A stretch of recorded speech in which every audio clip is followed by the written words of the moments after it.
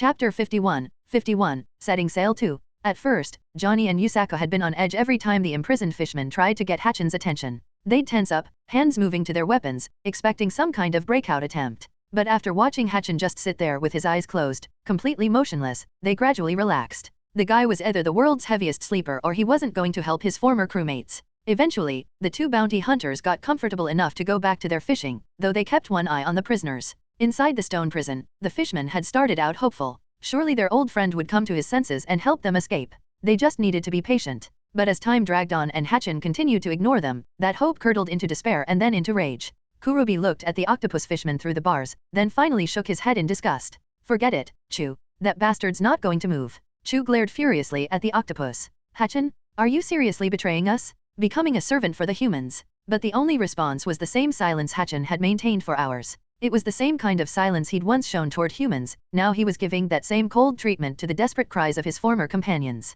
Chu's face twisted with rage. You spineless sea slug. Traitor. You disgrace to all fishmen. Yay, another prisoner joined the cursing. Barnacle brain? You're nothing but fish bait now. 1. Worthless bottom feeder, another prisoner snarled. Tiger would be ashamed of you. Coward? Jellyfish? You've got no backbone. Chu continued. When we get out of here, you're going to pay for this betrayal. Cum-sucking sea worm, one of the younger fishmen shouted angrily. 7. The other prisoners suddenly went quiet, turning to stare at him with raised eyebrows. What? The fishman looked around defensively. What's wrong with you guys? Don't you agree? He's a scum-sucking sea worm. Oh, Chu said slowly, scum-sucking. Right. 1. Yeah, that's what I said, the fishman muttered, looking confused by their reactions. The others exchanged glances and decided not to explain, just nodding along. Sure, scum-sucking. That's what we all heard. 1. The insults kept flying, calling Hachin everything from a gutless sea cucumber to a bottom-dwelling parasite and a worthless piece of kelp. Still no reaction. Finally, it was Arlong who spoke up to put an end to the verbal assault.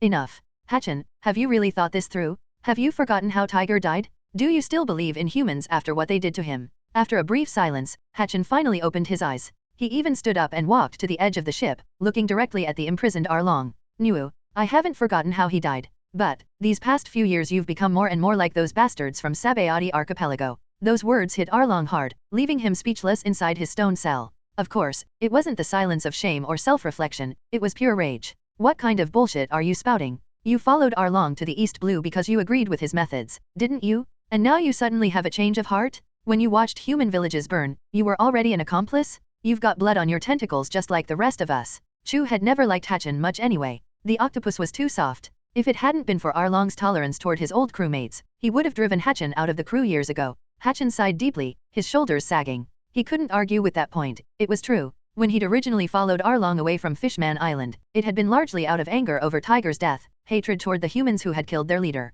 But time had a way of changing perspectives. 8 long years had passed, and he'd seen everything that had happened on this island with his own eyes. The final straw had been watching what they'd put Nami through. Arlong had once hated humans with a burning passion. He'd been the one who opposed letting humans join the Sun Pirates back in the day. But after Tiger's death, when Arlong first arrived at Kokoyasi village, he'd actually kept his word. As long as the humans paid their tribute, he wouldn't cause trouble. But gradually, that promise-keeping Arlong had disappeared. Whenever he was in a bad mood, he'd pick fights with innocent people. Even when the villagers had done nothing wrong, he'd find excuses to fly into a rage and kill someone as an example to the others. Yet when dealing with the visiting Marines, the very same Marines whose organization had orchestrated Tiger's murder, he became increasingly cordial. What had started as threats and intimidation had evolved into friendly cooperation. The same Marines Arlong had once sworn to destroy were now his business partners. Nuo, you're right. I was an accomplice, Hachin admitted quietly. But the one who changed wasn't me, it was you, Arlong. With that, he turned away and walked back to his restraints, sitting down and closing his eyes again.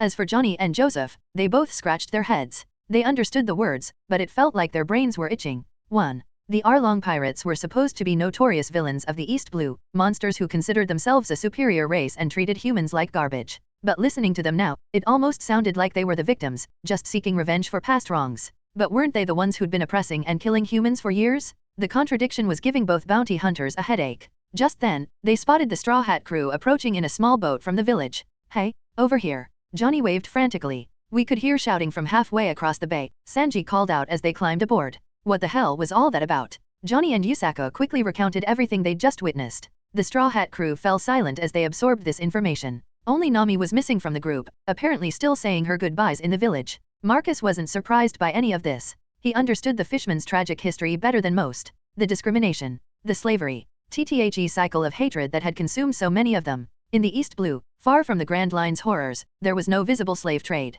The worst you'd see was the usual divide between nobles and commoners, and the newspapers that reached these remote islands were carefully filtered by the world government. After all, this world had more than just Morgan's independent news service. Every member nation of the world government received official reports that painted the government in the best possible light. Non-member nations got no such service, which was why Morgan's had become the emperor of the underworld. His papers weren't exactly legal, but because he was willing to print anything and everything, they'd gained a reputation for credibility that the official government papers could never match. Unfortunately, such uncensored newspapers rarely made it to the East Blue. Marcus had no intention of explaining all this history to his crewmates. After all, no amount of explanation could compare to seeing the truth with your own eyes. Besides, the crimes Arlong's crew had committed couldn't be forgiven just because other fishermen had suffered elsewhere. The tragedy of their people didn't excuse the 8 years of terror they'd inflicted on innocent villagers. So, Nami didn't come with you? Johnny asked awkwardly, desperate to change the heavy subject. Yusaka nodded eagerly. The conversation had gotten way too depressing for his taste. She told us to go ahead, Kira said with a smile.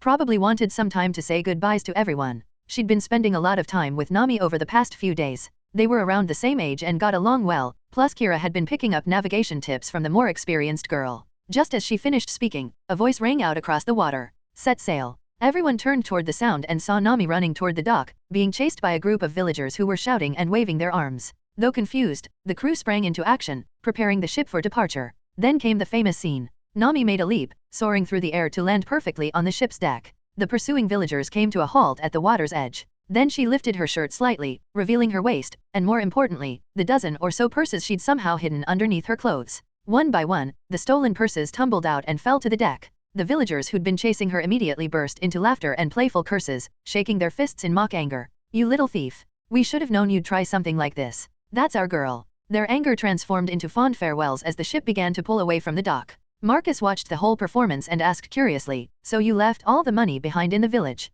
Is that okay? Nami gave him the most pitiful, pleading look she could manage. After all, the money from selling those gold ingots had all come from Marcus originally. Almost 700 or 800 million berries. She'd sold off all 4 gold bars he had given her, converting them into cash that could actually help the village rebuild and prosper. 3. Whenever money was involved, she always put on this adorable girl act. If Marcus had been Sanji, he probably would have exploded in hearts and instantly forgiven her anything. Unfortunately for her, he was completely unmoved by the puppy dog eyes. It wasn't that he was immune to attractive women, he just knew her personality way too well by now. She was a master manipulator when it came to getting what she wanted. Like I said before, I gave it to you. How you use it is your business. Marcus shrugged. He had plenty more gold where that came from. Nami's expression immediately shifted from innocent to a mischievous smile spreading across her face. Then, could you maybe spare a little more gold for your favorite navigator? She held out her hand expectantly, looking exactly like an old miser shaking down someone for coins. 1. Marcus stared at her for a long moment, then burst out laughing. You're unbelievable.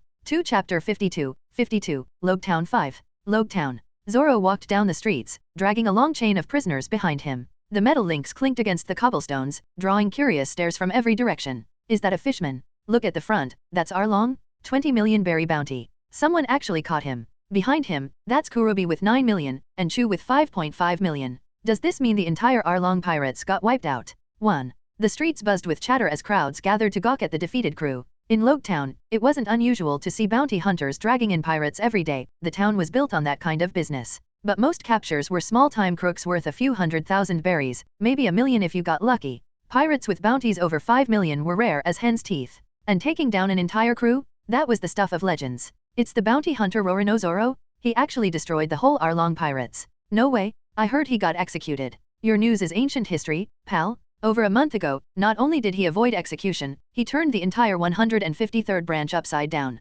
Captain Morgan got thrown straight into prison. What? Are you out of your mind? You don't know the half of it. My aunt's second cousin's neighbor's childhood friend's house guest's wife's lover has a reliable source. Back at the 153rd branch, right when Zoro was about to be executed, thunder roared from the sky and God himself struck down Morgan's statue with lightning. Then the people rose up against Morgan's tyranny, and under Zoro's leadership they completely purged the corruption. 14. What the hell? What did you smoke? I want it to. 6. Wild rumors and increasingly ridiculous stories spread through the crowd. Each retelling added new dramatic details, transforming Zoro from a simple bounty hunter into some kind of mythical folk hero. Meanwhile, Zoro himself was experiencing his usual navigational difficulties. Despite having visited Logetown multiple times before, he'd somehow managed to get completely turned around in the familiar streets. Just then, he spotted a crowd gathered up ahead around what looked like some kind of commotion. Perfect, he could ask for directions while satisfying his curiosity about what was happening. But the moment he approached the crowd, two sharp screams rang out from the center of the group. The spectators cheered and immediately parted to create a clear path, eager to see what would happen next.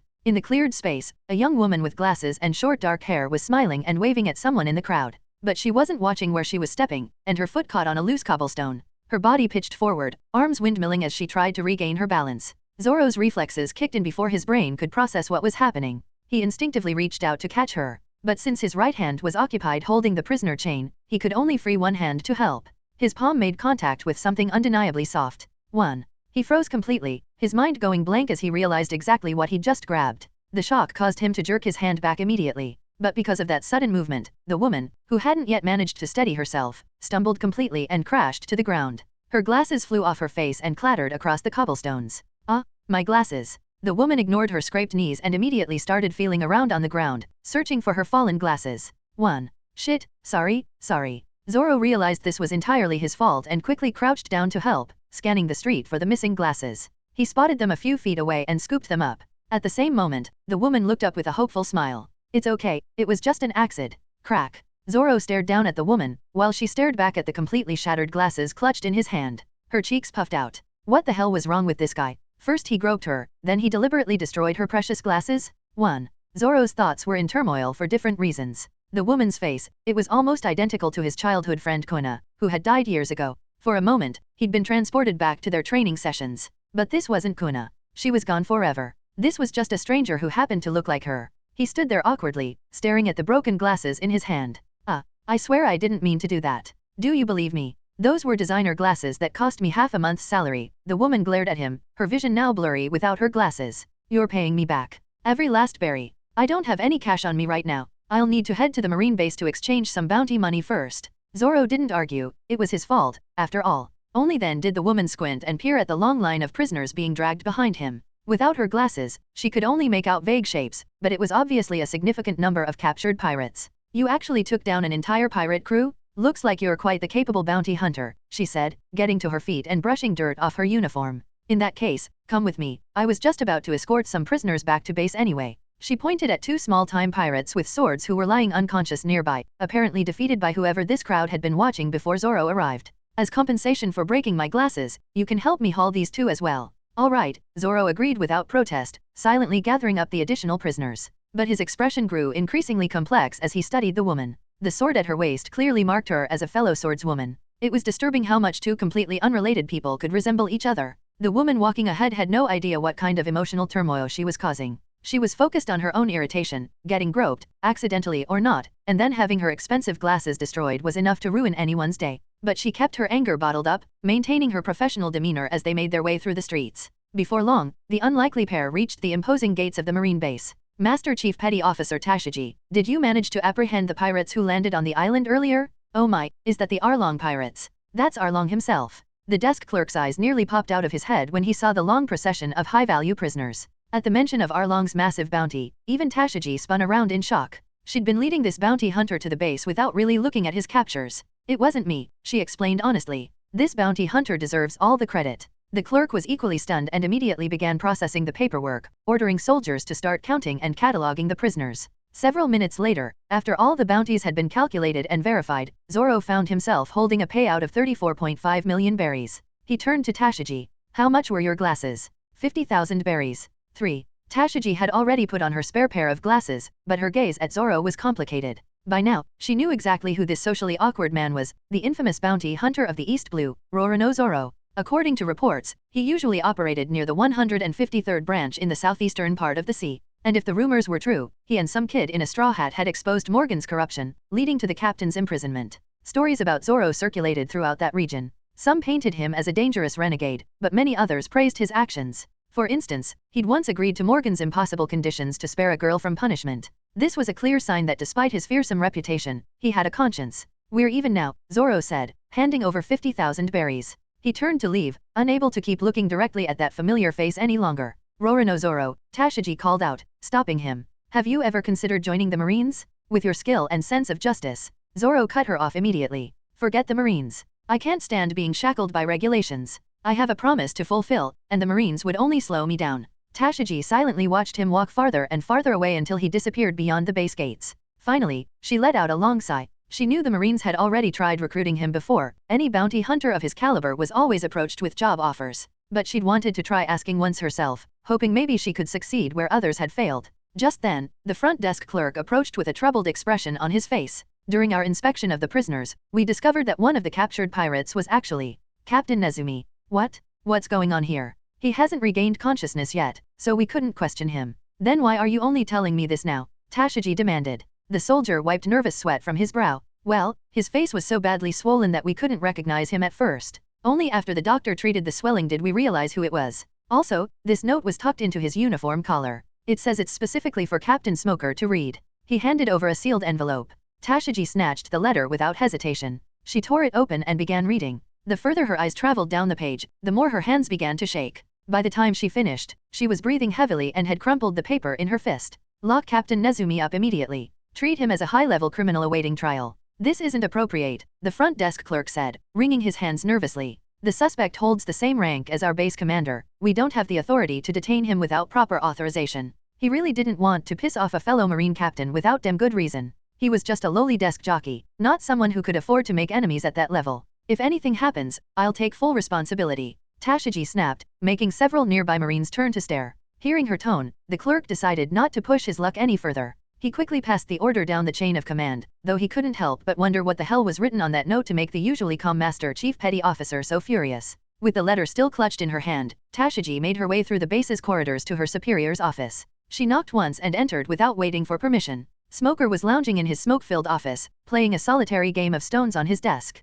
The room was so thick with cigar smoke that most people would have started coughing immediately, but Tashiji had long since gotten used to her captain's habits. Who managed to get you all worked up? Smoker asked, not even looking up from his game. Instead of responding, Tashiji simply walked over and placed the crumpled letter on his desk. Smoker's eyebrows rose slightly. He set down his stones and picked up the note, straightening it out carefully before beginning to read. The more he read, the darker his expression became. He was a Marine captain in charge of the Loketown branch, so his jurisdiction was limited to Loketown itself and a handful of nearby towns. Without direct orders from headquarters, he couldn't patrol the open seas or investigate crimes outside his assigned territory. But a pirate crew had been operating in his backyard for 8 whole years, terrorizing innocent civilians, extorting money, and committing God knows what other atrocities, and he'd never received so much as a single report about their activities. All thanks to Nezumi at the 16th branch, who'd been taking bribes to cover up their crimes. Where is he now? Already locked up in the high-security detention block. But we probably can't hold him for long. Headquarters will definitely find out about this.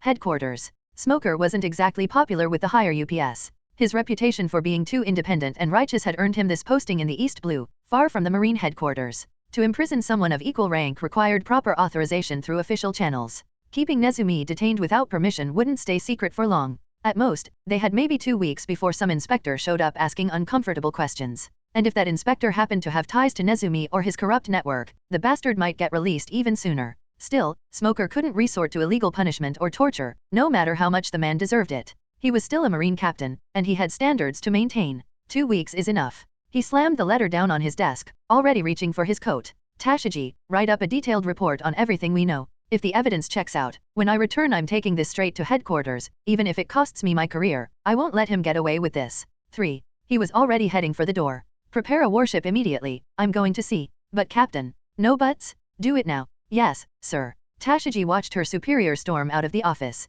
She could only sigh and shake her head. Even if he went to investigate personally, what he found would probably be heartbreaking. Just from those few sentences in the letter describing 8 years of oppression and corruption, she could already imagine the rage and pain of the victims. 8 years of hell, all because one corrupt Marine had decided to line his pockets with blood money. She couldn't even bring herself to imagine what those poor villagers had endured.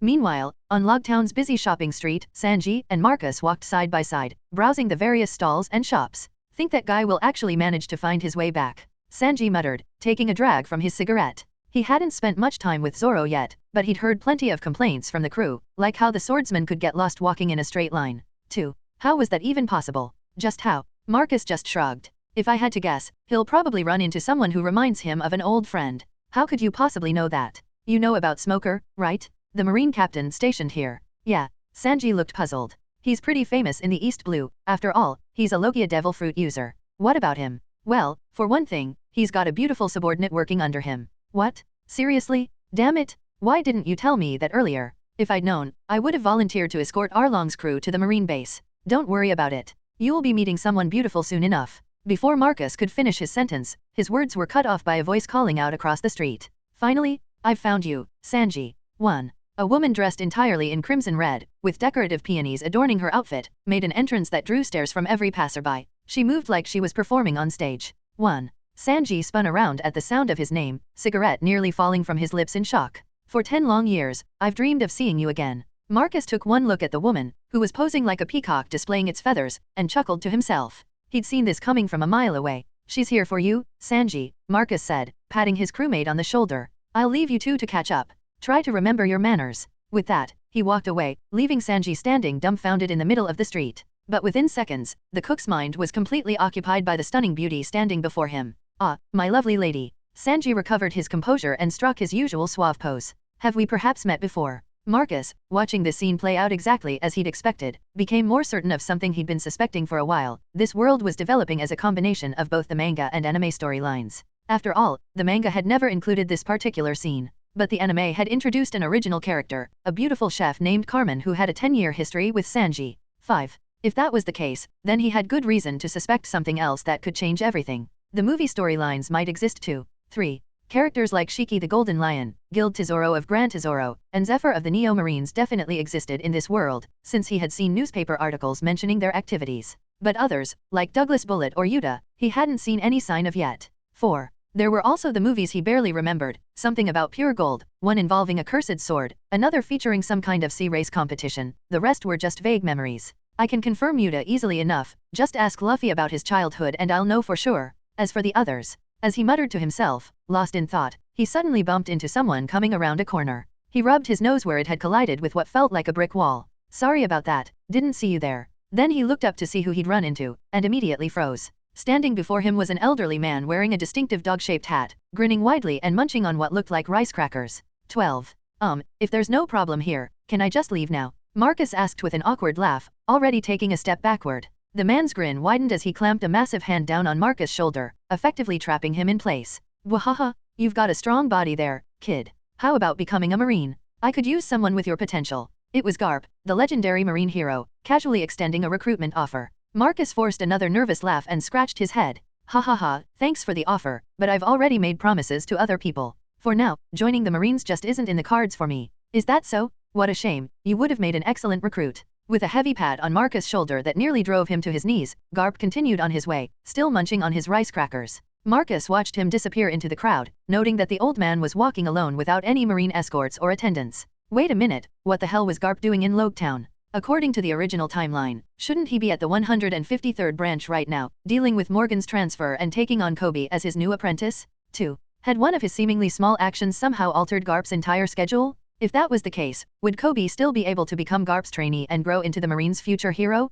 And more importantly, what was Luffy doing right now? If Garp and Luffy ran into each other here in Logetown, what kind of massive chain reaction would that cause? He couldn't shake the terrifying image of Garp's fist of love cutting Luffy's pirate journey short before it really began, transforming the future pirate king into the Marine King right here in this town. 1. He shook his head, trying to dismiss the thought. No way that could happen. If something that drastically altered the timeline occurred, his experience gains should have maxed out immediately. Changing Luffy from pirate king to marine officer wasn't just nudging fate, it was completely rewriting the story. Still, if Garp was here in Logetown, then Dragon should be somewhere nearby as well. The Revolutionary Army leader had his own reasons for keeping tabs on this place. 1. But that raised another question. Would Buggy still show up here and create that iconic public execution scene? The one that had launched Luffy's reputation as a fearless pirate captain? Just imagining Luffy's execution taking place with both Dragon and Garp in attendance would be just as earth-shaking as the Summit War itself. Chapter 53. 53. Any last words? 5. On the other side of town, Usopp was trudging through the shopping district, loaded down with bags and packages.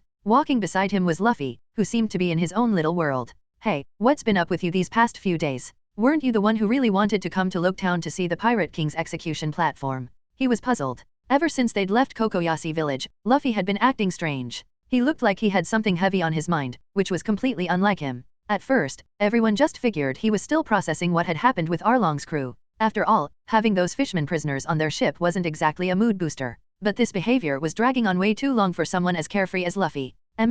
I was just thinking about what I should do after I've eaten my fill. What? Usopp stared at him like he'd grown a second head. That's what you're worried about? There are people all over the world who'd kill just to have enough food, and you're complaining about being too full. 1. Sometimes Luffy's problems were so ridiculous that he didn't know whether to laugh or cry. Anyway, forget about that for now. Look, up ahead is where the Pirate King was executed. That finally snapped Luffy out of his food-induced existential crisis. Oh, so this is where he was executed. Seeing Luffy's energy return, Usopp let out a relieved sigh. At the same time, he found himself staring up at the execution platform that dominated the town square. It's really not much to look at, is it? He couldn't help feeling a bit disappointed. He'd heard so many legends about the Pirate King over the years, and had always wanted to come see this place for himself. But actually standing here, it wasn't as awe-inspiring or moving as he'd imagined. Just a wooden platform with some stairs and a couple of posts. Pretty basic stuff, really. Hey, Lou, wait, what are you doing? Usopp had been about to suggest they head back to meet up with the others, but he turned just in time to see Luffy stretch out his arm and launch himself directly onto the execution platform.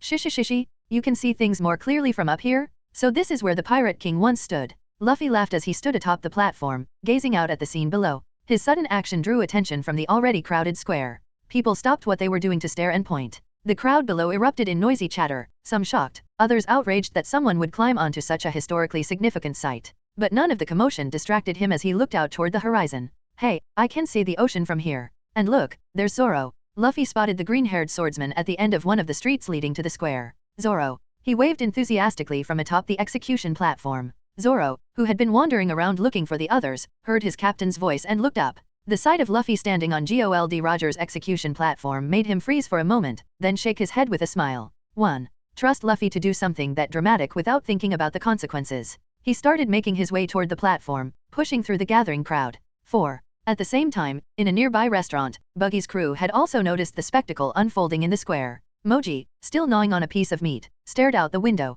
Captain Buggy, I think I just saw that Straw Hat Kid. Buggy, who had been eating while complaining about his recent string of bad luck, followed Moji's pointing finger. The moment he saw what was happening, he spat out his drink in shock. What the hell is he doing? Standing in a place like that in front of everyone, has he completely lost his mind? But even as he spoke, Buggy's expression grew complicated as he stared at the scene. That place brought back memories he'd tried to bury, memories of Captain Roger. Back then, he and Shanks had both stood right beneath that platform, watching their captain's final moments. It had been pouring rain that day. 5. Countless memories flooded back, the sound of the rain, the smell of the crowd, the way Roger had smiled even with the executioner's blade at his neck. While Buggy sat lost in his recollections, a tall figure stood up from their table and walked over to the window. The man's eyes locked onto the figure wearing the straw hat above. Before we head into the Grand Line, I want to settle an old score, the figure said quietly. And since you've got your own grudge against that brat, why don't we just execute him right there on that platform? After all, he's been shouting about becoming the Pirate King. This way, we'd be granting his wish. Buggy's lips curled into a malicious grin. I like the way you think. I was planning to settle my own scores anyway. The tall figure was Kabeji, Buggy's chief of staff, and his eyes gleamed with anticipation at the thought of public revenge. 2. Meanwhile, on the rooftop directly across from the execution platform, two figures stood watching the scene unfold. One was completely covered by a hooded cloak, with faint breezes swirling around him. Hey, it's been years since you've seen him. Don't you want to go down there and say hello? For a man about to set sail, whether I meet him now or not makes no difference, came the muffled reply from under the hood. Then came a loud thump. A massive fist slammed down on the cloaked figure's head with enough force to rattle windows. Quit spouting philosophical nonsense. One after another, none of you kids let me have a moment's peace. The cloak fell away, revealing a man with distinctive tattoos covering his face, Dragon, leader of the Revolutionary Army. He rubbed the growing lump on his head and shot an annoyed look at his attacker. Are you planning to stop Luffy from going to sea? Force him into the Marines against his will? What do you mean against his will? And you should call me Dad. Garp chuckled as he settled down cross-legged on the roof. It's still better than letting him become some damn pirate. It's all that red-haired bastard's fault. While I wasn't around to keep an eye on things, he went and filled my grandson's head with ideas about becoming a pirate. When I get my hands on him, he's gonna get a taste of my fist of love. 5. Dragon remained silent, but the breeze around him picked up, and dark clouds began gathering in the sky above. He could sense the conflict in Garp's heart. Let him handle his own paths, Dragon said quietly. Even if you drag him into the Marines, what would that accomplish? In the end, he'll still set sail toward the vast, boundless sea. That's just who he is. Are you trying to lecture me now? Dragon silently handed Garp a folded piece of paper. If it weren't for Luffy being involved, I might have already stepped in to deal with this. What's this about?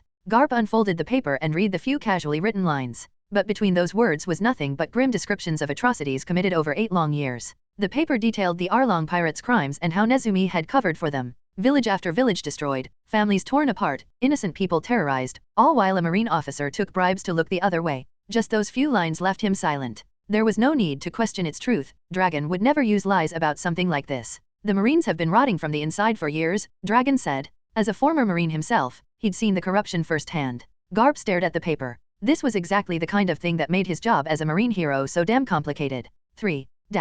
Down below at the execution platform, Usopp was waving frantically and trying to get Luffy's attention over the noise of the crowd. Get down from there? The town guards are gonna show up any minute. But his voice was completely drowned out by the roar of the crowd. The square was in complete chaos now. After all, it had been decades since anyone had set foot on that platform. And in that moment of chaos, on the rooftop behind the platform, a figure appeared carrying heavy iron shackles. Beside him stood another figure, both of them preparing to make their move. Standing on the platform, seeing all the people staring up at him, Luffy instinctively touched his straw hat. Then, from the rooftop behind him, the figure leaped down with the shackles and snapped them around Luffy's neck, pinning him to the execution platform. At the same time, another tall figure landed heavily on the platform as well. I hear you want to become the Pirate King, the man said, his face hidden beneath a coat. Then right here, right now, you can enjoy the same honor as Gold Roger himself. Even with his face concealed, the axe fused to his arm was unmistakable. It was Morgan, the former Marine captain who'd been defeated. The heavy shackles locked around Luffy's neck left him momentarily dazed. He looked up to see Morgan standing over him, axe raised high. Any last words? 8 Chapter 54, Faint Aura 2. Luffy was pressed down onto the execution platform. Many people below witnessed this scene and stood frozen in shock. Some had been expecting entertainment, others had been curious about the commotion, but nobody had anticipated seeing an actual execution about to take place. After struggling for a moment against the specially made restraints, he realized he couldn't break free. A gentle breeze blew across the platform, causing his straw hat to sway unsteadily on his head. For a moment, it looked like it might blow away entirely. In that moment, he thought about his dream and the man who had once made a promise with him. His eyes became firm as he drew in a deep breath. Then he shouted the words that would echo through history. I am the man who will become the Pirate King. 2. The declaration rang out across the square. But more than just his words, something else radiated from him in that moment, a faint aura of a born king. A man about to be executed had just proclaimed his intention to claim the greatest throne in the world from this platform where the previous Pirate King had died. The crowd was shaken. Some sneered and shook their heads, others stared, but without exception, everyone felt their pulse quicken. The weaker people in the audience seemed overwhelmed by some invisible pressure, their legs giving out as they sank to the ground. Then it's time for your execution, Pirate King. Morgan snarled, though he too felt his heart racing from whatever it was. He didn't bother denying Luffy's dream. Instead, he grew excited at the thought of chopping off the boy's head. What a trophy that would be. When Luffy saw the axe, he struggled briefly against his restraints one more time. Then, seeming to accept his fate, he grinned and said, sorry, everyone, looks like I'm about to die. 3. Even facing death, he was still smiling. Zoro, who had been fighting his way through the crowd, saw the scene unfolding on the platform. His expression darkened immediately, and he quickened his pace, preparing for a rescue attempt. But he was still too far away, and there were too many people between him and the platform. Marcus was also watching from somewhere in the crowd, confused by what he was seeing. Wasn't Buggy supposed to be the one doing the execution? How the hell had it turned into Morgan instead? 9. As he thought about it, pieces started clicking into place. Because of his interference in the timeline, Buggy hadn't encountered Alvida as originally planned. Instead, he'd run into the escaped Morgan?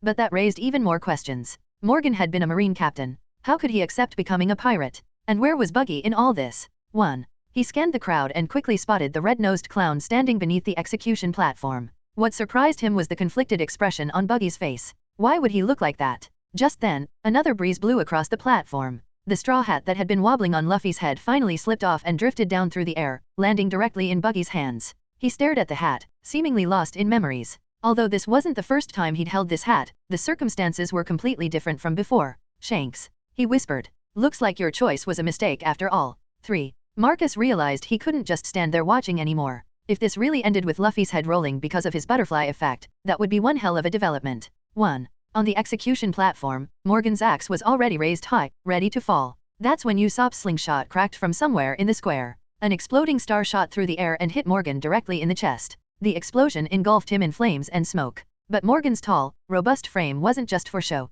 He tanked the explosion without even staggering, and his axe didn't slow down. Just as the blade was about to make contact with Luffy's neck, a wave of overwhelming Conqueror's haki surged forth. Kabeji and Morgan's eyes rolled back instantly, and they collapsed unconscious on the platform. Then storm clouds gathered overhead with supernatural speed, and a massive bolt of lightning struck the execution platform. Seeing this, Marcus let out a breath. Dragon was indeed here. Looking around the square, he saw that almost everyone had been knocked unconscious by the Conqueror's haki. Only he and Zoro were still conscious, though the swordsman's eyes were dim and his condition clearly wasn't great. 1. Marcus just felt the scene in front of him twisting and warping, making him dizzy and nauseous. He checked his status bar. Nausea I, duration, 29:59:1. After chugging a bucket of milk, he felt much better. One of the advantages of Minecraft mechanics, status effects could be cleared with the right items. From the smoking ruins of the execution platform, Luffy stood up, brushing debris off his clothes. Shishishi, that was close, I almost got executed for real. You can still laugh about this. Bonk. A crisp knocking sound rang out as a fist connected with his skull. Ow, that hurts. Luffy clutched his head, then looked up to see who had hit him. Instinctive fear made him stagger backward. Grandpa? Oh no. Garp instantly snatched the boy before he could run away, pinching his cheeks. Luffy, do you have any idea that you almost had your head chopped off just now?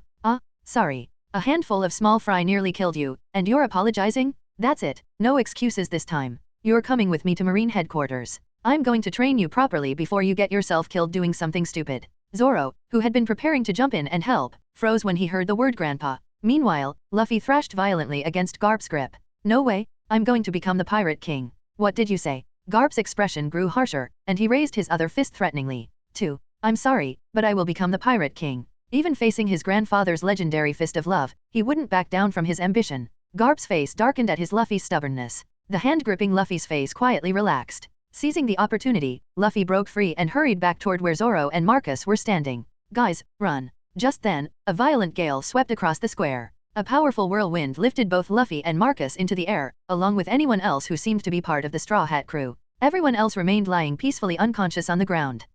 My hat. Luffy panicked, frantically reaching for his straw hat as the wind threatened to carry it away. But at that exact moment, the hat settled perfectly back onto his head. The hurricane raged across the plaza. A calm voice followed them through the wind. Your identity isn't suited to being seen associating with pirates in front of everyone. It was Dragon speaking, though Marcus couldn't see him. Back on the ground, Garp glanced sideways at where his son stood hidden. He walked over to Dragon's position and, without warning, slammed his fist into his son's uninjured side. Now Dragon had matching lumps on both sides of his head. He said nothing in response to the assault. In the distance, Marine reinforcements began arriving at the scene. Take that escaped prisoner into custody, Garp ordered before turning to leave. The arriving Marines saluted and immediately set to work securing the unconscious former captain. Throughout this entire exchange, Buggy had been lying on the ground, breaking into a cold sweat as he overheard fragments of conversation. What had he just witnessed? The leader of the Revolutionary Army and the Marine hero were family? He absolutely couldn't let anyone realize he was still conscious. That kind of knowledge would get him killed for sure.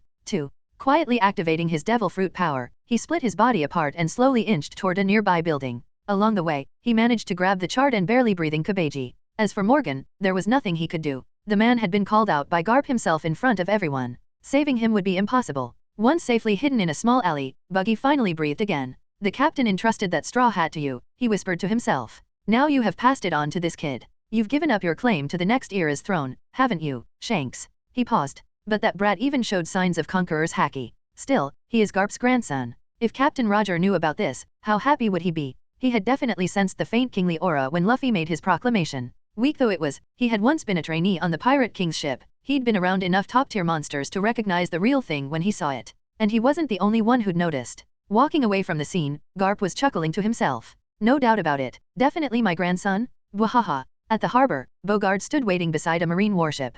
Are we returning to headquarters now? Mission done. Oh, by the way, what about those 2 recruits? Kobe and Helmeppo are still cleaning the deck. 3. Good. Let's go. By the way, did you remember to bring those rice crackers I bought? Bogard pulled a bag from his coat pocket. Garp immediately snatched the bag and began crunching happily on the treats. Nothing beats Logtown's rice crackers. Best in the East Blue. Chapter 55, The Grand Line is Dangerous 5. Back on the ship, the entire crew had gathered on deck, waiting for answers. You guys, what the hell happened back there? Sanji asked, cigarette dangling from his lips as he stared at the 4 crew members who had descended from the sky moments earlier. Luffy scratched his head. Zoro remained silent. Usopp looked confused and a bit shaken. His memory was stuck at the moment when Morgan's axe had been about to separate Luffy's head from his shoulders. Marcus knew the full story, but he wasn't sure whether he should explain or keep his mouth shut. After all, how do you casually mention that the leader of the Revolutionary Army had just saved their captain, and that said leader happened to be Luffy's father? Seeing the mixed expressions on their faces, Sanji took a long drag and exhaled a cloud of smoke. Forget it. Hey, Zoro, did you get the money? Zoro reached into his chest pocket and pulled out a stack of berries. Nami immediately snatched them and started counting, then frowned. Didn't you spend anything on new swords? At that moment, Zoro had 3 swords hanging at his waist. Just like in the original timeline, he'd acquired the Sandai Kaititsu and Yubashiri from the weapon shop. As for why he wasn't using the iron sword Marcus had forged for him back on Kokoyashi village, the reason was simple: Zoro was too accustomed to katana fighting style. Double-edged European swords just felt wrong in his hands, no matter how well crafted they were. 5. Due to some circumstances, these 2 swords were given to me, Zoro explained briefly. Nami didn't pry further. As long as they weren't stolen, she was satisfied. She went back to happily counting their remaining funds. 3. Watching Nami get excited over what was pocket change, Alvida felt a bit speechless. At the moment, the crew wasn't exactly hurting for money. After all, between Marcus' 2 chests of gold and the treasure they'd collected, they could probably buy a small island if they wanted to. Supplies are pretty much all stocked up, she said, stretching lazily. So, should we set sail now? Her current appearance was so different from her old wanted poster that as long as she didn't volunteer the information that she was Iron Mace Alvida, nobody would suspect she was a pirate. Shopping openly in Logtown's markets had been quite a refreshing experience. If anything, she wouldn't mind staying here a little longer. For a moment, the ship fell into silence. Finally, all eyes turned to Luffy. After all, as captain, this was ultimately his decision to make. But he just stared back at them with that same confused expression. 4. What? Do I have food on my face or something? Sanji's eye twitched, but he patiently explained, we're asking if you want to set sail right now. Technically, none of us have bounties yet, so we could stay in Logtown longer if you want. Oh, that's what you meant. You should have just said that from the beginning. Luffy grinned widely. Let's go to the Grand Line. Everyone on the ship fell silent again. We've been talking about this for the past 10 minutes, Nami sighed heavily. Whatever. Logtown is the last island in the East Blue where we can resupply before heading to the Grand Line. By the way, Kira, did you manage to get a log pose? Kira untied the log pose from her wrist and handed it to Nami, who examined it carefully. It's like a regular compass, Alvida observed curiously. What's so special about it? At the moment, the log pose's needle was pointing in the exact same direction as the table compass sitting nearby. Before entering the Grand Line, a log pose works the same as any ordinary compass, Nami explained, strapping the device to her own wrist. It only starts functioning once we're inside the Grand Line's magnetic field. Oh, Kira, did you ask which route this one's set for? I don't know, Kira shook her head. It wasn't that she hadn't asked, the truth was that before entering the Grand Line, all log poses were essentially random. The merchant said they don't activate until you're inside the Grand Line's waters. The East Blue wasn't like the other seas where pirates were everywhere and log pose merchants could afford to be selective about their inventory. Here in the East Blue, finding someone who even sold the things was lucky enough. That information had taken some clever use of her devil fruit ability to extract from a particularly tight-lipped merchant. 2. After hearing Kira's explanation, Nami couldn't help but feel suspicious about the log pose now strapped to her wrist. We didn't get scammed, did we? This thing better actually work. As a navigator, and someone who had spent years with Arlong's crew, she had heard plenty of stories about the Grand Line over the past 8 years. Pirates from that sea had shared tales of magnetic islands, impossible weather, and navigational nightmares that would make any sailor think twice. But she'd never paid much attention to the technical details about log poses. During those years, she'd been too busy figuring out how to steal enough money to buy Kokoyashi Village's freedom. We'll just have to use it and hope for the best, she said, giving up on trying to determine whether they'd been ripped off. She walked over to a bookshelf and pulled out an old map she'd drawn years earlier. Of course, she'd only seen it in books and navigation texts, she'd never actually been there herself. But her cartography skills were good enough that even second-hand information became accurate maps. She spread the reverse mountain chart out on the table for everyone to see. Let me make this clear before we go any further. Once we enter the Grand Line, returning to the East Blue is nearly impossible. Really? But didn't Krieg's crew come back from the Grand Line? And what about my hawk? Zoro asked. Nami launched into a detailed explanation about the Calm Belt and the Grand Line's unique challenges.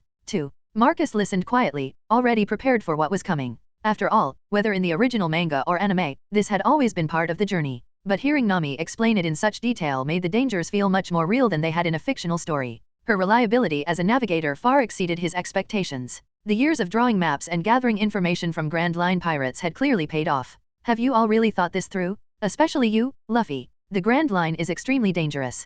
People die there every day, and most of them are a hell of a lot stronger than we are right now. But before Luffy could respond, Johnny and Yusako, who had been quietly standing off to the side, suddenly spoke up. Guys, it's time for us to part ways. 3. Luffy looked surprised. Huh? You're not coming with us? The 2 bounty hunters had been with the crew for so long that by the time they'd reached Logtown, everyone had just naturally assumed they were permanent crew members. Johnny and Yusako exchanged a glance, then both sighed heavily. Johnny stepped forward, looking at each crew member. We really want to keep sailing with you all. But unlike Zoro, we don't have the ambition to become the world's strongest swordsman. And unlike Luffy, we don't have the dream of becoming Pirate King. Yusako added, so for us, there's no reason to risk our lives in the Grand Line. If we stayed on the ship, we'd eventually just become dead weight, or worse, we'd get in the way when things got serious. Rather than putting everyone in danger later because of our limitations, it's better to end our journey here, while we can still part as friends. I see, Zoro nodded, not surprised by their decision. He knew their limitations better than anyone else on the ship. He'd expected them to quietly keep following.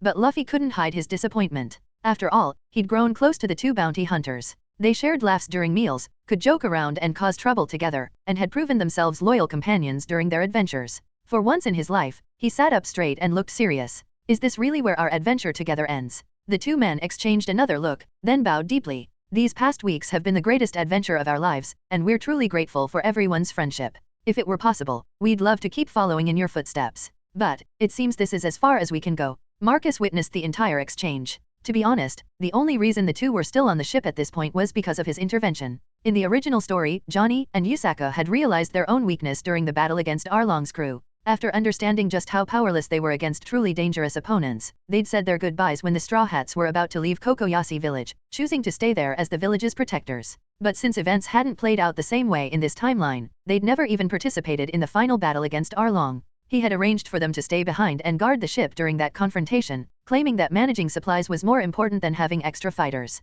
Back then, the crew had relied on his Minecraft-built boat to reach the island, and someone needed to stay behind to operate it properly. Naturally, that someone had been Johnny and Yusaka. Marcus had thought this change might alter their fate, giving them more confidence to continue the journey. But looking at the situation now, the result seemed to be exactly the same as the original timeline. Some things, it seemed, were just meant to happen regardless of the circumstances. 1 Chapter 56, Reverse Mountain 1. Marcus decided to speak up before the two bounty hunters could make up their minds. If you guys are just worried about being too weak, then after these past few days you should already know what I'm capable of, right? Johnny and Yusako both nodded slowly. Johnny cleared his throat, looking a bit embarrassed. The thing is, you and the others are destined to become great pirates someday. But Yusako and I, we actually have a different dream. We want to become powerful bounty hunters, Yusako continued. Just like the unknown bounty hunter who once saved our hometown when we were kids. That person showed us what we wanted to be. Johnny nodded earnestly. So in the future, we may walk down different paths rather than put you guys in a difficult position later. It's better we say our goodbyes here. 1. This was clearly the result of long, careful consideration between the two men. If that's your dream, then I guess there's nothing more to say, Luffy said, giving up on trying to convince them further. After all, everyone had the right to chase their own dreams. Speaking of which, what are all your dreams anyway? I don't think we've ever actually talked about this. The original 5 crew members exchanged glances, then began sharing their aspirations. Zoro straightened up, hand resting on his swords. To become the world's strongest swordsman. Sanji took a drag from his cigarette. To find the All Blue, the legendary sea where fish from all 4 oceans gather. Nami spread out one of her maps on the nearby table. To draw a complete map of every island in the world. Usopp puffed out his chest, trying to look brave. I want to become a brave warrior of the sea, too. After the original crew finished, attention turned to Marcus' group. Alvida flipped her hair confidently. To become the strongest and most beautiful woman in the world. Kira fidgeted nervously, speaking almost in a whisper. I want to change myself and become someone people notice. Finally, all eyes turned to Marcus. He found himself thinking back over his entire journey, not just in this world, but his previous life as well. My turn, my dream. Before he'd been transported to this world, he hadn't really had a dream at all. Or rather, his so-called dreams had just been basic survival needs like wanting food when hungry, shelter when cold, entertainment when bored. But dreams, real dreams were different. Even after joining Luffy's crew, he hadn't given it much thought. But during this journey, traveling with these people and seeing this world up close, something had gradually taken shape in his mind. My dream is change. Change? Nami asked, tilting her head. Yeah, to change this world. Several crew members looked confused, so Marcus elaborated. Because this world isn't the way it should be. People might never be completely equal, but at the very least, more people should be able to choose how they want to live their lives.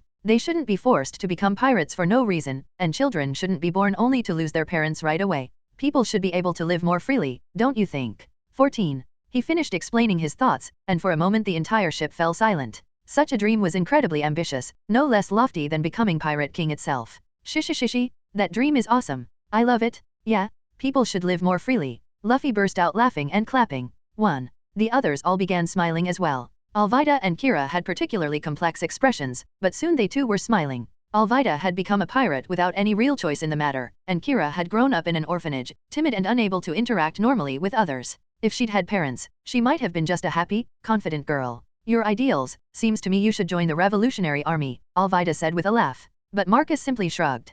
Who says only the Revolutionary Army can change the world? Can't pirates do the same? Johnny and Yusaku both had tears in their eyes by this point. Your dream is truly magnificent, Johnny said, wiping his face. Yusaku nodded firmly. Yeah, if such a dream could really be realized, maybe the world would become a better place. Maybe that would even mark the true end of the Great Pirate Era. In the end, Johnny and Yusaku disembarked as planned, but not empty-handed. Marcus gave them parting gifts that would help them on their journey. Each received a Minecraft-crafted boat, along with a chest containing MC fishing rods and 2 stacks of tropical fruit. Take care of yourselves, Luffy called out, waving enthusiastically from the ship's railing as they prepared to set sail. You too? We'll see you again someday, Johnny and Yusaku called back. The crew had no idea Dragon had been listening from a nearby alley. As the ship began to move, he quietly slipped away. Change, huh? He murmured to himself before disappearing into the crowd. Dash. The sails unfurled and caught the wind, and the Going Merry set course for the Grand Line. In less than half a day of sailing, the weather began to shift. Thunder rumbled overhead, and storm clouds gathered. Ahead of them was the Red Line, stretching straight up into the sky. Through the rain, they could see the entrance to Reverse Mountain. 5. So high? That's the Red Line, Luffy exclaimed, standing at the bow. Nami frowned as she studied their course, rain streaming down her face as she squinted through the downpour. Something's not right? Steer a little to the right. Usopp was at the helm, gritting his teeth as he fought against the wheel. I'm trying. The storm was making navigation difficult. The wind kept trying to push them off course, and the wheel was fighting him every step of the way. Seeing Usopp struggling, Sanji rushed over to help. But the moment he put his hands on the wheel alongside the sniper, he realized just how difficult it was to steer through these conditions. The two of them worked together, putting all their strength into turning the ship toward the correct channel. The stress proved too much for the equipment, and the helm snapped with a sharp crack. Damn it! Sanji cursed as they stared at the broken steering mechanism. Marcus immediately rushed forward and placed stone blocks above the broken rudder, creating a makeshift extension they could grab onto. Quick, steer using this. All 3 of them pushed together, and finally the Going Merry adjusted its course toward the upward current of Reverse Mountain. Whew, that was terrifying. Usopp was drenched in sweat. He didn't even want to imagine what would have happened if they had crashed into the Red Line at full speed. This is only the first challenge of entering the Grand Line, Nami said, though she was clearly relieved they'd made it through. Just this alone eliminates pirates whose ships aren't up to the task. But Marcus felt a pang of disappointment, not because they'd avoided crashing, but because certain storylines would never happen now. 2. He'd been curious about the Whisper fruit and the Scythe fruit from the Warship Island arc. He'd even wondered if he could somehow obtain one of those devil fruits and test whether his conversion system could duplicate it. If that worked, wouldn't that mean he could supply devil fruits infinitely? He could imagine forming an entire squad of Scythe users. When facing enemies, they'd all swing in unison, summoning massive cyclones. As for the Whisper fruit, if developed properly, wasn't that essentially like having the voice of all things? If pushed further, could it let someone hear the whispers of non-living objects? What if it could hear the whispers of an enemy's muscles? Wouldn't that be similar to observation haki? And if taken to extremes, if it could hear the whispers of the wind itself, then wouldn't you know exactly where everyone was at all times? 1. But that was all speculation now. Those opportunities were lost. 3. He sighed quietly to himself as these thoughts ran through his mind. Meanwhile, the Going Merry had caught the upward current and was being carried along the waterway, rising higher and higher above sea level. They pierced through the storm clouds, climbing toward 10,000 meters above the ocean. Suddenly, sunlight broke through the clouds. Woohoo! Luffy sat at the bow with his arms spread wide, vibrating with excitement at the incredible view. Usopp clung to the railing, his legs still trembling from the earlier near disaster, but his face showed the same expression as his captain's. Zoro stood calmly on the deck. Sanji silently lit a cigarette. Nami pulled off her soaked raincoat and waved it in the air, laughing with pure joy at their successful navigation. Alvida spread her arms wide, feeling the wind rush past her. 1. Kira squeezed her eyes shut and clutched tightly onto Nami, still terrified by the height but trying to be brave. Driven by the powerful current and mountain winds, the Going Merry gradually turned on its own, automatically aligning itself with the waterway that would carry them down into the Grand Line. Here we go, Nami called out as she felt the ship begin to tip forward. That strange, stomach-dropping sensation of weightlessness hit everyone at once. Every crew member grabbed onto the nearest solid object, holding on for dear life as the ship began its descent. Going up Reverse Mountain had been fast. Going down was even faster. In less than 30 minutes, the Going Merry had already plunged back through the cloud layer, racing toward the sea at incredible speed. When sunlight once again shone on their faces and they could see clearly again, Usopp's eyes went wide. What is that? A mountain? No, it's a whale? A whale bigger than a mountain. Stop the ship? We're gonna crash. Alvida shouted in panic, though she knew as well as anyone that stopping was impossible. We're falling from 10,000 meters, how exactly do you expect us to stop? We're dead, we're dead, we're dead. Usopp was convinced he could see his mother waving at him from the afterlife. 1. Instead of panicking like the others, Marcus began pulling out stone blocks and placing them, not for protection, but simply to anchor the ship to the outside rock. Just as collision seemed inevitable, a cannon fired. It was Luffy, trying to slow their descent. Unfortunately, the Going Mary's speed didn't decrease at all. Against the momentum built up from falling thousands of meters, the recoil from a single cannon was meaningless. Seeing this, Marcus hurriedly placed his final connecting block. The impact hit. He could hear the ship's wooden hull creaking and groaning under the stress. Fortunately, the blocks he'd placed were Minecraft converted, so they held together. Otherwise, the ship would have split apart completely on impact. But in the very next moment, even his reinforcement reached its limits. The connecting stones cracked under the pressure and broke apart. Perhaps guided by fate itself, the Going Mary's rem figurehead finally broke off and tumbled onto the deck with a crash. Chapter 57, Deep Throat by Laboon. Bonus 22. Still alive. Usopp touched his own head, looking around in a complete daze. 1. The same thought crossed every crew member's mind, and they all let out sighs of relief. Row, quickly? This isn't the time to just sit around being grateful we're breathing. Zoro reacted the fastest, already grabbing for an oar. But before anyone else could respond to his command, their situation went from bad to worse. The cannon blast that had failed to slow their descent had accomplished something else. It had gotten massive whale's attention. The whale opened his mouth wide. An endless torrent of seawater rushed in. The Going Mary, along with her entire crew, was swallowed up. Everything went dark in an instant, as if someone had suddenly turned off the sun. Huh? Did it turn to night already? Luffy asked, displaying his maxed out ability to ask the most obvious yet unhelpful questions at the worst possible moments. He just emerged from the cannon room at the ship's bow, still covered in gunpowder residue. Nami, looking utterly drained and sporting several new bruises from the crash, wailed weakly, "We've been eaten." Who got eaten? We did. Oh, you guys got eaten? Well, that's really bad for you. Of course, that earned him a solid punch to the head from Nami. I mean all of us? We've been eaten by that whale. As they bickered noisily, because being swallowed alive wasn't enough to stop their usual antics, a light appeared ahead of them. Soon, the entire crew found themselves staring at blue skies, white clouds, and what appeared to be a small floating island in the middle of this bizarre ocean. Is this heaven? Are we already dead? Usopp stared blankly at the scene before them. The sight was so surreal that for a moment, nobody could process what they were seeing. They were clearly inside a whale, yet somehow there was sky above them and what looked like a peaceful island scene. Kira spread her wings and took off directly into the air, hoping to get a better view of their surroundings and maybe figure out how they could escape. But she crashed into the ceiling almost immediately, much to everyone's surprise. What the hell? This is painted on. Kira touched the soft wall above them. Just then, the calm was shattered as a gigantic squid burst out of the waters below them. The creature was massive, easily the size of a small ship. But before the crew could even begin to panic about this new threat, iron hooks fired from the small island, piercing the giant squid. The creature was hauled in like it was nothing more than a regular catch. Marcus felt confused by this development. He'd been expecting changes. After all, he should have caused some ripple effects in this world by now. At minimum, there should be a day or two of difference in timing, right? 1. Yet here they were, the Mary's ram had broken off, and this giant squid had appeared right in front of them. In the next moment, Crocus stepped out of the small hut on the island. 1. With his dead fish expression, he stared at the straw hats for a long moment, then sat down in a lounge chair and opened a newspaper. 1. The crew just stood there, staring at him. Then came a rumbling as Laboon began ramming into the red line again. Crocus sighed, put down his newspaper, and prepared to go inject a sedative into the whale to calm him down. But on his way, Miss Wednesday and Mr. 9 took advantage of the moment when Crocus opened a small hatch to access Laboon's interior. They attempted to ambush and take him hostage. It was a stupid plan. The result? Neither of the Baroque Works agents was any match for him. With a single move each, he grabbed both attackers and threw them directly into the whale's stomach waters. 2. He is seriously strong. Usopp, watching through his telescope, was the first to spot this development. Wait, those two are swimming toward us. What should we do? He turned around, only to see that Sanji had already lowered the rope ladder. Hey, you don't even know if they're good or bad, and you're just letting them climb aboard.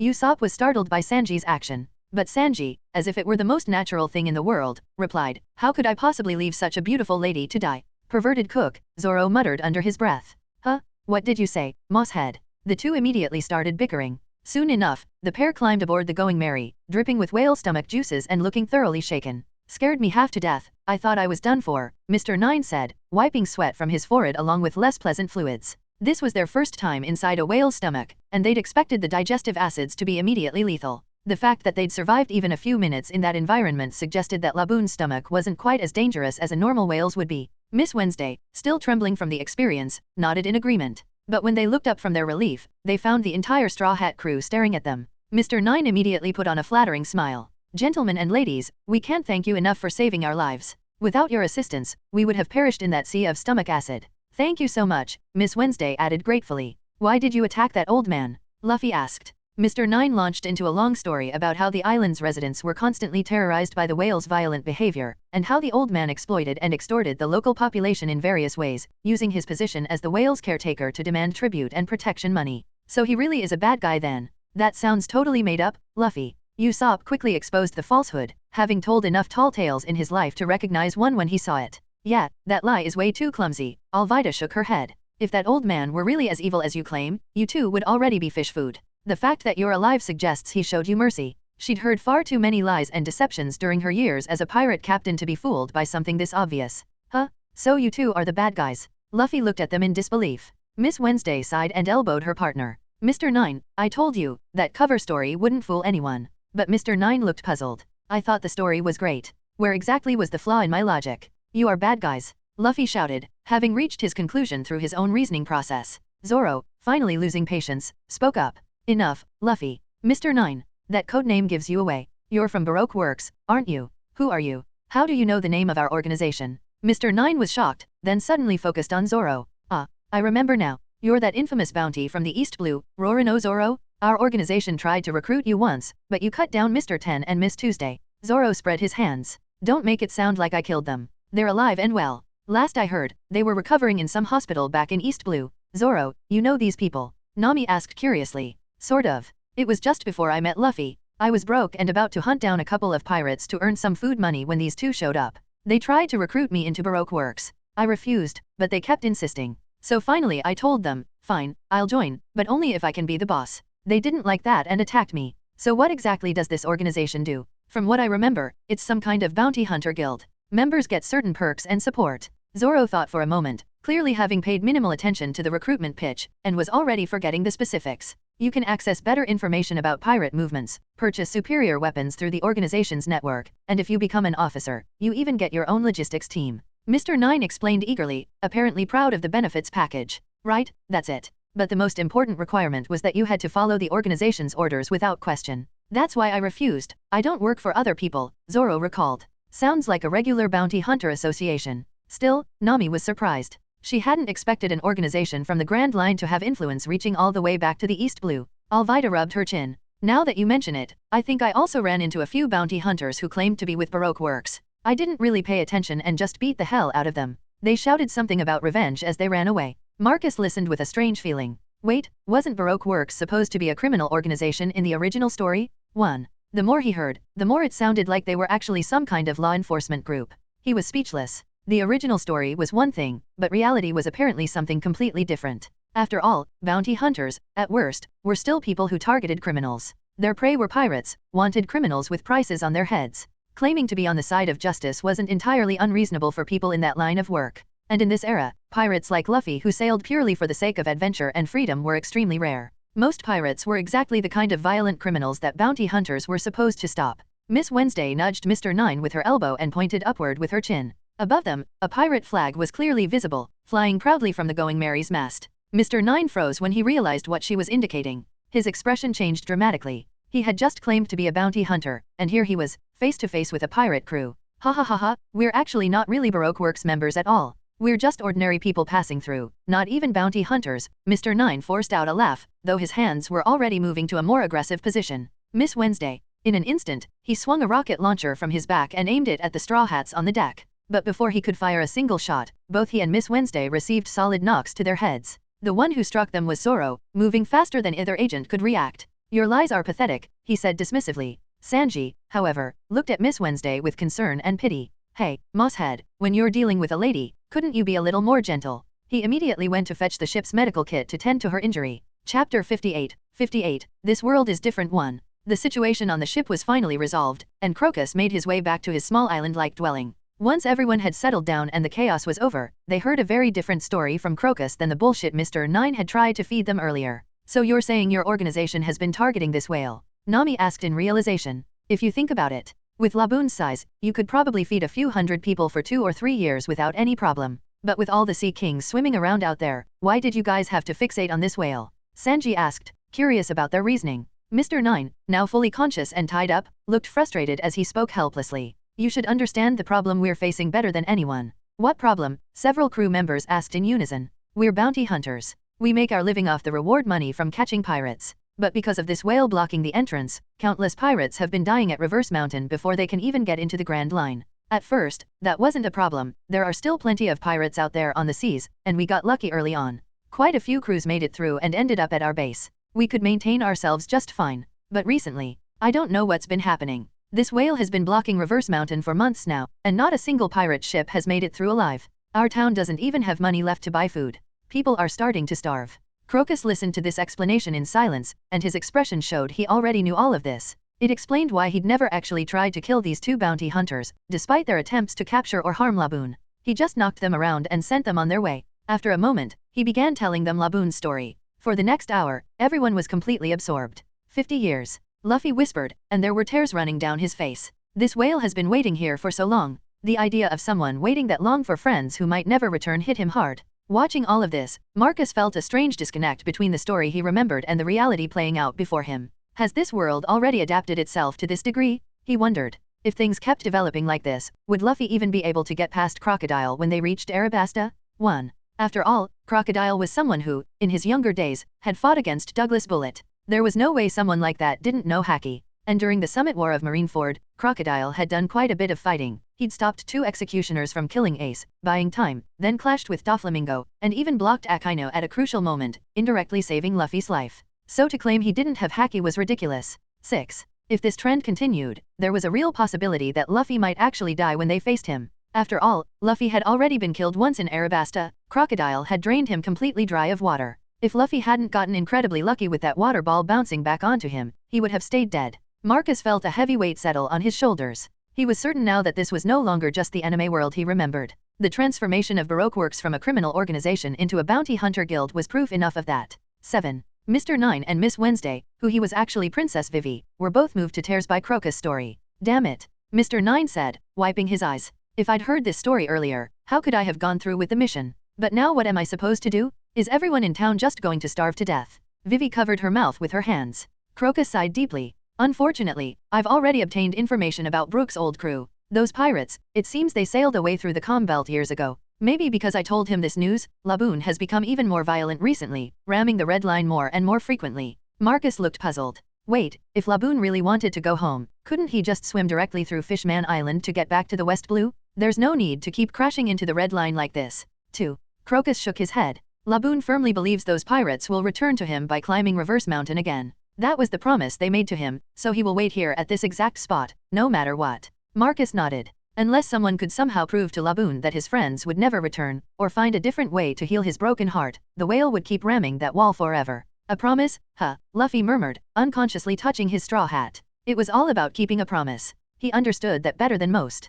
Crocus glanced at a pressure gauge mounted on the side of his house. Laboon should have surfaced by now. You all should get ready to leave. After the sound of mechanical gears turning, the iron gate slowly opened, and sunlight from the outside world poured in. By the way, Marcus asked curiously, how did you manage to make Laboon's stomach have light inside? I didn't see any glowing objects in there, even the sun was just painted on the ceiling. It's a special kind of paint, Crocus explained. I developed the mixture myself. Do you have any left? Crocus nodded and disappeared into his house, returning with a large sack. This is all my own blend, completely non-toxic and very long-lasting. The phosphorescent properties can maintain their glow for decades. Marcus accepted the bag with a smile and immediately tossed it onto his conversion table for analysis. After consuming a few hundred EMC points, 2 items appeared in the output slots, white paint and fluorite dust. I figured as much, he muttered, examining the results. How much do I owe you for this? Just take it, no charge, Crocus waved him off generously. Consider it payment for keeping an old man company and sharing your stories. Still, Marcus quietly left behind 100,000 berries when Crocus wasn't looking. He wasn't hurting for money, and the old doctor deserved compensation for his time and materials. As for the fluorite dust, who knew if it would be useful later? Better to store it in his inventory just in case some future crafting recipe required it. 1. While this transaction was taking place, Luffy had grabbed the ship's mast and climbed up to where Laboon's old scar was visible. Without warning, he punched the whale twice in rapid succession. This immediately enraged Laboon, who began thrashing violently, while Crocus was left dumbfounded. Just moments ago, everyone had been crying over the tragic story, so why was there suddenly a fight breaking out? So it still happened after all. Soon enough, Laboon and Luffy had made their promise. After completing a journey around the entire world, Luffy would return to fight Laboon again. Crocus was caught off guard by this, then chuckled and shook his head. He spent a long moment staring at the straw hat on Luffy's head, as if it reminded him of someone. So this must be the kid Shanks was talking about. he said quietly to himself. After painting a large, twisted straw hat skull mark on Laboon's head, everyone started a celebration feast. The main dish was the elephant tuna Sanji had acquired back in Logetown, but the preparation process involved Marcus' furnace. Food heated in his Minecraft furnace absorbed some of the game's properties, giving it an unusually strong saturation effect. At least now Luffy couldn't demolish the entire meal in one sitting and still be hungry for more. Mr. Nine and Vivi watched the Straw Hats celebrating and couldn't help but feel confused by what they were witnessing. "You're really pirates?" Mr. Nine asked suspiciously. Although their time together had been short, he was used to dealing with pirates on a daily basis. It was obvious this crew felt different from the ambitious, cutthroat types who usually entered the Grand Line seeking fortune and power. To call them pirates, it was more accurate to say they were an adventure party. "I'm the man who's gonna be Pirate King," Luffy declared, still covered in paint from decorating Laboon. He was completely unconcerned about his appearance, and devoured grilled fish happily. Vivi laughed softly at the sight. "You're all so strange. What kind of pirates act like this?" The other crew members just laughed along. She was right. If Luffy had been the typical ruthless pirate, how could this group have come together in the first place? Even Zoro wouldn't have agreed to join a crew like that. Meanwhile, Crocus was chewing on a piece of elephant tuna when his eyes suddenly brightened. "What kind of cooking is this?" he asked, examining the fish more closely. "Why does it give such a sense of fullness? And I actually feel like I've grown younger eating this." 4. Chapter 59, Tug tug tug, boom, hiss, crackle crackle 2. Marcus pulled up his status bar to check the new condition affecting him. Vigor 2, duration, 3 hours 59 minutes and 58 seconds. A 4-hour duration. That was impressive, but what exactly did this vigor effect do? 5. The answer became clear when he noticed his health bar had changed completely. In the past, it had always displayed as 10 hearts, but now it showed 12. That meant his current health was effectively 120% of normal. The sudden health increase caught him off guard. He'd conducted plenty of experiments on his own body mechanics since gaining his Minecraft abilities, so he understood how the system worked. Although his health displayed as hardcore mode hearts, it actually represented his physical condition as a percentage. When his health was full, he could perform at 100% capacity. Just like he'd explained to Kira before, eating to saturation would gradually restore fatigue and keep him energized. During training or combat, his health would slowly decrease as he pushed himself. But once he ate his fill again, both physical injuries and exhaustion would vanish completely. That mechanic was the main reason he had told people he could help them grow stronger quickly. But no matter how much he improved through training, his health limit had never changed. Until now, this wasn't just restoring fatigue and bringing energy anymore. This was straight up stimulation, like he'd downed a handful of energy pills and chased them with espresso. And he wasn't the only one feeling it. Everyone who'd eaten Sanji's cooking was experiencing the same rush. The most obvious case was Luffy. Normally, he already had seemingly endless energy, but now he was downright hyperactive. The problem was, he'd just finished devouring an entire elephant tuna and couldn't eat any more. That stuffed, choking sensation at the top of his throat meant he was completely maxed out on food intake. He had been bouncing around excitedly, but suddenly he went quiet, staring at the remaining food. This wasn't the first time this had happened. Ever since Marcus' Minecraft-enhanced ingredients had entered their diet, he would hit this saturation wall and become subdued. For everyone else, that was actually a blessing. It meant there was food left for the rest of them. But this time, Luffy seemed to be thinking hard about something. "I've got it," he suddenly said. "What?" everyone asked, turning to look at their captain in confusion. "What do you mean you've got it?" Usopp joked while stuffing his mouth with food. "You mean you want to add something else to Laboon's head? Like my magnificent nose?" Luffy jumped to his feet. "I finally figured out a way to keep eating delicious food." What? Nobody really understood what he meant, but he was already putting his plan into action. The crew watched as Luffy's body started expanding. In just moments, he was growing larger and larger. 3. What the hell? The sight left Marcus completely stunned. Was this awakening? Luffy had only just entered the Grand Line, and he was already about to become Nika? If that was the case, the real question wasn't whether Luffy could defeat Crocodile, but whether that sand guy could survive Luffy's assault. But when he looked more carefully, he saw that Luffy's hair and body hadn't turned white yet. Not awakening, then. Just something else. Meanwhile, Luffy was absolutely thrilled because that stuffed, choking feeling had completely disappeared. "Ha ha ha, it works. Now I can eat as much as I want." Now standing about 3 meters tall, roughly the same height as a Marine Admiral, Luffy grabbed food from the table and started devouring it again. As he continued eating, his body size kept increasing. "Okay, what the hell?" Marcus stared up at him. "How are you doing this?" The others were equally curious. Luffy was nearly 4 meters tall. How? Luffy paused his eating to think, then grinned as he tried to describe the sensation. "It's like, tug tug tug, boom, hiss, the feeling comes from inside me, then I spread it through my whole body, and that's how I do it." 4. Everyone just stared at him. What kind of nonsense was that supposed to mean? Tug tug tug, boom, hiss? What did those sounds even represent? Who could possibly understand that kind of explanation? But then Kira's eyes lit up. "Luffy, you feel that too?" 4. Wait, what? Marcus blinked. Another person who actually understood that gibberish? Kira jumped up, gesturing excitedly as she tried to add her own description. I know exactly what you mean. But I have one more feeling than you, it's like crackle crackle. 1. Nami couldn't hold back her laughter at this point. Watching the two of them over there going tug tug tug and crackle crackle while swaying around like they were performing some kind of dance was hilarious. Marcus sighed and rubbed his temples. If they could actually feel these sensations and control them, there was only one possibility he could think of in the One Piece world. Life return. What's that? Zoro asked. Life return is an advanced technique that allows someone to completely control all of their body parts and bodily functions, even parts that normally can't be controlled consciously, like hair or organs.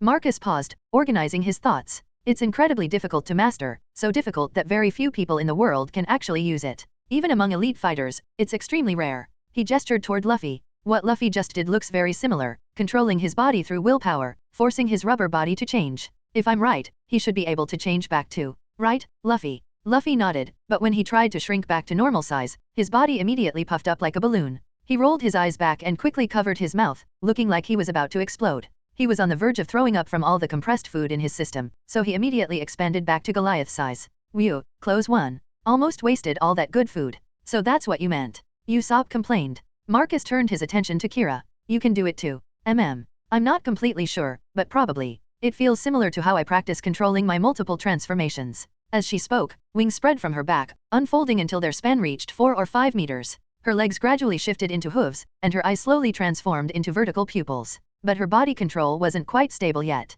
The fur from her hooves began spreading up to her abdomen, creating an unusual hybrid appearance. If she'd had a whip-like tail to complete the look, she could have easily passed for some kind of succubus or demon. Naturally, Sanji's eyes turned into hearts instantly. Ah, cute Kira turning into sexy Kira? This is amazing. 5. But within less than a minute, Kira reverted back to just having wings, breathing heavily. Phew, maintaining 3 different animal states at once is still too difficult. She wiped sweat from her forehead and smiled apologetically. 1. She clearly didn't have the stamina to maintain that level of transformation for long periods, especially with the wings fully extended. So you two are devil fruit users? Zoan types? Vivi asked curiously, studying both Luffy and Kira with new interest. I ate the rubber fruit. I'm a rubber human, Luffy said proudly, still maintaining his giant form. 4. I'm a Zoan user, Kira nodded shyly. Since Marcus had warned her not to follow Luffy's example and reveal all her capabilities, she only admitted to being a Zoan user without going into specifics. But Zoan types usually only have 3 forms, right? Human, beast, and hybrid forms.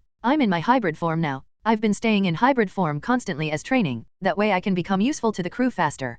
Kira smiled as she folded her wings back, returning to her normal human appearance. Vivi nodded understandingly. She was once again amazed by the mysterious power of devil fruits. Asking which specific fruit Kira had eaten would have been rude, since she couldn't even fully control her hybrid form yet. It was clearly exhausting work. Marcus, however, fell into deep thought. He hadn't expected Kira to be the first one to grasp life return, but it made sense. Stacking multiple animal traits simultaneously was apparently difficult enough that the strain had forced her to develop conscious control over her body's functions. Although devil fruits could be developed through imagination and willpower, without proper foundation and understanding, imagination alone might not be enough to awaken new abilities. He found himself wanting to experiment with other devil fruits and their development potential. Back when he'd watched the anime, he'd always wondered, if he had a devil fruit, how would he develop it? For example, if Buggy's Chop Chop fruit awakened and affected the external world, could it literally split reality apart? Or could Alvida's Slip Slip fruit be developed to slide away damage, similar to Kuma's Paw Paw fruit abilities? 3. But he was learning that reality was more complex than anime logic. The fundamental nature of each fruit determined its development path. Just like Zoan fruits had normal, ancient, and mythical subtypes, Paramecia fruits also had distinct categories. Broadly speaking, there were 3 types: self-affecting, external effect, and creation type. 1. Self-affecting examples included Luffy's rubber body, Buggy's ability to separate his parts, and Alvida's slippery skin. 5. External effect examples were Kuma's Paw Paw fruit, Whitebeard's Tremor fruit, and Blueno's Door fruit. Creation type examples included Mr. Three's Wax fruit, Magellan's Venom fruit, and Doflamingo's String fruit. Alvida's Slip fruit would probably develop along similar lines to Luffy's, affecting the external world by making anything she touched perfectly smooth. If she ever reached Yonko level strength, her speed would be unmatched. At lower levels, friction didn't significantly hinder movement anyway, but once she reached certain thresholds, like breaking the sound barrier, eliminating friction would also eliminate air resistance. Every ounce of force she put into an attack would transfer directly to her target with nothing held back. 1. Ordinary in appearance, but incredibly powerful in practice. Of course, she didn't have that level of ability yet. While Marcus was lost in these thoughts, Luffy had started performing robot imitations, drawing cheers from Usopp and Mr. 9. Their relationship warmed up fast. It had only been a few hours, and Mr. Nine was already bonding with the crew like he'd been sailing with them for weeks. Crocus was also laughing heartily at the entertainment. Then Luffy began performing the chopstick in the nose dance that he'd learned from Johnny and Yusako. 1. Marcus, you too, he called out. I would never, damn it. Fine, let's go. The cheerful atmosphere continued as night gradually fell over Twin Cape. Eventually, Nami pulled out the log pose she'd purchased back in Logtown, studying its needle as it slowly adjusted to the local magnetic field. So the red line has its own magnetic field? How long does it need to store up the direction? She asked Crocus. About a week for a full charge, he replied. Then he looked more closely at her compass. But tell me, you bought that log pose in Logtown, right? Yeah, what about it? Crocus glanced meaningfully at the sleeping crew members, then pointed toward Vivi and Mr. Nine. Then you should ask them about that. The only organization with enough power to extend log pose radiation from the Grand Line all the way back to the East Blue, it's their group. I'd bet good money your very next destination is going to be their stronghold, Whiskey Peak. Chapter 60, Haki. Ryuo? Nami immediately grasped the key point of what Crocus had revealed. So they really are making money from both ends, huh? Speaking of which, Marcus chimed in, what happens to pirates who enter the Grand Line without getting a log pose first? He knew the Grand Line had 7 different routes you could take. But he'd always wondered, what if Luffy and the crew hadn't run into Laboon at the beginning? Without meeting the whale, they wouldn't have encountered Vivi, and without her, they wouldn't have gotten directions to their first island. So what would have happened then? Crocus shook his head grimly. There are plenty of cases like that. Not too long ago, there was a pirate crew, should be from your East Blue, called the Krieg Pirates, I think. They charged in without any preparation. Lucky for them, I had just given Laboon a sedative injection at the time, so the whale was calm. Otherwise, who knows where they would have ended up drifting. He paused, looking out at the ocean. Most likely, they either died in a storm or starved to death. The Grand Line doesn't forgive that kind of recklessness. Krieg. Nami looked surprised. We actually know about him. You do? Well, sort of. When we sailed back through the East Blue, all he had left was one broken down ship, Marcus replied with a laugh. Guy looked like he'd been through hell and back. Then they were really lucky. The odds of an ordinary ship making it through the calm belt are basically zero, Crocus said, shaking his head. Yeah, in a way, you could definitely call it good luck. Marcus nodded, though he was thinking about how Krieg's crew had run straight into Mihawk right after entering the Grand Line. Talk about bad timing, meeting someone with strength rivaling the Yonko on your very first day. 2. From your earlier stories, you must have sailed the seas before, right? And you even tracked down news about that pirate crew. That's right. Why? You thinking about looking for them too? Crocus asked, raising an eyebrow. But Marcus shook his head. You must know some training methods for haki, right? After all, to anchor down a ship and take out a giant sea king like that, your strength has to be pretty impressive. Seeing Marcus' curiosity, Crocus stroked his chin thoughtfully, then disappeared into the lighthouse. After rummaging around for a few minutes, he emerged carrying an old, worn book. I don't have that kind of energy for teaching anymore. But this is an old journal I kept during my sailing days. It's got what you're looking for. Marcus accepted the dusty notebook eagerly and flipped it open right away. The contents weren't quite what he'd expected. The opening chapters were packed with medical knowledge, clearly meant for treating someone with serious health issues. Looking at the densely packed lists of different pain medications, he couldn't help but ask, why did you record so many sedatives and painkillers? Who could possibly need this much medication? The question brought back memories for Crocus. Events from over 20 years ago felt as fresh as yesterday. There was a man who was dying. Without taking painkillers and sedatives every single day, he could barely even move. What kind of illness was it? That serious? A lung disease. If it had been discovered just 10 years later, it could have been cured easily. But Crocus shook his head sadly. Medical science advances, diseases get conquered one by one, but time waits for no one. Lung problems. That's something that happens often during long adventures. Every island you visit has different plants, climates, even different animals. After you've been to enough places, sooner or later you'll encounter something your immune system can't handle. At first, it might just be a minor cold, but over time, the damage becomes irreversible. I see. Marcus fell quiet. He'd only been asking out of curiosity, but it made sense. Even someone as strong as the Pirate King could fall victim to illness, clearly showing it was an internal, systemic issue. Hell, even Whitebeard, at the height of his power, was plagued by illness in his final years. That was the result of having no proper medical care during decades of adventuring. 5. Take Garp, for instance, his generation had the Marine's strong medical support backing them up, so even in old age he maintained impressive physical strength. Marcus quietly turned the pages, and soon he found the content he'd been searching for. Information about haki, but the way it was recorded was different from what he'd expected. It contained detailed descriptions of various training methods, and also sections about how haki could counter devil fruit abilities. The summary was straightforward. Armament haki allowed you to touch Logia users, and sufficiently strong armament haki could even nullify the negative side effects brought about by devil fruits. This was stuff he already knew from watching the anime, but seeing it written down by someone who'd actually lived through the era was different. After flipping through a few more pages, he finally came across some real insights about training techniques. This section was clearly Crocus' personal experience learning Haki, specifically observation Haki, since enhanced perception could help him better sense the flow of life in his patients. This part was described in much greater detail, and it was different from what Marcus had understood before. Observation Haki, abandoning the five senses and using the mind to feel? That's a pretty abstract concept. You could also call it a sixth sense, or intuition, Crocus explained. It's not sight, hearing, taste, smell, or touch, those are already sensory organs with their own perception abilities. This is something else. Marcus pondered this. Actually, he had experienced this so-called sixth sense before, back when he was a kid. He used to walk alone a lot and liked taking shortcuts through small alleys. But one day, for no particular reason, he suddenly didn't feel like taking his usual shortcut. The next day, he overheard from casual conversation that a child's body had been found on that exact path. 2. At the time, he'd avoided it without any logical reason. Looking back now, it was almost like he had sensed something was wrong. Further in the notes, there were also records about armament Haki. But it was clear Crocus had only grasped it at a basic level, not enough to achieve full-body hardening, but coating his fists or weapons wasn't a problem. He described it as an extension of life force, something that existed within everyone but required specific training to access and control. There are even records about training methods. Yeah, Crocus nodded. When I was younger, I spent some time in Wano country. They call armament Haki Ryuo there, and they've got centuries of refined training techniques. These particular exercises help condition the body and mind to feel the flow of Haki within yourself. Think of them as foundation work before you can actually use it. Marcus quietly absorbed this information, filing it away for future reference. At that moment, Nami, who had been curiously peeking at the notebook for a while, pointed at an abstract diagram of a human figure. Is this a basic Ryuo conditioning chart? 5.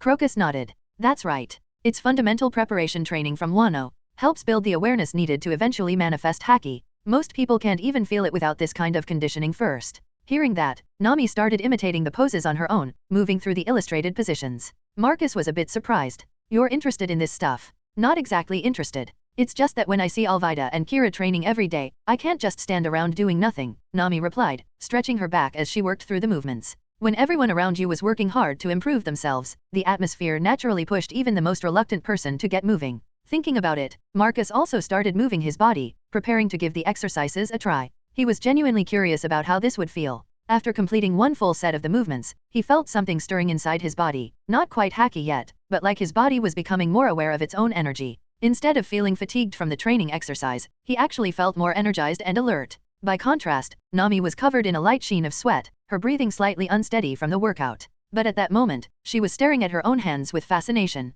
I can feel something. She closed her eyes to focus on the sensations. Then her eyebrows furrowed, and she looked toward the horizon. There's going to be a hurricane over there. As soon as the words left her mouth, storm winds and heavy rain erupted in the distance, exactly where she had indicated. Chapter 61, Welcome to the Grand Line. Crocus stared at Nami in shock. How the hell did you do that? I just felt it. The wind over there wasn't right. Crocus shook his head in wonder. Your talent for reading weather patterns is extraordinary. With a navigator like you, this journey should be much smoother than most. After all, on the Grand Line, the greatest danger isn't always the enemy, it's the weather itself. One careless moment and you might get swept into a hurricane, or dragged down by a massive whirlpool, and that's the end of your story. Don't say such terrifying things, Nami complained, shooting him an irritated look. Crocus just smiled and shrugged. This sea is what it is, dangerous as hell. About 40% of all pirates and merchant ships that enter the Grand Line just disappear. No trace. The ocean swallows them whole. His attention then shifted to Marcus, and his expression grew thoughtful. Your vitality is overwhelming. It's like there's a furnace burning inside you, constantly generating energy. Marcus was puzzled. He knew his body had changed since eating the devil fruit, but he'd always assumed it was just the Minecraft mechanics. When his hunger bar was full, he never felt tired or exhausted. But clearly, this was something different. I think I know what's happening, he said slowly. He'd always wondered where the excess food went when he ate beyond his maximum hunger and saturation levels. Did it just vanish into thin air, or was there some invisible storage system his body used? Now he understood, all that overflow hadn't disappeared. It had been converted and stored in his body in another form. He could feel it coursing through him, this incredible power just waiting to be used. Focusing his mind, he concentrated that energy into his left hand and threw a punch forward.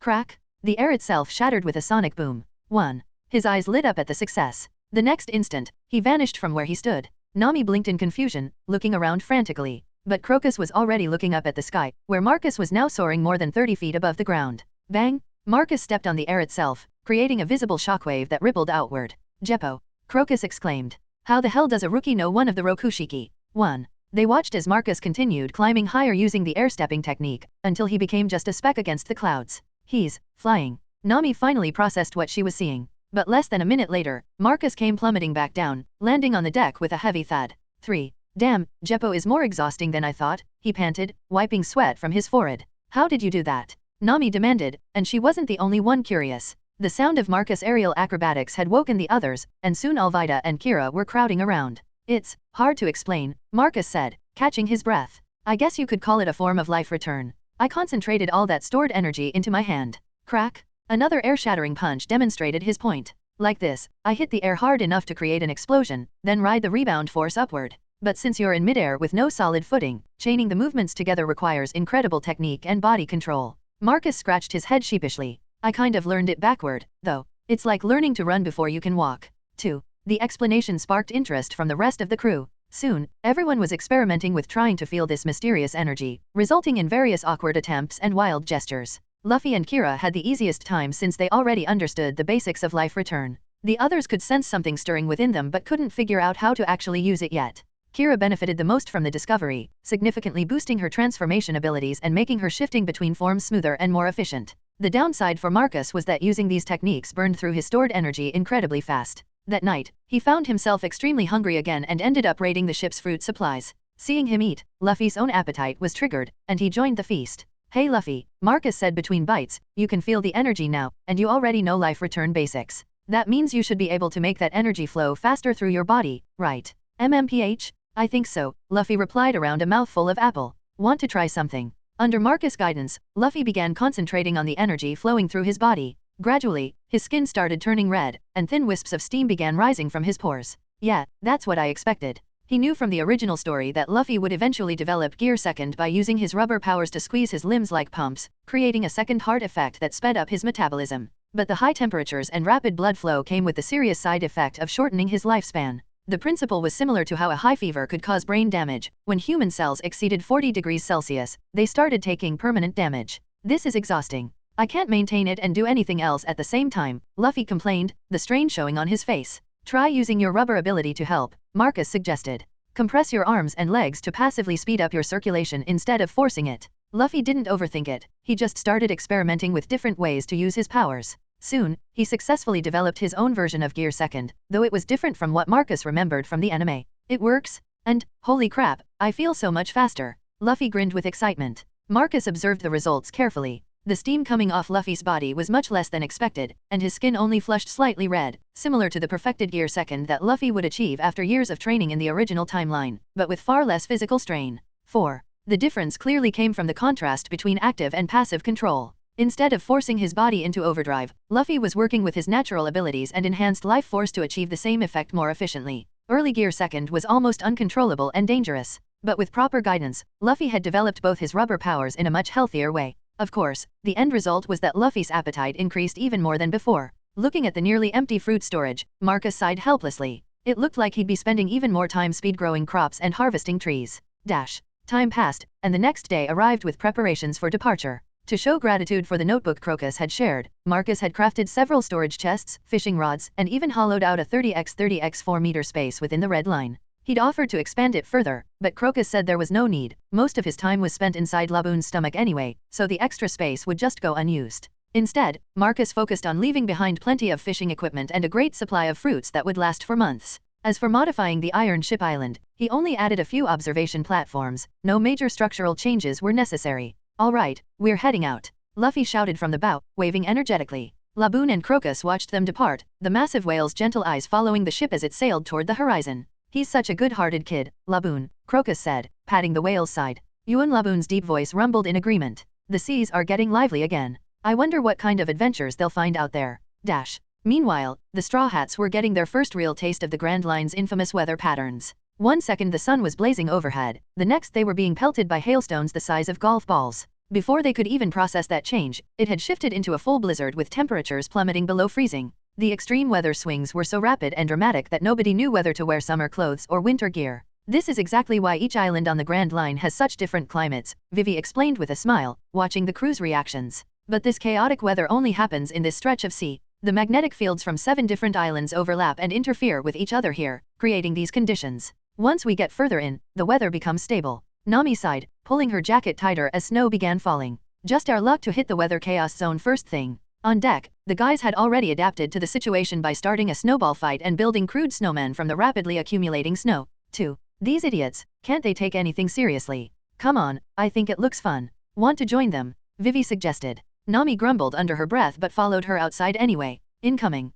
Luffy's voice rang out as warning. The moment she stepped onto the deck, a snowball the size of her head smacked Nami in the face. Luffy immediately realized his mistake and started shivering. Oh no, I'm dead. You guys are going to pay for this, Nami declared, her smile far more dangerous than the blizzard around them as she began forming her own ammunition. 1. What followed was an epic snowball battle that lasted until the weather shifted again, this time to a gentle spring rain that melted their frozen battlefield and left everyone soaked but laughing. Welcome to the Grand Line, indeed. Chapter 62, Mr. 5 and Miss Valentine. Whiskey Peak. A small town populated entirely by bounty hunters, though on the surface their main business appeared to be brewing liquor. In reality, they survived by hunting down pirates and collecting the bounties on their heads. Farming wasn't even an option here. The island was too small and mostly consisted of salt-alkali soil that could barely support crops. Even if agriculture were possible, pirates showed up daily because of the town's strategic location at the entrance to the Grand Line.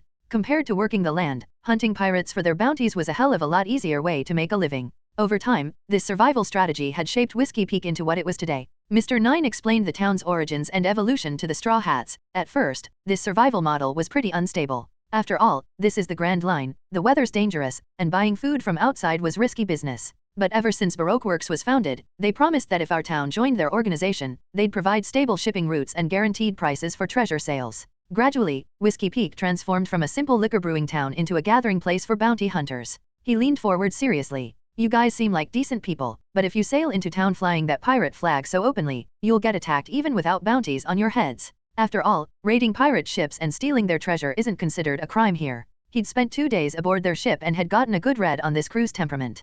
Calling them pirates didn't quite fit, they were more like adventurers who happened to fly a Jolly Roger. 2. Vivi nodded in agreement. He's right. As long as you don't admit to being pirates when you go ashore, you will be treated normally. The town doesn't have much food in storage, but if you're willing to pay, they'll gladly trade with you. For ordinary people, such advice might have worked. Unfortunately, they were dealing with Monkey D. Luffy. We are pirates, Luffy declared firmly, shaking his head. I won't lower our flag just to avoid trouble. That's a matter of pirate pride. Mr. 9 stared at him in disbelief. Think about this carefully. You'll be facing an entire town full of bounty hunters. Even if you're strong, shouldn't you consider your crewmates? Would they really agree to this? He tried to get the others to talk sense into their stubborn captain, but all he got in response was silence. Nami? Vivi asked anxiously, hoping the navigator might be the voice of reason. Nami sighed deeply, patted Vivi's hand reassuringly, then shook her head. She'd learned by now that when Luffy made decisions like this, there was no changing his mind. Usopp's legs were visibly trembling as he declared, "We're brave warriors of the sea? How could we possibly lower our pirate flag because of some small-town bounty hunters?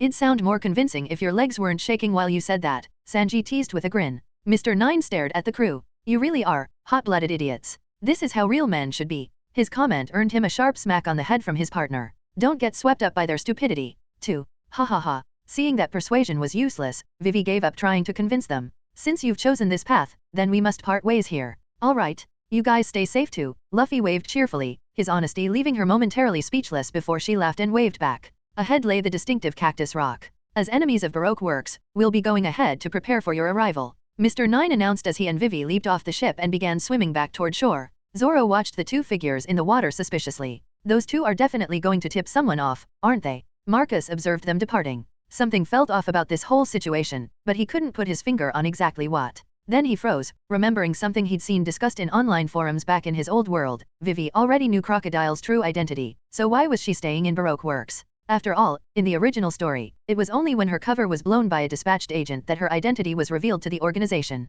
That meant she should have already discovered that the leader behind Baroque Works was Crocodile. So what exactly was her reason for continuing to remain inside the criminal organization? Could it be that she was deliberately waiting for Luffy? 5. If you thought about it that way, it made sense. The world seemed to adapt itself to ensure certain events happened. When the time came to reveal the truth, Luffy would naturally find out. When the crew arrived at Whiskey Peak, there was none of the welcoming ceremony that Mr. 9 had described. In fact, there wasn't a single person visible anywhere. What's going on? Luffy stood at the bow, looking puzzled at the empty docks. That's when a series of explosions erupted in the distance, echoing across the water. Everyone on board looked up to see what was happening. In the hills beyond the town, they could make out Mr. 9 and Vivi running for their lives. Two figures were chasing them. Marcus recognized them immediately, Mr. 5 and Miss Valentine, both devil fruit users. Kira, save them, he shouted. Kira instantly spread the wings on her back, which extended to their full 4-meter wingspan. Her body lifted into the air as she transformed into her hybrid form. But she wasn't the only one to react. Sanji had already vaulted over the ship's railing and was charging across the dock toward Mr. 5. By the time Marcus and the rest of the crew disembarked, Vivi and Mr. 9 had been rescued from immediate danger. However, Sanji found himself caught in an increasingly difficult battle. It wasn't that he couldn't handle Mr. 5 in a straight fight, the problem was Miss Valentine constantly interfering from above. For him, who would never raise his hand against a woman, defending against both of their attacks while trying to land blows was extremely challenging. 1. That damn cook, Zoro muttered, rolling his eyes as he prepared to step forward and help. But he was interrupted by Alvida's voice. Leave that woman to me. Without waiting for a response, she charged forward at explosive speed. In less than 2 seconds, she had covered the distance to the battlefield. She swung her spiked iron mace, striking Miss Valentine in the abdomen. But the expected scene of the enemy being launched away and critically injured didn't happen. Floating in midair, Miss Valentine clutched her stomach and glared down at Alvida. Who the hell are you supposed to be, bitch? After eating the kilo fruit, she could manipulate her body weight at will, from 1 kilogram to 10,000 kilograms. As long as she reacted quickly enough, she could instantly reduce her mass and minimize incoming damage. If not for that, she might have been taken out with a single blow. 3. Alvida frowned as she examined her mace, then looked back up at Miss Valentine. She had clearly landed a solid hit, but it had felt like striking through paper, some damage dealt, but nowhere near enough. So you're a devil fruit user after all. 3. Of course I am. I ate the kilo fruit, which means I can control my weight, Miss Valentine said smugly. Right now I only weigh 1 kilogram. Your attacks might be heavy, but unfortunately, just the wind pressure from swinging that mace is enough to blow me away. In my current state, you can't even land a proper hit on me. 4. I see, well, that's quite the coincidence. Alvida grinned as she drove her spiked mace into the ground, then tossed aside her cloak. Now wearing nothing but a revealing bikini that showcased her perfect figure, she crouched low and prepared to launch herself forward. What are you? Miss Valentine looked confused by Alvida's sudden wardrobe change. But in the blink of an eye, Alvida was directly in front of her, moving silently through the air without creating even the slightest breeze or disturbance.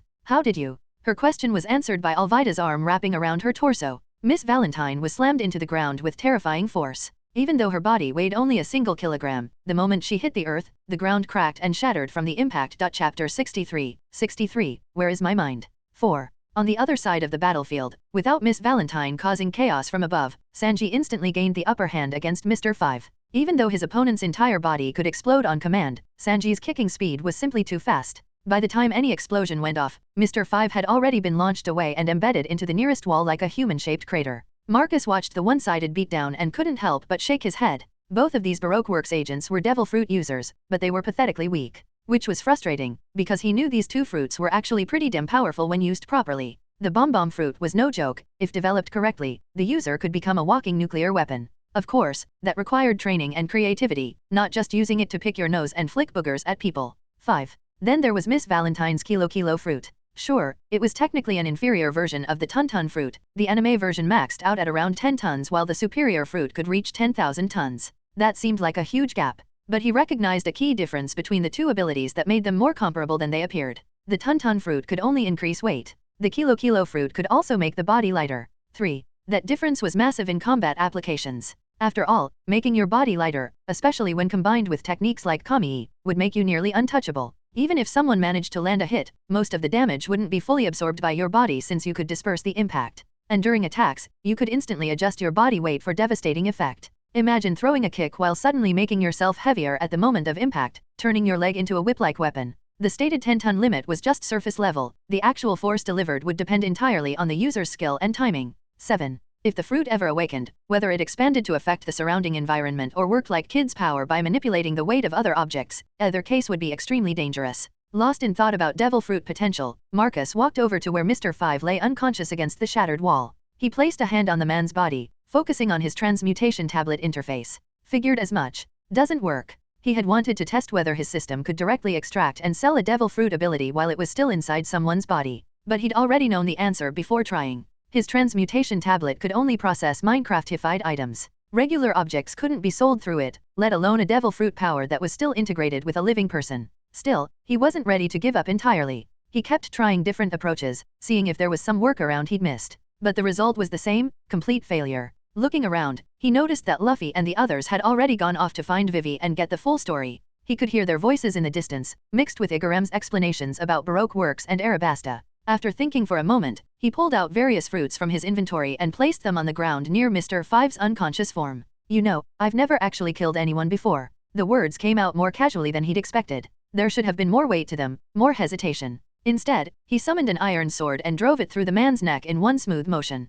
He watched as Mr. Five's eyes went wide for just a moment before the light faded from them completely. His heartbeat sped up slightly as he processed what he'd just done, but after a few seconds, he felt surprisingly calm. 2. The guilt he'd expected, the horror, the regret, the moral crisis, none of it came. Maybe it was because this was a world where violence was commonplace, or maybe it was because he'd seen Mr. Five as more of a video game enemy than a real person. Either way, he felt fine. That's when Mr. Five's body burst into experience orbs, just like a Minecraft mob. The golden particles flowed into Marcus, instantly boosting him from level 36 to level 38. And at the exact moment the man's life disappeared, the apple Marcus had placed nearby began to change. 8. Its red color shifted to deep black, spiral patterns appeared across its surface in layers, and even the stem transformed into something that looked remarkably like a fuse cord. At first glance, it looked like a cartoon bomb ready to be lit. Just as I thought. He quickly dug 2 dirt blocks out of the ground, creating a grave. He rolled Mr. Five's body into the hole and covered it with rubble from the damaged buildings. It wasn't much of a burial, but it would have to do.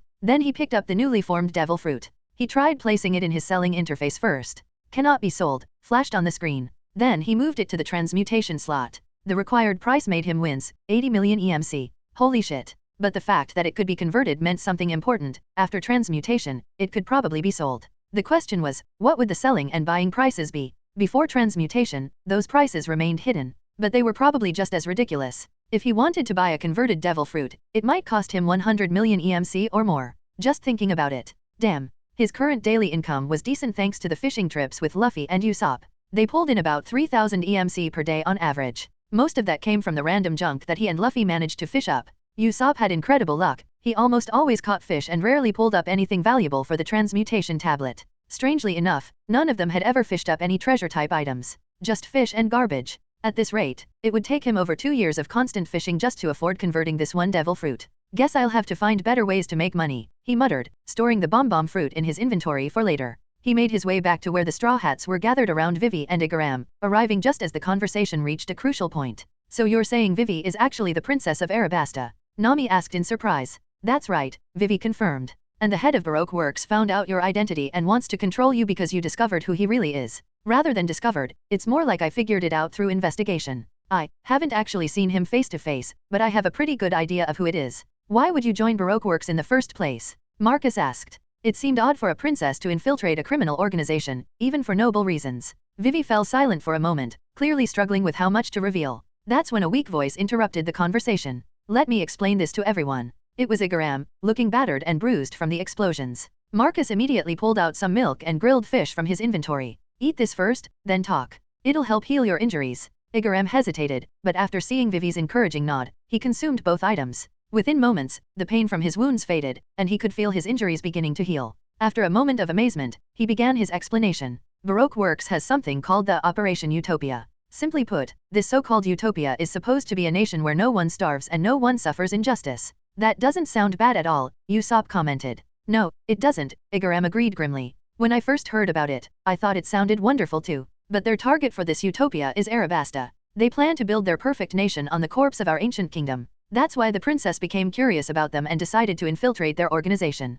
Kira frowned. From what you're describing, this organization doesn't sound completely evil. Exactly, Vivi nodded. If this group truly held such ideals, I wouldn't have minded secretly helping them achieve their goals. Princess, Igaram protested. Igaram, right now Arabasta is facing both internal rebellion and external threats. If the kingdom really can't be saved through conventional means, shouldn't we at least consider entrusting it to people who have noble ideals? 1. Igaram shook his head helplessly. Vivi's idealistic thinking was dangerously naive. The truth is, after half a year of investigation, the princess and I discovered that Baroque Works has close ties to the rebel forces in Arabasta. Weapons and supplies seized from pirates, especially firearms and ammunition, have been flowing directly into the rebels' hands. And the identity of their leader makes it impossible for any so-called utopia to ever come true. Unfortunately, we lack crucial evidence. Even if we revealed everything we know right now, it would be useless. The people would just think we're trying to shift blame and avoid responsibility for our kingdom's problems. He sighed deeply, the weight of his country's situation visible in his expression. So who is this leader? And why? Kira started to ask curiously. But Nami quickly covered her mouth with her hand. Knowing too much about this stuff isn't a good thing. Vivi nodded in agreement, remaining silent about the leader's identity. After all, this matter had nothing to do with Luffy's crew. Telling them the secret would only drag them into a conflict that wasn't theirs to fight. At that moment, Igaram spoke again. I don't know what relationship you all have with Princess Vivi, but if it's possible, please take her with you for a while. The crew looked at him in confusion. Now that our identities have been exposed and we're being hunted by agents, headquarters will inevitably send even more dangerous assassins when they realize we've gone silent. I'll sail directly toward Arabasta to draw their attention away from her. If you could, please take her along for some time. Chapter 64, 64, The show must go on. 1. Are you underestimating our strength? Marcus asked, gesturing toward Sanji and Alvida. We just met them and it was over in seconds. I don't think this so-called Baroque works has the power to deal with us. His comment made both Alvida and Sanji blush slightly. 1. I'm not that amazing. Alvida touched her face shyly, clearly pleased by the praise. Sanji raised his eyebrows, ready to make his own response, but Zoro cut him off first. Leaving this pirate aside, we're all pretty strong. What the hell did you just say, Mosshead? Sanji glared at Zoro, instantly irritated by the backhanded compliment. 1. Zoro shrugged, completely unfazed. If Alvida hadn't helped you out, what could you have done against both of them? Sanji opened his mouth to argue but found himself without a good comeback. If Alvida hadn't appeared when she did, he really might have been overwhelmed by their attacks, and victory wouldn't have been guaranteed. Besides, that explosive bastard's ability was genuinely dangerous. Even when Sanji used his fastest kicks, the shockwaves from the explosions left his legs numb. A direct hit would have been much worse. Seeing Sanji fall silent, Zoro didn't push the point further. He'd just been teasing anyway. Marcus waved his hand dismissively. See, we've got some serious firepower here. Finding allies like us isn't easy. Taking Vivi with us won't be a problem. But I don't recommend you going alone, Igaram. If something happens to you, Vivi's the one who'll suffer, right? Mr. Nine suddenly raised his hand. What is it? Can I not participate in this? When everyone turned to stare at him, he quickly held up his hands in explanation. It's not like I'm gonna betray you or anything, but look, Vivi just saved my life, and I'm completely useless in a fight. Plus, someone needs to stay behind to clean up this mess, right? These people were our companions too. Even after everything that just happened, they were still willing to help us. I can't just abandon them. His voice was shaky, clearly he was terrified. But his reasoning wasn't wrong. Someone did need to stay behind to deal with the aftermath. At his words, both Igaram and Vivi lowered their heads in shame. They'd clearly forgotten about their former companions in all the chaos. Yet just moments ago, those same companions had risked their lives to help them. Without that assistance, they might really have been executed on the spot. The two of them felt guilty. Meanwhile, the rest of the Straw Hat crew turned to look directly at Marcus. What? Marcus asked, confused by their sudden attention. After a moment, he understood what they were getting at and chuckled, scratching his head. Even if you hadn't asked, I was gonna help anyway. Vivi and Igaram looked at him, not understanding what was happening. Don't worry about the cleanup, Marcus said. First, take me to where everyone was gathered. Oh, and Kira, bring out one of the cows for me. With that, he followed Mr. Nine toward the town center where the bounty hunters had been celebrating. But when he saw the aftermath of the battle, what little guilt he'd been feeling evaporated completely. While the One Piece anime and manga rarely showed death in the early arcs, that was just how shonen worked back then. This world clearly didn't follow those rules. That explosive asshole had probably just gotten unlucky with which version of reality he'd ended up in. With his ability, killing ordinary people was tragically easy. Countless mangled bodies of bounty hunters lay scattered across the town square. Out of what had probably been 300 people, barely 100 were still breathing. Vivi, Nami, Zoro, Sanji, I need your help, Marcus called out. Do your best to find anyone who's still alive. Zoro, you're on severed limb duty. Gather up any arms and legs that got blown off, and make clean cuts where you need to. We might be able to reattach them. Sanji, regular food won't be enough to restore these people. You'll need to prepare those life-restoring dishes I told you about. He continued assigning tasks. Vivi, Nami, use your hands to stitch up wounds. Keep their bodies as intact as possible. Alvida, keep an eye on Miss Valentine over there. The entire crew threw themselves into the rescue operation without question. Luffy looked around frantically. What about me? What should I do? You, go help Sanji. Ask him what ingredients he needs and fetch them. As everyone dispersed to their tasks, Marcus began his own work. Kira had already brought over one of the cows. He moved from victim to victim, pouring milk down their throats and feeding them grilled fish. The food mechanics worked their magic, stabilizing the dying and healing what could be healed. But just as he'd expected, those with severed limbs couldn't be completely restored. The best he could do was keep them alive. My methods are still too crude, he muttered to himself as he worked. If we'd had a real doctor here to perform proper reattachments, this would have gone much better. 1. The process took hours. Marcus found himself becoming numb to the horror as he moved from one broken body to the next. Some people were missing entire limbs. Others had internal injuries that his food could heal but couldn't undo the trauma of the experience. In the end, the number of survivors exceeded his expectations. Out of a town of about 300 people, around 100 had died, but more than 200 were still alive. Some with relatively intact severed limbs could have them reattached thanks to his vitality buffs, though the results were far from perfect. Mismatched arm lengths, uneven legs, and other complications were inevitable. His methods had been crude and improvised, but keeping them alive was already more than most people could have managed. By the time they finished, night had fallen completely. Under the sky, bonfires began appearing throughout the town. Despite everything they'd lost, the residents of Whiskey Peak unexpectedly began organizing a celebration. "I can't thank you enough for what you did today," said a grizzled bounty hunter with his arm in a sling. "Without you, I'd be dead already." "Yeah, if it wasn't for you, my buddy here would never have been able to hold a drink with his own hands again," added another man, gesturing to his friend who was flexing fingers that had been nearly severed. "Damn right. Without you, this marksman might not even be able to hold a gun anymore," called out a woman. "We owe everything to you. Drink? Tonight we're not stopping until we're completely wasted." Groups of rough bounty hunters raised their cups, their voices growing louder as the night went on. Marcus felt somewhat out of place. "You guys, after everything that happened." Seeing his hesitation, the bounty hunters just shook their heads and smiled. "Don't overthink it," said an older man with bandages wrapped around his chest. "We live with blades at our throats every single day. Even if it hadn't been this time, the next fight with pirates could have ended the same way. And when death comes calling again, we won't have you there to save us." "Exactly," nodded a woman missing half her left arm. "Surviving is already incredible luck. As long as we can keep fighting, there's nothing to complain about. Enough serious talk? Drink with us." The rough crowd clinked cups and drank heavily, trying to wash away the memories of what they'd just endured. But Marcus could see through their forced cheerfulness. Many of them were crying behind their smiles. He sighed quietly. Maybe joy really was better than despair, even if it was forced. He raised his cup and joined their toast. Meanwhile, Igaram and Mr. 9 were working by torchlight, digging graves, and laying bodies to rest one by one. The work was backbreaking and heartbreaking, but it had to be done. On Cactus Rock, countless new gravestones appeared, not just for the Baroque Works agents who had died, but also for the bounty hunters who had made their lives in this harsh place. Nami and Vivi carved inscriptions into stone markers. "Do we really only need to write their names?" Nami asked softly. Mr. 9 nodded, wiping sweat from his brow. "That's enough. Over there are the unmarked graves for nameless pirates who died here. Having a name at least shows they were bounty hunters, not criminals." Sanji took a long drag from his cigarette, the smoke drifting up toward the stars. "This is the cruelty of the Grand Line, isn't it?" Vivi, who understood this world's harsh realities better than most of them, explained quietly. "Many of them came from other islands where they couldn't survive. Even from Arabasta, some of our citizens ended up here." "Why would they leave their homes?" Nami asked. "Because at least here, they could make a living," Vivi said, pressing her palms together in prayer for the dead. "The kingdom of Arabasta sits in the middle of a desert. With so few oases, the land can only support a limited population.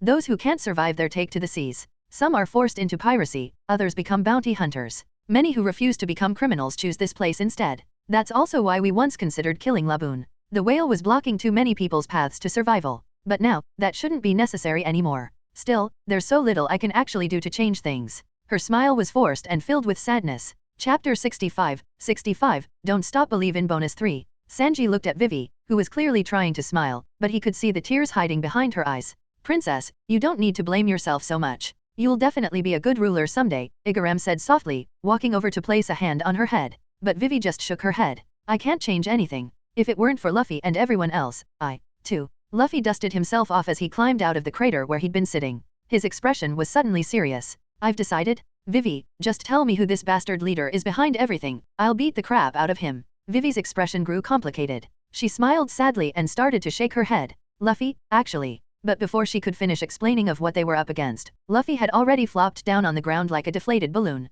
"I'm gonna sleep first. Wake me up when it's time to go." Within seconds, loud snores filled the air. "Wait, Luffy." Vivi stared at him. Nami just laughed and shook her head. "It's no use. That's just how he is. When he's made up his mind about something, the details don't really matter to him." Vivi opened her mouth but couldn't find the words. How could someone make such a decision and then immediately fall asleep? Igaram looked at the scene and chuckled. "Are you people really pirates? You know, pirates don't normally do things like this." Both Nami and Sanji laughed. "We get that a lot," Nami said with a grin. Meanwhile, back on the ship, Zoro stood on the deck staring into the distance. High above, a vulture and an otter were circling but hadn't landed yet. "Must be Mr. 13 and Miss Friday. But from this distance, can I even reach them?" Zoro's hand slowly moved to rest on Sandai Kaititsa's hilt. His breathing grew deeper and more focused. A sharp wave of compressed air tore through the sky, but it fell short of its target by a considerable margin. Mr. 13 and Miss Friday noticed the attack and immediately flew higher, well out of range. 1. Damn. If it were my hawk, how would he handle this? 3. The pair continued to circle overhead, with the otter sketching rapidly, clearly recording the faces of the supposed traitors for their report back to Baroque Works. Come to think of it, Zoro muttered. He could block my attacks with just that tiny knife, and his blade didn't even get scratched. That had to be armament hacky. 1. His gaze locked firmly on the two figures circling 1,000 meters above. As he controlled his breathing, a milky white aura began to seep out around his body. The energy slowly flowed into Sandai Kaititsu's blade, and the cursed sword eagerly absorbed it, turning the aura a dark purple-black color. So this is the nature of a cursed blade. He sheathed his sword completely, gathering all his power. Shing! A flash of purple-black energy shot skyward like a bolt of dark lightning. Where the slash passed through the air, ghostly wails seemed to echo, as if the cursed blade was screaming with hunger. The strike pierced straight through both members of Baroque Works. But even with his improved technique, the distance was too great for a killing blow. The attack didn't finish them off immediately, though it left deep wounds that cut to the bone. Perhaps tainted by the cursed blade's malevolent aura, purple-black blood rained down from the sky. 1. In the end, am I still too inexperienced? Zoro sheathed his sword again, feeling the drain from the technique. Sweat dripped from his forehead as the exhaustion hit him. It's more tiring than I imagined. If that's the case, then real haki must be even more demanding. He headed to the ship's storage area where they kept supplies.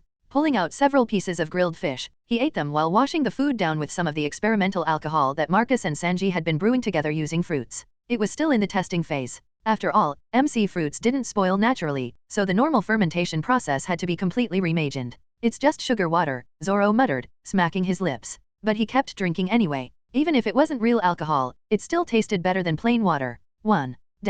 Meanwhile, back on the island, Usopp, Kira, Alvida, and the others had already started celebrating with a banquet. Marcus' healing food hadn't just restored their wounds, it had brought them back from near death. With their energy completely restored, of course a feast was inevitable. The sounds of celebration drifted all the way to Cactus Rock. Luffy, who had been napping, immediately woke up when he caught the smell of food and appeared at the party like magic. The festive atmosphere helped wash away much of the gloom from the earlier battle. While everyone else was celebrating, Marcus quietly pulled out a diamond pickaxe, then immediately felt a bit of regret looking at it. Even though it was only made from 3 diamonds, that still represented over 6,000 EMC points, savings he'd worked hard to build up through endless fishing sessions. 1. I should stick with an iron pickaxe. I can't afford to waste diamond tools, he muttered, switching back to iron. He had plenty of iron stockpiled, enough to last quite a while. Why not just convert all the iron into EMC? He wasn't stupid. If he converted it in and then tried to convert it back out, he'd lose half the value in the process. Unless it was urgent, that would be wasteful. As for selling everything to buy a devil fruit,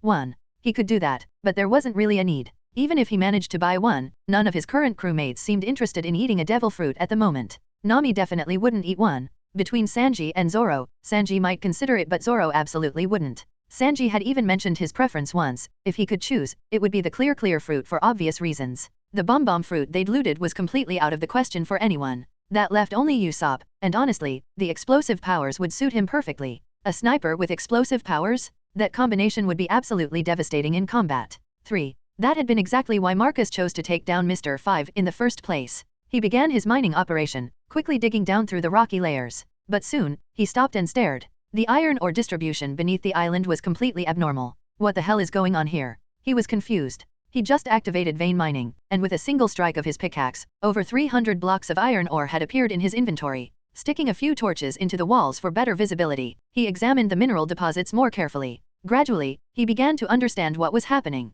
The Grand Line's islands were magnetically linked to each other through their log poses. This had to be because each island contained massive amounts of iron and other magnetic ores buried deep underground. But under his powerful Minecraft abilities, everything seemed to be getting forcibly converted into iron ore blocks. That explained why, when he'd first met Alvida, he hadn't mined any other types of ore. Before acquiring vein mining, he simply hadn't been able to render ores using his MC powers at all. But now, he ran his hand along the blocky surface of the iron ore wall. The square, pixelated pattern of the iron ore disappeared under his touch, reverting to ordinary gray-brown stone. So it really works. I can manually disable the mod effect. But it seems like the range is limited, and only applies to blocks I touch. Looking back down the tunnel, he could see that the ore further away still maintained its iron appearance. Items that had already been influenced by his ability seemed to stay that way permanently, whether he was sleeping, unconscious, or otherwise occupied. He thought about this for a moment, then reactivated the mod. For now, he had no choice but to treat all these other ores as iron. After all, the only advanced equipment he had was his transmutation tablet, no additional tech mods. Even if different types of ore appeared, he wouldn't be able to make use of them anyway. He continued digging deeper into the island's core. Before long, he struck something different, a vein of bright blue blocks that definitely wasn't iron. Lapis lazuli? Looks like I can finally try enchanting now. But doesn't enchanting consume experience points? What if using it breaks the mod somehow? He wondered anxiously, examining the blue ore. Chapter 66, Under Pressure 3. Marcus stared at the lapis lazuli in his hand, then fed it directly into the transmutation tablet. The conversion rate wasn't great, only 324 EMC points. Seeing that familiar number made his eye twitch. He had a feeling that in the future he'd be spending way too much money on microtransactions. What really surprised him was that lapis was actually cheaper than gold in this system. That made sense when he thought about it. In Minecraft, gold was pretty much useless for anything except making golden apples. But in the One Piece world, gold was actual currency with real value. 1.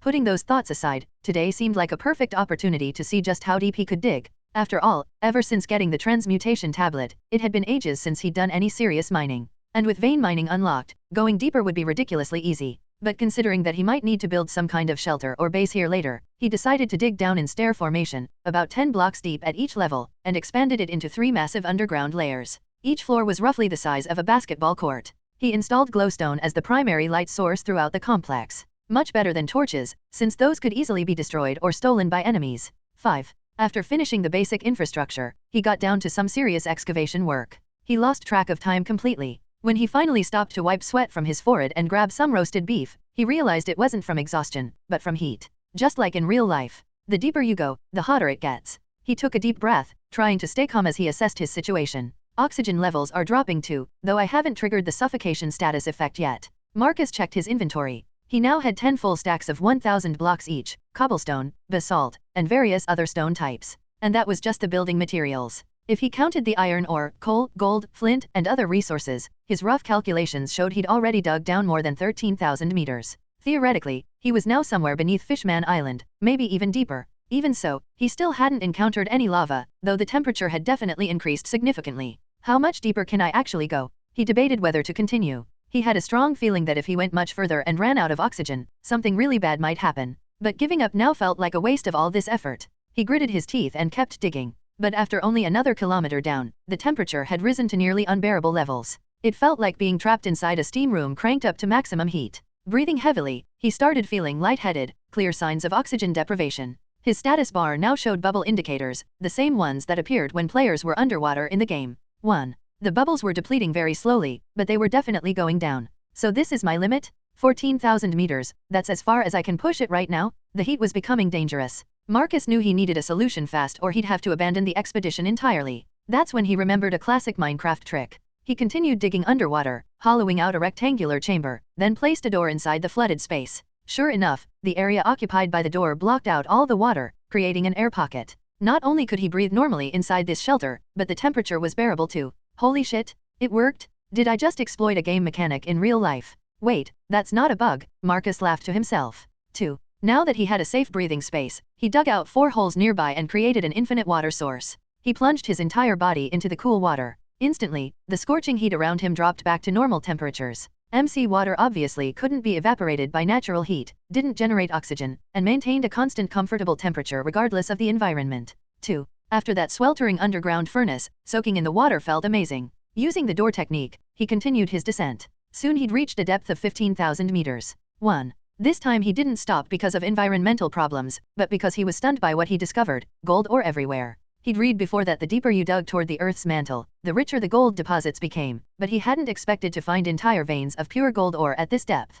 1. Did I just hit the gold layer? If I keep going deeper, won't the concentration actually decrease again? He scratched his head. Even though he already had plenty of gold for current needs, it could still be converted into EMC points. At 432 EMC per gold block, if the quantities were massive enough, it might be worth the effort. He activated vein mining and got to work. Half an hour later, he wiped sweat from his forehead. Mining at this depth carried serious risks. Whenever he stepped outside his door-protected air pocket, not only was breathing difficult, but the heat was suffocating. 1. Looks like I'm really reaching my limits here. He quietly sold off 5 full stacks of 1,000 gold ore each to the transmutation tablet. And that wasn't even close to everything. The gold layer was far richer than he'd imagined. His EMC total had climbed to about 2.16 million points. I didn't even get a third of what I'd need for a devil fruit. This is really that expensive. He scratched his head and kept going. 2 hours later, his EMC balance had reached 11.31 million points. It wasn't that he wanted to stop, but he'd literally mined out all the gold in this layer. Expanding the search area in any direction only yielded regular stone. 2. He pulled out a grilled steak and started eating while considering his options. Dawn should be coming soon, keep going deeper, or call it quits. He decided to push his luck, he'd already come this far. Another hour of dangerous deep mining later, he finally had no choice but to head back to the surface. He never did find a lava layer, which was deeply disappointing. Instead, the combination of suffocating heat and oxygen deprivation whenever he left his door shelters made deeper exploration nearly impossible. And the further down he went, the fewer valuable ores he found. At this point, going deeper wasn't worth the risk. Even so, the fact that he still hadn't found lava after reaching more than 20,000 meters underground was baffling. It didn't make sense. In his final attempt, he'd even used vein mining to blast straight down in one massive excavation, completely breaking a diamond pickaxe in the process, and still no lava. The whole situation was bizarre. It was scorching hot down there, but no molten rock anywhere. 3. Scratching his head in confusion, he finally made the long climb back to the surface. He emerged just as dawn was breaking across Whiskey Peak. He'd been mining all night without realizing it. Alvida and Kira were waiting for him at the mine entrance, both looking concerned. When Marcus appeared, Alvida said, "I was starting to think you died down there. If I hadn't seen that faint light flickering from time to time, Kira would have already gone down to look for you. I really was worried about you," Kira spoke. "I wanted to see if I could reach the lava layer," Marcus explained, "but no luck. The heat and lack of oxygen made it impossible to go deeper." "Lava? What do you even need that for?" Alvida asked curiously, but her attention quickly shifted. She leaned closer, asking, "So, how much did you manage to get?" Marcus knew exactly what she meant. "A lot. Let me calculate, roughly 13,000 standard gold ingots." Alvida felt like she was having a heart attack. 4. 13,000 gold ingots. In the One Piece world, each one was worth about 200 million berries. She started counting on her fingers but quickly gave up. 2.6 trillion berries, Kira supplied the answer, swallowing hard. "That's almost enough to rival the Gold Emperor." 3. Marcus waved his hand dismissively. "You're thinking about this wrong. Gold's value comes from scarcity. If I actually dumped this much gold into the world economy, the price would crash completely.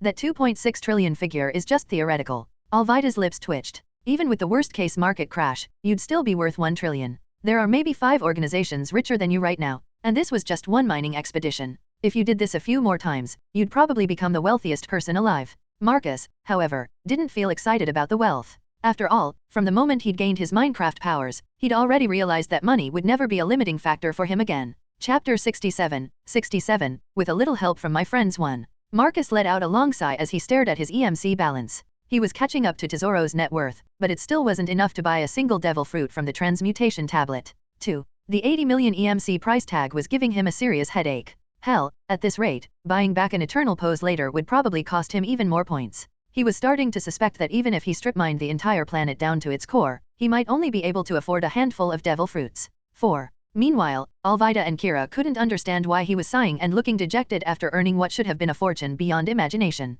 "What's eating you?" Alvida asked. "Nothing much. Where are Luffy and the others?" Seeing Marcus dodge the question, the two girls exchanged glances. "They probably passed out after the banquet," Alvida said, gesturing toward the distance where bodies were sprawled everywhere like casualties from a food war. "Oh, by the way, while you were underground, Nami and Vivi discussed how to leave Whiskey Peak." "Really? What did they decide?" "Sail straight for Arabasta," Marcus asked curiously. Kira shook her head. "They're planning to fake their deaths, then follow the log pose route step by step toward Arabasta. Not in a hurry." Marcus was surprised. He'd figured they'd want to rush straight there. Was fate's pull really that strong in this world? According to them, faking their deaths will let them slip past undetected and buy some time. That way, when they return to Arabasta, they can give the head of Baroque Works, Crocodile, a nasty surprise. Maybe even find some key evidence while they're at it. Staying in the shadows, huh? Smart move. "You're not surprised at all?" Alvida asked. When she'd first learned that the leader behind Baroque Works was none other than one of the 7 warlords, Crocodile, she'd been shocked speechless. "I had my suspicions," Marcus replied vaguely. The two girls didn't push the issue. After all, it wasn't exactly a well-kept secret once you started connecting the dots. "You too tired? I'm gonna catch up on some sleep."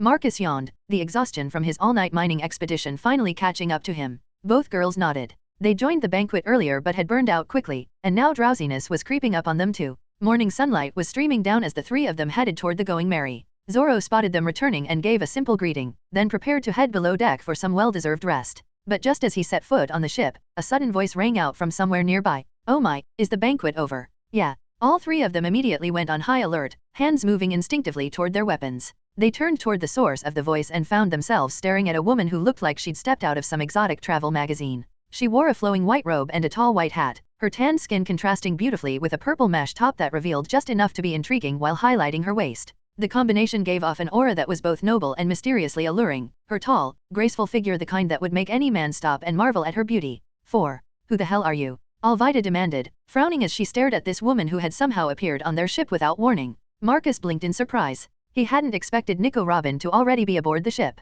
And what was Zoro looking at so intently? Naturally, Zoro was studying Robin with sharp, wary eyes, his hand resting near his sword hilts. They hadn't heard any approaching footsteps, hadn't seen her climb aboard, and there was no boat moored at the shore. How had she boarded so silently without anyone noticing? Relax, Robin said, leaning against the ship's railing with a gentle smile. I'm just here to deliver some information. Information? Zoro asked suspiciously, not relaxing his stance one bit. That's right. You don't seem like vicious pirates, so I'll give you this free of charge. Robin pulled out an eternal pose. The next stop on your current route is Little Garden. The log pose will take a full year to reset there, and you don't have that kind of time to waste. This, however, is an eternal pose pointing to one of the uninhabited islands closest to Arabasta. With that explanation, she placed the eternal pose on the ship's railing. Alvida's frown deepened. You're with Baroque Works, aren't you? Robin shrugged without giving a direct answer, but her attitude was confirmation enough. Marcus, however, simply glanced at Robin once, then waved his hand dismissively and headed toward his quarters, leaving behind just one sentence. I'm going to sleep. And with that, he was gone. For a moment, the three people left on deck were completely baffled by his reaction. Zoro snapped immediately. What the hell are you doing, you idiot? Didn't you see we have an enemy standing right here? If she wanted to attack or escape, you wouldn't be able to stop her anyway, Marcus called back without turning around. After all, that's not even her real body. 1. Oh, so you noticed, Robin sounded surprised. The other three didn't quite understand what he meant. But in the very next instant, Robin's body began dissolving into fluttering flower petals that scattered in the wind before vanishing completely from the ship. This sight stunned all three of them into silence. A devil fruit user. Zoro breathed. Lying in his bunk, Marcus thought about what had just happened. Robin was clearly much stronger than he'd expected based on the early anime episodes. 4. When the series first started, she hadn't seemed capable of creating full-body doubles. But now she'd obviously mastered that technique completely. Then again, it made perfect sense. For someone like Robin, who'd spent her entire life hiding and staying one step ahead of enemies, developing her devil fruit powers to their fullest potential was a matter of survival. Creating a duplicate body with the flower fruit shouldn't be that difficult for someone with her experience and desperation. What would be truly challenging were the large-scale techniques involving countless limbs, like Millefleur's Gigantesco Manos, creating limbs on the scale of giants. The sheer number and size would drain enormous amounts of stamina. It would be like throwing 1,000 punches in an instant. Obviously, that would burn through physical energy at an insane rate. 1. But splitting off a body double? That should be relatively easy by comparison. The reason he had figured it out was simple. His map showed two Robins. One was still back in the distant town, probably the real body. The one on their ship had only been her clone. Back on deck, Zoro, Alvida, and Kira all exchanged uncertain looks. What do we do now? Kira asked anxiously. After all, their secret mission had just been exposed. Alvida looked troubled as well, clearly trying to figure out the implications. Zoro, however, simply picked up the eternal pose that had been left on the railing, examining it carefully. Since trouble's already come knocking on our door, we'll deal with it when it shows up, he said. He wasn't worried. Instead, he was more curious about how Marcus had seen through the deception. Whether by sensing aura or just keen observation, that woman had felt absolutely real to him. Could it have been observation hacky? Seeing the other two react this way, Alvida could only roll her eyes. These two idiots were hopeless. But in the end, she also sighed. Since they'd already been exposed, there was no point worrying about it now. Overthinking wouldn't help their situation. Kira, however, felt nervous and jittery, like a kid who'd been caught with her hand in the cookie jar. Naturally, Alvida patted her on the head reassuringly. Don't worry about it. Should we tell Nami and the others about this? When they wake up, we need to get some rest too. When enemies do show up, we can't afford to screw up because we're exhausted. Okay, that makes sense. By the time Luffy and the rest of the crew returned to the ship, it was already mid-afternoon. The celebration had clearly taken its toll on everyone. They all looked like they'd been through a blender. What? An enemy came aboard our ship and left behind an eternal pose. Nami was shocked by the news. Then she gave the three a strange look, as if trying to figure out how this had happened. You didn't manage to capture her. It seemed impossible to her. Zoro, Alvida, and Marcus were basically the top fighters on their ship. Yet none of them had managed to detain this intruder, and it didn't even look like there had been a fight. She was a devil fruit user, Zoro explained simply. She projected herself here, said a few words, left the pose, and disappeared into flower petals. Alvida and Kira both nodded in confirmation. But Nami's eyes turned directly toward Marcus, who was looking suspiciously well rested for someone who'd been mining all night. You could see through her trick, couldn't you? The others might not know his full capabilities, but Nami remembered asking him once how he'd known about her stolen treasure back in Kokoyashi village. Marcus didn't bother to hide it and nodded. Yeah, I could tell. Then why didn't you try to catch her? With her powers, I don't think I could have caught her anyway. Besides, since she can create clones, grabbing one doesn't guarantee it's her real body. If I'd acted rashly and showed that I can pinpoint her exact location, it would have made catching her later even harder. Nami sighed deeply at this. He had a point. Facing an enemy who could make duplicates of themselves was a nightmare scenario. Rush in and grab what you think is the real deal, only to find out you've been fighting a copy while the original escapes. She's probably Miss All Sunday, which means she's Mr. Zero's partner, Vivi said. Her ability to create clones is exactly why I said we don't have proof yet of Crocodile's involvement. So our whole plan is screwed. Nami slumped over the table. Great. Just great. The thought of fighting a warlord of the sea was already giving her nightmares. They'd originally planned to move in secret, stay under the radar, gather evidence without being detected. But now, shit. The future looked pretty damn dark. Look on the bright side, Marcus said with a shrug. If it wasn't for Miss All Sunday, we probably never would have figured out that the guy behind everything is Crocodile in the first place. Yeah, but the person who's probably reporting our discovery of the crocodile's identity is that woman, Sanji pointed out. As one of the few people on the crew with actual brains, he'd quickly pieced together the logic of their situation. Vivi nodded, confirming his suspicions. The room fell into silence. So what the hell does she actually want? Alvida asked, frowning in confusion. Is she trying to redirect trouble onto others? Or does she have some other agenda we're not seeing? Vivi shook her head helplessly. She couldn't figure it out either. Every piece of intel Miss All Sunday had given her only reinforced her suspicions about Baroque works and Crocodile. And now, with assassins actively hunting her down, she felt more certain than ever that her doubts were correct. It was like the woman was helping her, but also making things more difficult at the same time. And now she'd even handed them an eternal pose pointing to some uninhabited island near Arabasta. She truly couldn't understand what the woman wanted anymore. Did she want her dead? Then why help her at all? Did she not want her dead? But everything she did felt like setting up traps. After all, when your enemy hands you an eternal pose, no matter how you looked at it, it screamed trap. Meanwhile, Luffy was picking his nose and looking bored out of his mind. All this talk about planning and scheming, none of that concerned him. Right now he was just bored and getting hungry. Sanji, isn't breakfast ready yet? It's already past noon, Sanji said as he brought out plates of food. Without another word, Luffy dove into the meal like he hadn't eaten in weeks. Well, we've come this far. Let's eat first and figure things out later, Marcus said with a laugh, trying to lighten the mood. The others had no choice but to join in, though their conversation was quickly drowned out by everyone's angry shouts at Luffy. His eating had become so enthusiastic that he was about to burst through the ceiling with how much food he was packing away. After the meal, Luffy and Usopp wandered off to go fishing, which became their usual afternoon activity when there was nothing else going on. 2. Nami, how much longer until the log pose finishes recording? Marcus asked. It still needs, It's already done. Nami stared at her log pose in surprise. Wasn't it supposed to take about 3 days? Just as he'd expected. He'd dug up massive amounts of iron ore from underground during his mining expedition. Of course that would speed up the log pose's recording process. Iron was magnetic, after all. 4. No surprise there. Little Garden's underground resources were clearly abundant beyond imagination. Too bad iron was so cheap in the transmutation tablet's exchange rates. Right, everyone gets a set, he announced. He pulled out diamond armor sets, giving each crew member a full set of gear, including Vivi. One complete set of diamond armor, valued at 60,000 EMC points each. More than 400,000 points, just like that, gone from his balance. If it had been before his massive mining haul, he would have felt the pain of that expense. But now, it was a significant chunk of change, but not crippling. Oh, new equipment. Sanji's eyes lit up. The crew had been wearing iron gear for a while now. The main reason he had been able to withstand those explosions back in Whiskey Peak, feeling only numbness in his leg without serious injury, was largely thanks to that iron armor set's protection. I get one too. Vivi looked at the small, emerald green diamond pieces in her hands with confusion. Just press each piece directly onto your body, Marcus explained with a smile. Without overthinking it, Vivi pressed each piece of the diamond set against herself. She gasped in surprise as she ran her hands over her body afterward. She could clearly feel that she was wearing armor, yet nothing was visible to the naked eye. There was no discomfort either. This is incredible. While the others marveled at their new gear, Marcus was busy collecting the old iron equipment they'd been using. Then his eyes fell on a pair of iron boots that had turned yellow, clearly showing significant wear. The durability dropped this much from that explosion. He was surprised by how damaged they looked. Sanji scratched his head sheepishly. He couldn't see durability stats the way Marcus could. Maybe it's because of my kicking techniques. Sanji guessed uncertainly.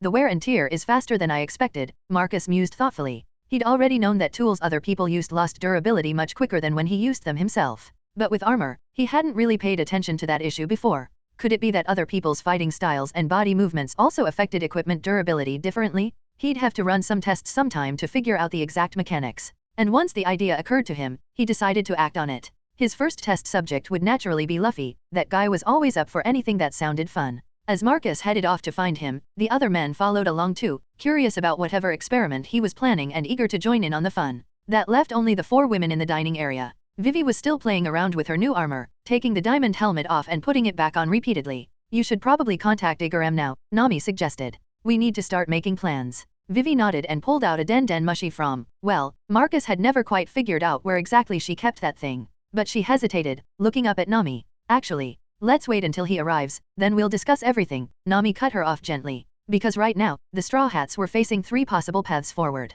First, sail straight for Arabasta using the eternal pose Robin had given them. Second, take a detour to that nearby island where there was supposedly nothing, though it could very well be a trap. Third, continue following their log pose to whatever the next destination was supposed to be. Each option had serious risks and potential benefits, and they needed all the information they could get before making a decision. Soon enough, Igaram arrived at the ship, looking as dignified and worried as ever. Nami began explaining their situation in detail. It's definitely a trap. Igaram's response was immediate. The man was naturally pessimistic when it came to protecting Vivi's safety. Charging straight toward Arabasta would surely mean running into enemy ambushes at every turn. 2. And the eternal pose their enemy had handed them, while it did point near Arabasta, it was slightly off course, directing them to a small island nearby instead of the kingdom itself. But it was absolutely a trap.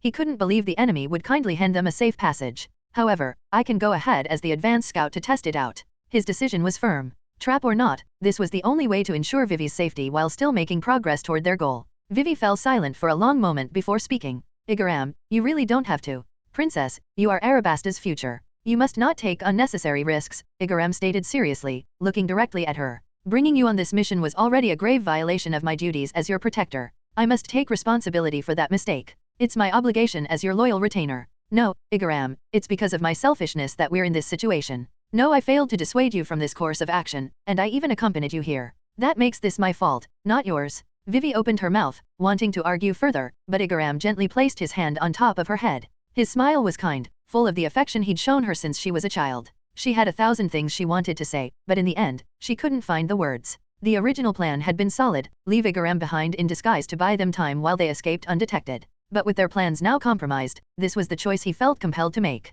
If I were to follow you, it's true that your companions are incredibly strong, so strong that even a warlord might not last long against them. But sometimes difficult tasks must be undertaken by someone willing to take the risk. If it's not a trap, I can return with good news quickly. If it is a trap, then as captain of the Royal Guard, I still have enough strength to face whatever awaits and hopefully escape to warn you. Chapter 68, 68, Somebody to Die For. Outside on the deck, Marcus and Luffy stood side by side, both wearing their iron armor sets. Usopp, hit us with your exploding star, Marcus called out, adjusting his stance. Explosions didn't care if you were made of rubber, physics was physics, and he wanted to test exactly how much punishment their armor could take. Usopp looked between Marcus and Luffy, his slingshot loaded but his finger hesitating on the release. You guys are absolutely sure about this? My attack packs a serious punch. I'm not talking about some firecracker here. What he got in return were 2 confident nods. All right, but don't blame me if this hurts like hell, he muttered, taking aim. 2 explosive blasts echoed across the deck in rapid succession, sending up clouds of smoke and debris.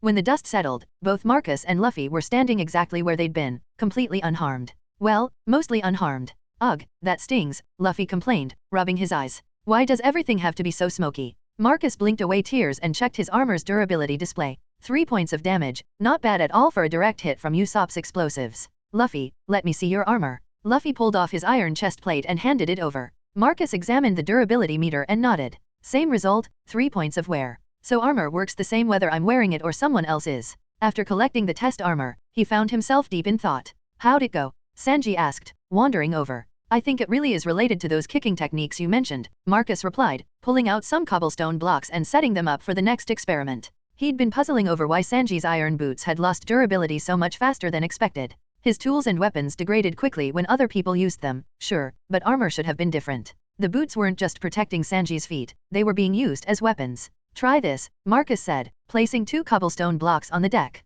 Kick these until they break. But take off your boots first, I want to get a baseline. Sanji shrugged and slipped out of his new diamond footwear, then took a fighting stance. His leg techniques were precise and powerful. It took him 5 solid kicks to completely shatter the first cobblestone block. Now try these, Marcus handed over the worn iron boots that Sanji had been using before the upgrade. This time, the block exploded after just 3 kicks, fragments scattering across the deck. Sanji's eyebrows shot up in surprise while Marcus checked the durability meter on the boots. Sure enough, it had dropped. but not as much as he'd expected. 3 kicks had only cost 1 point of durability. When you kicked the exploding guy back at Whiskey Peak, your leg went numb, right? Marcus asked. Sanji nodded reluctantly. He wasn't proud of showing weakness, even something as minor as temporary numbness. That clinches it, Marcus said, snapping his fingers. The iron boots definitely boost your attack power, there's no doubt about that. But force works both ways. When you kick something and it explodes, the boots absorb damage from both your kick and the explosion. That's why the durability loss was so high. It was fascinating how his Minecraft abilities interacted with real-world physics.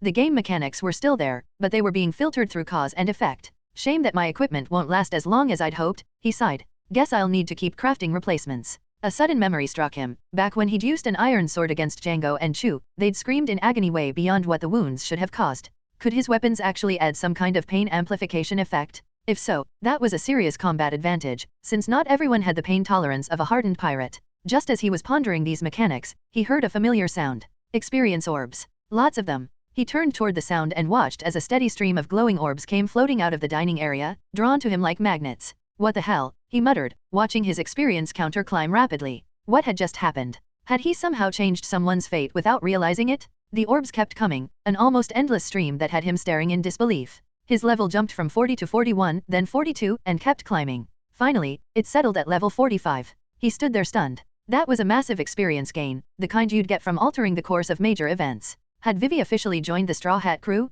That would qualify as a major destiny change. But what exactly had happened while he was running experiments outside? Shit, level 40, he breathed, suddenly remembering that hitting certain level thresholds unlocked new mods. Marcus quickly opened his character panel and checked the newly available mod slot. What he saw there made him groan. Soul Possession. He'd played around with this mod before, mostly when screwing around with friends during multiplayer sessions. The classic prank was to turn into a ghost while your buddy was mining, find a creeper, then quietly guide it to their location for maximum explosive surprise. Good times. Loud, explosive, hilarious times. He opened up the mod's details, and sure enough, it was exactly what he remembered. The ability to separate his soul from his body and potentially inhabit other living beings. But why this mod? Why now? Then it hit him. Every time he'd unlocked a new mod, it had seemed to correspond with something he'd been thinking about or wishing for. At level 1, he desperately wanted mining abilities, and got vein mining. When he'd been craving better resource management, the transmutation tablet appeared. And recently, he'd been wondering about developing new devil fruit abilities. So the system had given him soul possession? Just like that? He shook his head. If he'd known it worked that way, he would have wished for something more useful. Though he had to admit, the ability to scout ahead or gather intelligence by possessing others could be incredibly valuable. Setting aside his philosophical questions about game mechanics, he headed back into the dining area to see what had caused such a massive experience gain. Inside, he found Igaram completing the same disguise routine from the original story, dressed as Vivi, complete with her blue hair and royal outfit. You're not seriously planning to sail to wherever that eternal pose points, are you? Marcus asked incredulously. Igaram nodded firmly. That's correct. Marcus threw his hands up in exasperation. We're incredibly strong, honestly, there's no need for this kind of sacrifice. And besides, it's obviously a trap. He couldn't understand it. Was fate somehow pulling events back on track despite all the changes they'd made? Had his presence somehow doomed Igaram to die here instead of escaping like in the original timeline? If so, that would explain the massive experience gain. Changing the fate of a key supporting character could definitely be worth that many levels. But something still felt off about the whole situation. The other crew members had gathered around by now, and when they saw Igaram's transformation into a Vivi lookalike, their expressions ranged from confused to amused. Usopp couldn't contain his laughter, snorting and covering his mouth with both hands. Igaram didn't bother explaining his reasoning. He simply gathered his supplies, gave Vivi one last look, and headed for his ship. Vivi stood silently on the deck, watching him go. Marcus looked to Nami for some kind of explanation, but she just shook her head. Alvida spread her hands in a don't ask me gesture. Finally, he looked to Kira, who was scratching her head like she wanted to say something but couldn't find the words. Meanwhile, Vivi stared blankly at Igaram's retreating figure. She said nothing. No one could tell what was going through her mind. Unlike in the original story, there was no explosion. No dramatic fireball lighting up the sky. Igaram's ship simply disappeared quietly over the horizon, leaving behind only the sound of waves. Marcus found himself wondering if Vivi really had officially joined the Straw Hat crew. If so, then in a sense, he'd changed the destiny of an entire kingdom. That would definitely justify shooting up to level 45. But what exactly had happened during his armor experiments? Judging by the atmosphere and her body language, nobody was going to volunteer that information anytime soon. He considered his options for a moment, then made a decision. Time to test out his new mod. Soul Possession, he thought, activating the ability. Instantly, he felt his perspective shift. He could see his own body standing there, but it was just an empty shell now. His consciousness had separated and was floating free. In this state, other people couldn't see him. It felt different from Brooke's soul projection ability somehow. Interestingly, he could still control his physical body with a thought, making it move and act normally while his consciousness explored independently. He drifted over to where Kira was standing. She seemed the most likely to have witnessed whatever conversation had led to Vivi's decision and Igaram's sacrifice. As he approached, he felt a strange sensation, like he could enter her mind if he wanted to. He needed to understand what had happened, and everyone was being suspiciously tight-lipped about it. Here goes nothing, he muttered to himself. I'm coming in. 4. He felt himself being pulled into a spinning vortex, his consciousness whirling like he was caught in a washing machine on the spin cycle. At that exact moment, Kira's body gave a small shudder. Her eyes took on a distant, unfocused look, like she was staring at something nobody else could see. Then her perspective shifted completely. Inside a vast, pure white space, she opened her eyes and found herself standing in what looked like an empty void. What is this place? Kira. She spun around at the familiar voice. Marcus. Yeah, it's me. Where are we exactly? I think this is some kind of consciousness space. Look over there. Kira followed his gaze and saw what appeared to be a window or screen showing the exact scene she'd just been watching on the ship's deck, everyone standing around awkwardly after Igaram's departure. What's going on? She was completely bewildered. Instinctively, she turned her head and spotted Marcus standing in the distance. In front of him was another screen-like display, this one showing ocean waves. Should be my ability, though I didn't expect it to work like this, Marcus said, and in the next instant he was standing right beside her without having moved at all. You can control space in here. Apparently. You should be able to do the same thing. Try thinking about going over to where I was standing, he explained, pointing to where he'd been standing. Kira scratched her head, but tried lifting her leg to walk. When she took a step, nothing happened, she didn't move at all. Don't think about walking. Think about being there. Kira concentrated, focusing on the spot where Marcus had been moments before. In an instant, she found herself there, while her consciousness seemed to slip into Marcus' perspective. Suddenly, Marcus opened his eyes and found himself looking down at his own body on the ship's deck, wearing clothes that felt foreign. Kira instinctively reached up to touch her chest, flat, definitely not her own. Then she felt a strange sensation coming from deep inside this borrowed body, something that definitely hadn't been there before. Her vision snapped back to the white consciousness space, and she stood there in shock for a moment. Did I just control your body? Marcus nodded, walking over to stand beside her. Looks that way. But, why? How is this possible? Kira was stunned, barely able to process what had just happened. It's my power, a new ability that just awakened, Marcus explained calmly. Is it just you and me in here? Because if it is, then. As she spoke, her face turned bright red, because her mind wandered to all sorts of inappropriate possibilities. 1. After all, this was body swapping. She'd read plenty of books, including novels with these exact themes. She'd never imagined it could actually happen in real life. Marcus thought for a moment. For now, it should be just you and me. I see. Kira's face turned even redder, and she could feel heat rising to her head. The consciousness space itself began taking on a pinkish tint. Marcus narrowed his eyes at her reaction but decided not to pursue it. By the way, what were you guys talking about before I came out here? Kira blinked, taking a moment to understand what he meant. Then her expression turned strange as she answered. Vivi said something about how if victory required sacrifice, maybe she shouldn't inherit the kingdom at all. Igaram got really angry with her. What? Marcus was surprised. He hadn't expected Vivi to say something like that. It didn't fit her character at all. She was supposed to be the person who, for the sake of her country, ultimately chose not to board the Straw Hat ship in the original story. And she joined Baroque Works in the first place for her country's future. So what the hell was going on now? Kira began recounting what had happened after Marcus left for his armor experiments. When Igaram said, someone has to do it, Vivi shot back with, why does it have to be you? I'm the one who's supposed to inherit this country in the future. Then Igaram told her that she'd be a good ruler in the future, which is exactly why she needed to be cautious and strategic now. And that's when Vivi said, if victory comes at the cost of sacrifice, then I'd rather not inherit the kingdom at all. After that, Igaram really let her have it. He was so angry that Vivi just went completely quiet and didn't say another word. Kira acted out the entire scene in the consciousness space, switching between characters and doing surprisingly good impressions of both Vivi and Igaram. I don't really understand this, was Vivi wrong? She asked. She genuinely confused by the turn of events. After all, knowingly walking into a trap seemed obviously wrong to her. Marcus thought it over, feeling confused himself. Logically, Igaram shouldn't have needed to leave alone. If anything, he should have stayed with the Straw Hats. His princess was here, surrounded by pirates. As her retainer, wasn't his duty to protect her? Why would he knowingly walk straight into a trap by himself? That was basically suicide. Maybe we should try to see it from his perspective, Marcus suggested, attempting to think like Igaram. Kira tried to imagine it too, but in the end, Marcus still couldn't understand Igaram's choice. No matter how he looked at it, the man was just throwing his life away. But then Kira suddenly nodded. I think I might understand what he was thinking. Really? Marcus was stunned. You figured it out. Igaram wanted to protect Vivi, right? Kira took a deep breath, explaining her theory. The leader behind Baroque Works is one of the 7 warlords of the sea, and not just any warlord, he's a Logia user with the sand fruit.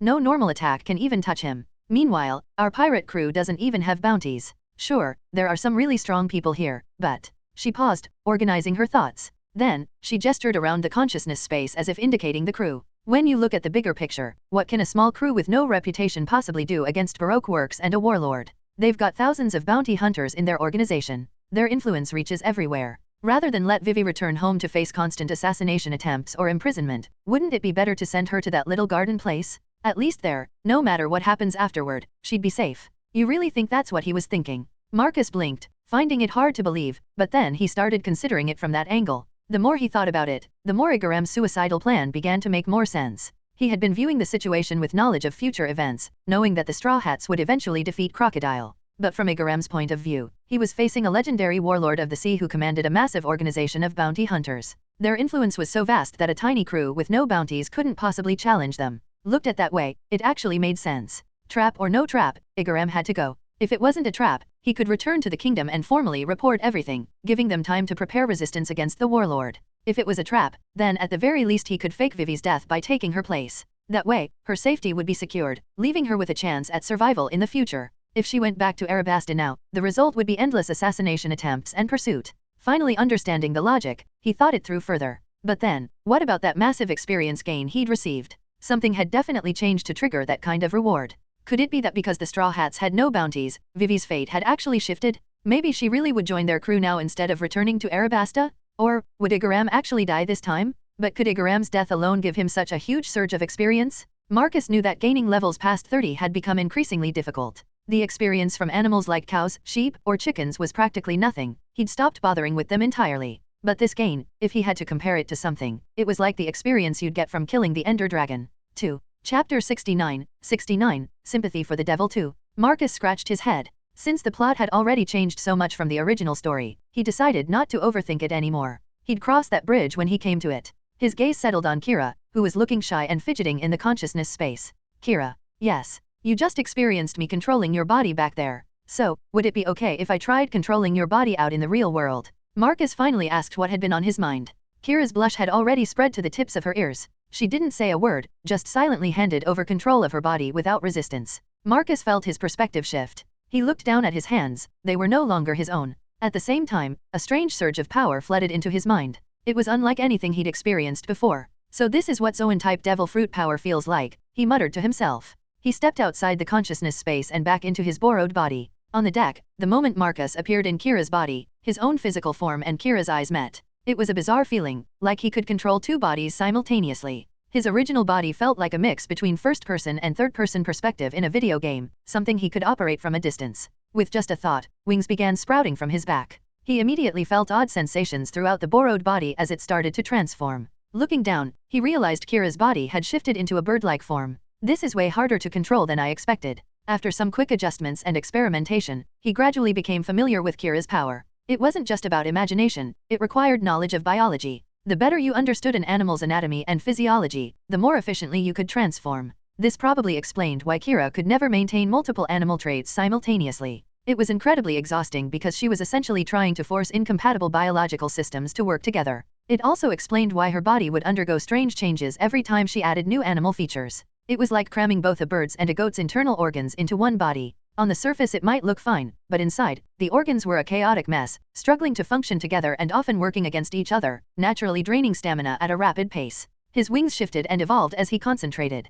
Kira, you don't need to limit yourself to imagining complete animals. Your fruit's power relies on imagination, you need to set it free, he said, speaking through her body. In the next instant, Kira's form soared into the sky, wings beating powerfully. A bird's bones are hollow for a reason. If you're using human lungs, it's hard to breathe efficiently at high altitude. What you need to change are the internal organs, not just the external appearance. As he spoke, the body became more compact and lightweight, optimized for flight. 1. Now, combined with Jeppo, let's see what speed looks like. He grinned and unleashed his imagination fully. In an instant, a sonic boom cracked across the sky. He modified the eyelids to form protective membranes over the eyes, so the intense wind pressure wouldn't cause damage during high-speed flight. Kira's body vanished from sight, disappearing into the distance faster than the eye could follow. The entire crew on the ship stood there stunned. What the hell? Kira just flew away. That was insane. Usopp stared blankly at the sky. Kira could fly before, but only very slowly and awkwardly. Now, the speed was on a whole different level, like comparing a fighter jet to a paper airplane. And it wasn't just the others who were shocked,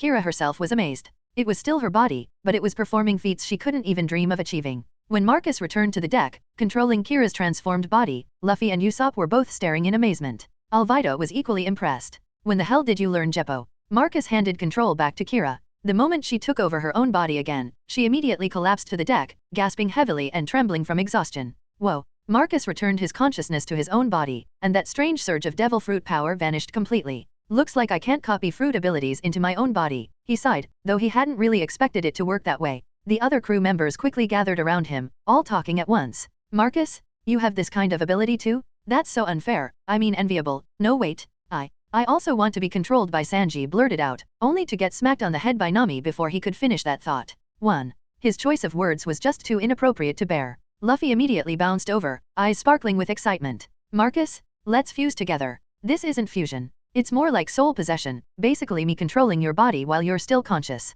You sure you want that? But of course, Luffy didn't care about the details. He just wanted to experience something new and exciting. Marcus decided to give it a try and see what would happen. But that familiar sensation of being able to enter never appeared. No matter how hard he concentrated, there was no connection. Luffy waited for several minutes, scratching his head. Is it not working? Marcus shook his head. Seems like I can't possess you for some reason. Let me try someone else. 4. He walked over to Alvida, and immediately that familiar feeling of being able to enter surfaced again. After the usual spinning sensation, Alvida appeared beside him in the white consciousness space. Oh, I'm surprised you chose me. So, do you want to play around in my body for a while? Alvida looked at him with a mischievous smile. 2. She generously offered him control without any hesitation. From the moment Marcus had entered her mind, she'd sensed it on some instinctive level. And if she wanted to, she could reclaim control at any time. Marcus didn't hesitate, he took over immediately. Just as I thought. It works perfectly. The voice was Alvida's, but everyone instantly understood that Marcus was the one speaking. Damn it,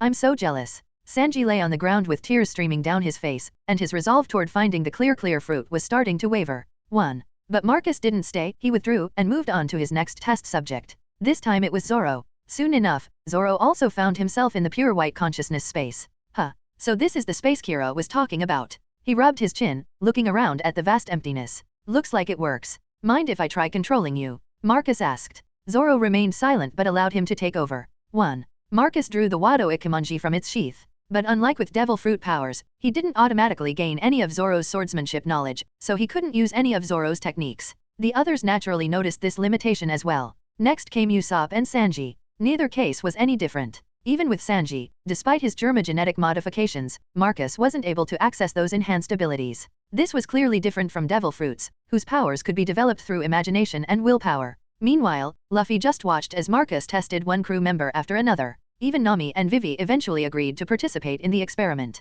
He crouched alone in the corner, drawing circles in the deck with his finger. They're leaving me out. Right then, Luffy looked exactly like a pitiful kid being excluded from playground games at school. Marcus returned to his own body and noticed Luffy's dejected state. It's not personal, Luffy. Everyone else works fine, but for some reason I really can't enter your body. Immediately, Luffy started rolling around on the deck. Marcus felt a headache coming on. I swear, it's not that I don't want to try, it genuinely doesn't work with you, he sighed, attempting to explain. Alright, let's try one more time. But this time, don't resist at all, just focus completely on accepting me. Luffy instantly sat upright, furrowing his brow and concentrating, as if he was straining really hard to open his mind. Marcus once again activated his possession ability. This time, he felt a faint pull, like there was finally some kind of connection. Oh, that's progress. He pushed forward and tried to enter Luffy's consciousness. But unlike with all the others, this attempt was completely different. Normally, after a smooth spinning sensation, he would slip right into someone's mind. But this time it was slow and heavy, like trying to wade through thick mud or molasses. After struggling for quite a while, he finally managed to make it inside. Luffy was just about to greet him excitedly in the consciousness space when, in the very next moment, Marcus was forcibly expelled from the white space, as if he had been shot out of a cannon. Meanwhile, back in the real world, Marcus felt dizzy and disoriented, his ears ringing. Strange, faint laughter seemed to echo around him from nowhere. 1. He shook his head to clear it and stood up slowly. I think I understand now why it won't work on you. He looked at Luffy, who stared back in total confusion. You all know the basic rule about devil fruits, right? That one person can never eat 2 devil fruits. Everyone nodded. Well, there's another explanation for that rule. Each devil fruit houses a demon within it. And the demon inside Luffy's body is rejecting me from entering. No matter how much the host wants to accept me, the fruit's demon will never allow it. What? Everyone was shocked. Wait, hold on, Alvida interrupted, looking confused. If that's true, then what about Kira and me? We're both devil fruit users too, but you could possess us just fine. Kira nodded, equally puzzled by Marcus' theory. After all, if every devil fruit contained a demon that would reject outside intrusion, then logically none of them should have been possessible. Marcus looked around at the crew, realizing his explanation had created more questions than answers. There's another piece of common knowledge about devil fruits that might explain this. You all know about it, but probably never thought much about it. What's that? Nami asked, leaning forward with interest. Fruit awakening. The entire crew exchanged blank looks. Most of them had never even heard the term before. Sanji took a long drag from his cigarette and stood up. I've seen mentions of awakening in the devil fruit encyclopedia, but there were very few records about it. What little I read suggested that awakening comes with serious risks. If you fail, you might lose your sanity completely, or even be permanently stuck in your transformed state. Marcus wasn't surprised that Sanji knew something about this. Despite being unwelcome in the Vinsmoke family, the guy had always been an avid reader when it came to anything related to food, cooking, or devil fruits. That rumor about each devil fruit housing a demon? It actually comes from awakening attempts gone wrong. So that's where that story came from, Alvida said slowly, processing the information. But that still doesn't answer my question. Why were Kira and I fine while Luffy wasn't? Marcus grinned, finally ready to share the theory he'd been developing. Here's what I think. If devil fruits really do contain demons, doesn't that suggest something else? That devil fruits don't just get chosen by people, they can also choose their users. The idea was so radical that everyone on deck fell silent. Well, almost everyone. Vivi had a strange expression on her face, like she'd just remembered something important. That's impossible, Nami said, shaking her head. A devil fruit is just an object. How could it have the ability to choose anything? But before Marcus could respond, Vivi spoke up quietly. Actually, it's not impossible. All eyes turned to her, who suddenly looked uncomfortable with the attention. You all know I'm the princess of Arabasta, right? Then you should also know about our country's guardian beast. Seeing their faces, she sighed and began explaining. This is knowledge that's only passed down to the kings of each generation. As the next in line for the throne, I've learned some details about our guardian. The creature that protects our kingdom is actually a devil fruit user, a Zoan type that's been bound to the royal family for centuries. Here's the interesting part, each time the host dies, the fruit's power doesn't just disappear or reappear randomly somewhere in the world. It chooses the next most loyal member of the royal bloodline to inherit it. Always someone who would die for Arabasta without hesitation. The crew sat in silence. The idea sounded almost mystical, like something out of a fairy tale rather than the world of pirates and marines they knew. That's all I know about it, she finished, looking embarrassed by the revelation. The crew had no choice but to accept her explanation. It was the only thing that made any sense of Marcus' possession problems. So my fruit and Kira's never showed any signs of having a personality, but Luffy's clearly does, Alvida mused, reaching over to poke and prod at Luffy's rubber body. What makes his so different? Luffy himself was completely lost by the entire conversation, but he could definitely feel that strange sense of resistance Marcus had described. It was like something inside him was pushing against any attempt at intrusion. Kira was studying Luffy. Of course, Marcus knew exactly what had expelled him from Luffy's body, the legendary human fruit, model, Nika. A devil fruit that had evaded the world government for 800 years, constantly slipping through their fingers. Something that extraordinary was bound to have unique properties. But Marcus found himself wondering about something more disturbing. Was the Luffy sitting in front of him really Luffy? 1. This question had actually been debated in his old world, especially after certain revelations about the true nature of Luffy's fruit. After all, Luffy had awakened his powers when he was literally on the brink of death during his fight with Kaido. 1. It was hard not to consider the possibility that at that moment, Luffy had actually died, and what revived in his body was Nika himself, simply carrying all of Luffy's memories and personality. Another theory suggested that Luffy's cheerful, carefree personality might have been influenced by the devil fruit all along, subtle, gradual changes over the years that had shaped who he became. 1. There had even been analysis videos suggesting that early Luffy was actually quite clever beneath his simplicity, always unusually sharp and decisive at crucial moments. But as he developed his devil fruit powers further, he seemed to be shifting from wise fool to just fool. In a way, this could be evidence that Nika was slowly influencing him, perhaps even gradually taking over. 2. The proof? Just look at the jailer beasts in Impel Down, constantly drooling, basically functioning at the level of simpletons. And Luffy seemed to be showing similar trends as his powers grew stronger. Luffy, Marcus said carefully, are you absolutely certain the fruit you ate was the gum fruit? Luffy nodded enthusiastically. Yeah, Shanks told me that's what it was when I accidentally ate it. Sanji, in that devil fruit encyclopedia you read, was there any mention of a gum fruit? Sanji shook his head while taking another drag from his cigarette. No, but that's not unusual. There are countless devil fruit abilities in this world that have never been officially recorded. For example, Kira's chimera fruit isn't in any encyclopedia either. He exhaled smoke slowly, thinking it over. Besides, when I read it, I was still pretty young.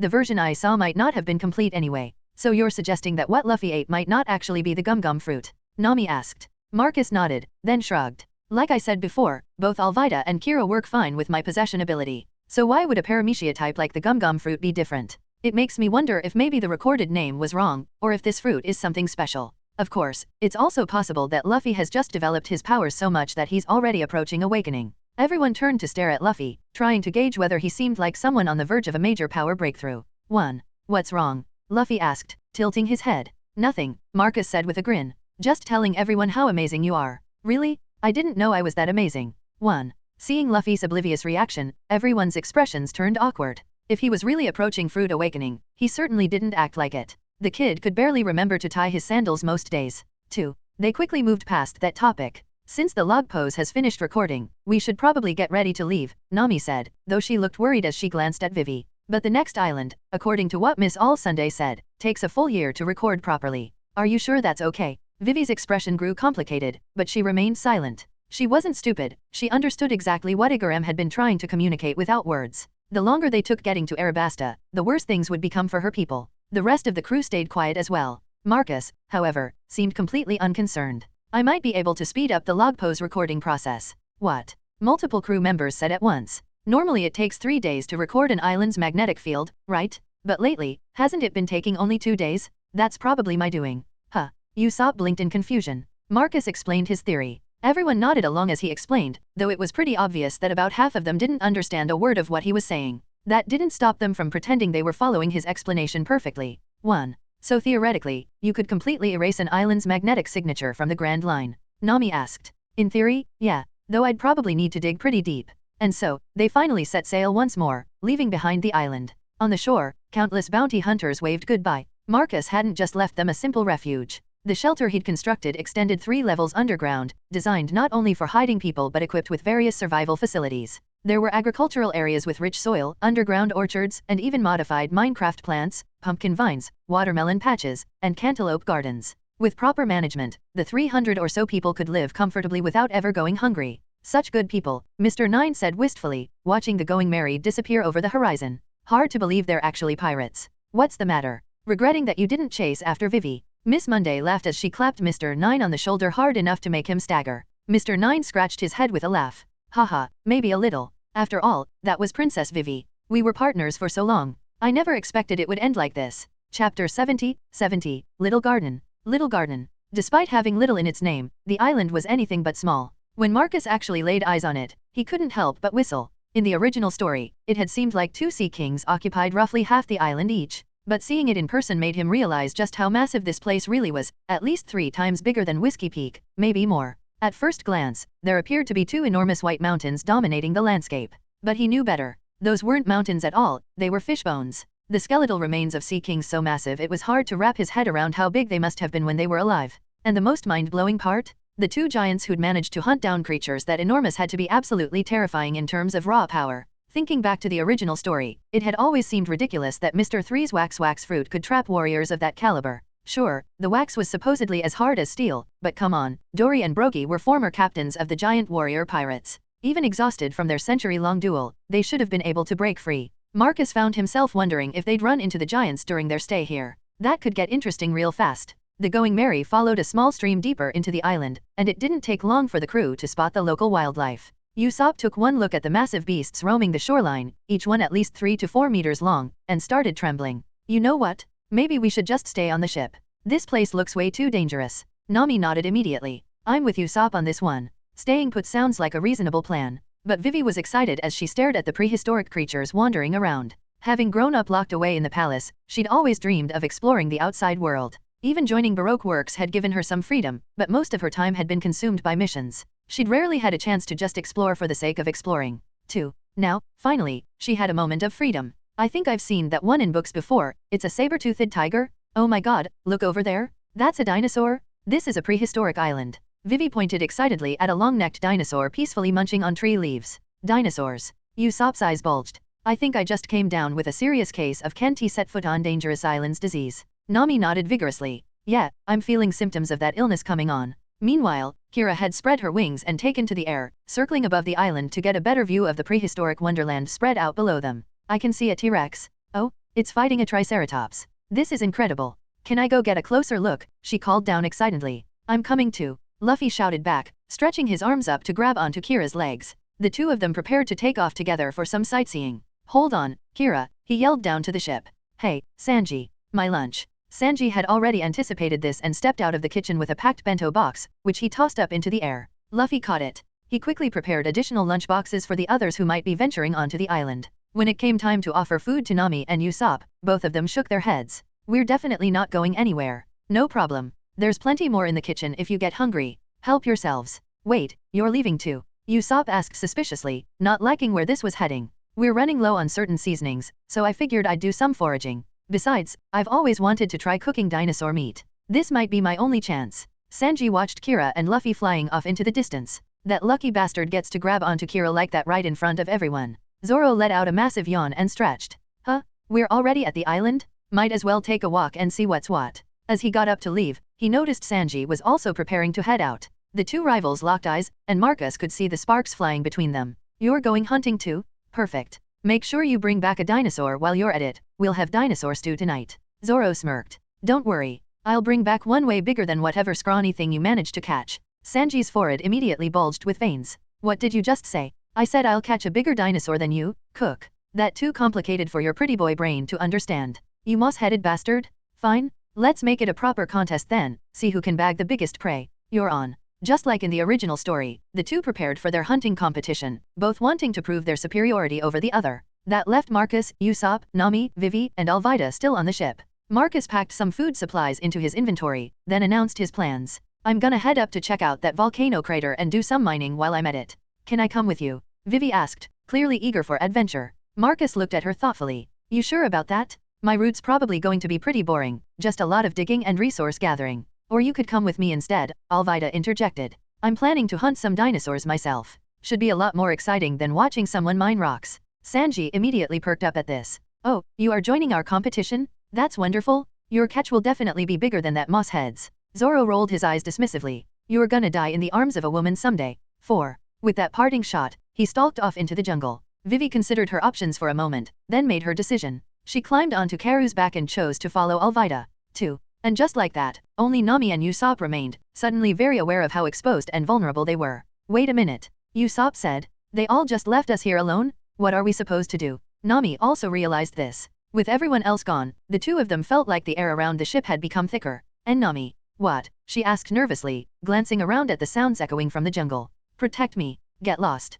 Nami delivered a solid punch to Usopp's head, though her heart wasn't really in it. She was just as scared as he was. Dash. Marcus made his way through the jungle toward the volcano he'd spotted earlier. The trek was surprisingly peaceful. He didn't encounter any aggressive dinosaurs, though he did notice something interesting about the local flora. The plants along his path reminded him strongly of the island of rare animals back in the East Blue. These had that same ancient, prehistoric quality to them. It seemed like many of the plant species there had been remnants from this same era. Should I collect some seeds while I'm here? He mused to himself. Since arriving in the One Piece world, he'd discovered something fascinating about the differences between various types of Minecraft trees. For him personally, the differences were negligible. Whether he punched them barehanded or chopped them with an axe, they all felt the same as the original game. But for other people, the differences were significant. Most standard wood blocks required the usual 10 hits to break, which had become the baseline measurement. But certain specialized woods, like the wood used for the Going Merry's keel, were considerably tougher than ordinary lumber. Those harder woods required around 15 strikes or more to break down completely. After chopping down one of the prehistoric trees and collecting its seeds, he sold them all to his transmutation tablet. Finally, he reached the base of the active volcano. The smell of sulfur filled his nostrils, making him wrinkle his nose. Before proceeding, he decided to take precautions. He pulled out an enchanted golden apple. Honestly, he'd been nervous when he first attempted to craft it. It required placing an apple in the center of a crafting table and surrounding it with 8 gold blocks. That recipe had been removed in version 1.9. Successfully crafting it showed that this world's Minecraft mechanics weren't the same as the ones he was familiar with. 1. He climbed halfway up the volcano's slope and began mining with his pickaxe. He could feel the temperature steadily rising as he worked deeper into the volcanic rock. Sweat dripped from his forehead down to the tip of his nose. Getting pretty toasty in here. After breaking through the final layer of stone, Marcus found himself face to face with the erupting heart of the volcano. In that exact moment, a spray of molten lava burst from the crater, barely missing him as he threw himself backward. Without hesitation, he bit into the enchanted golden apple. A 5-minute fire resistance buff appeared in his status bar, and the suffocating heat around him gradually became manageable. He could still feel the intense temperature, but it no longer felt like it was trying to cook him alive. 1. Curious to test the limits of his resistance, he carefully reached out towards some lava that had splattered nearby on the ground. He felt the scorching heat, but that was all. Not bad at all. Growing bolder, he inched closer to the crater's edge and slowly extended his hand toward the bubbling surface of the lava pool. Still hot, but entirely manageable. The enchanted apple was working exactly as intended. Chapter 71. The heat is on bonus 1. Perfect. Marcus exclaimed. If fire resistance worked this well, his operation possibilities had just expanded massively. He could actually mine inside an active volcano without getting cooked alive. 1. First things first, he needed to test the economics of this whole setup. He pulled out an iron bucket and scooped up some lava. He placed the bucket on his transmutation tablet and checked the price. Lava bucket, 1048 EMC. Damn, that's a loss. He'd been hoping to make easy money by selling lava buckets. Just buying 3 iron ingots from the transmutation tablet cost 1296 EMC, while selling them back only returned 648 EMC. The lava itself was worth 400 EMC, but when you factored in the bucket cost, he'd lose 248 EMC on every transaction. So much for getting rich quick off volcano tourism. But then he had another idea. What if he skipped the bucket entirely? He stuck his hand directly into the lava pool. It felt hot, sure, but he wasn't taking any damage. Even his clothes weren't catching fire, which was honestly pretty ridiculous when he thought about it. Minecraft logic strikes again. Not bothering to question why his t-shirt could resist molten rock, he focused his mind and tried placing the lava directly into the transmutation tablet's conversion slot. It worked. Raw lava conversion cost, 120 EMC. That's 280 EMC profit per block. He paused to calculate. But I need to factor in golden apple costs too. At 3,456 EMC each, I'd need to convert at least 13 blocks of lava within 5 minutes just to break even. Looking at the massive lava pool surrounding him, he grinned. Yeah, that's not gonna be a problem. Without hesitation, he took a running leap and cannonballed straight into the lava. 2. The sensation was bizarre. The lava was thick and viscous, but somehow comfortable. If he closed his eyes, he could almost pretend he was at some expensive spa, but he didn't have time to relax. His fire resistance buff was already down to 4 minutes. Almost immediately, the lava level around him began dropping visibly. He stood perfectly still in the center of the pool as molten rock flowed toward him and vanished like he was some kind of black hole. Watching his EMC value steadily climb, his grin grew wider and wider. This was way faster than he'd expected. In just 4 minutes, his EMC had already shot up by over 12,000 points. And that was with him standing on the surface, waiting for lava to flow toward him. If he dove deeper into the volcano's heart, he wouldn't have to wait for anything. It would be pure, constant absorption. He popped another enchanted golden apple into his mouth and prepared for round 2. This time, he took a deep breath and dove headfirst straight down into the molten core. The descent was incredible. He wasn't just sinking, he was creating a massive drain in the lava pool. A visible vortex formed around him as countless streams of lava vanished into his transmutation system. 8. That's when he discovered something even better. The transmutation interface had 8 conversion slots, meaning he could process 8 blocks simultaneously. With some quick mental adjustments, he set up all 8 slots to convert lava at once.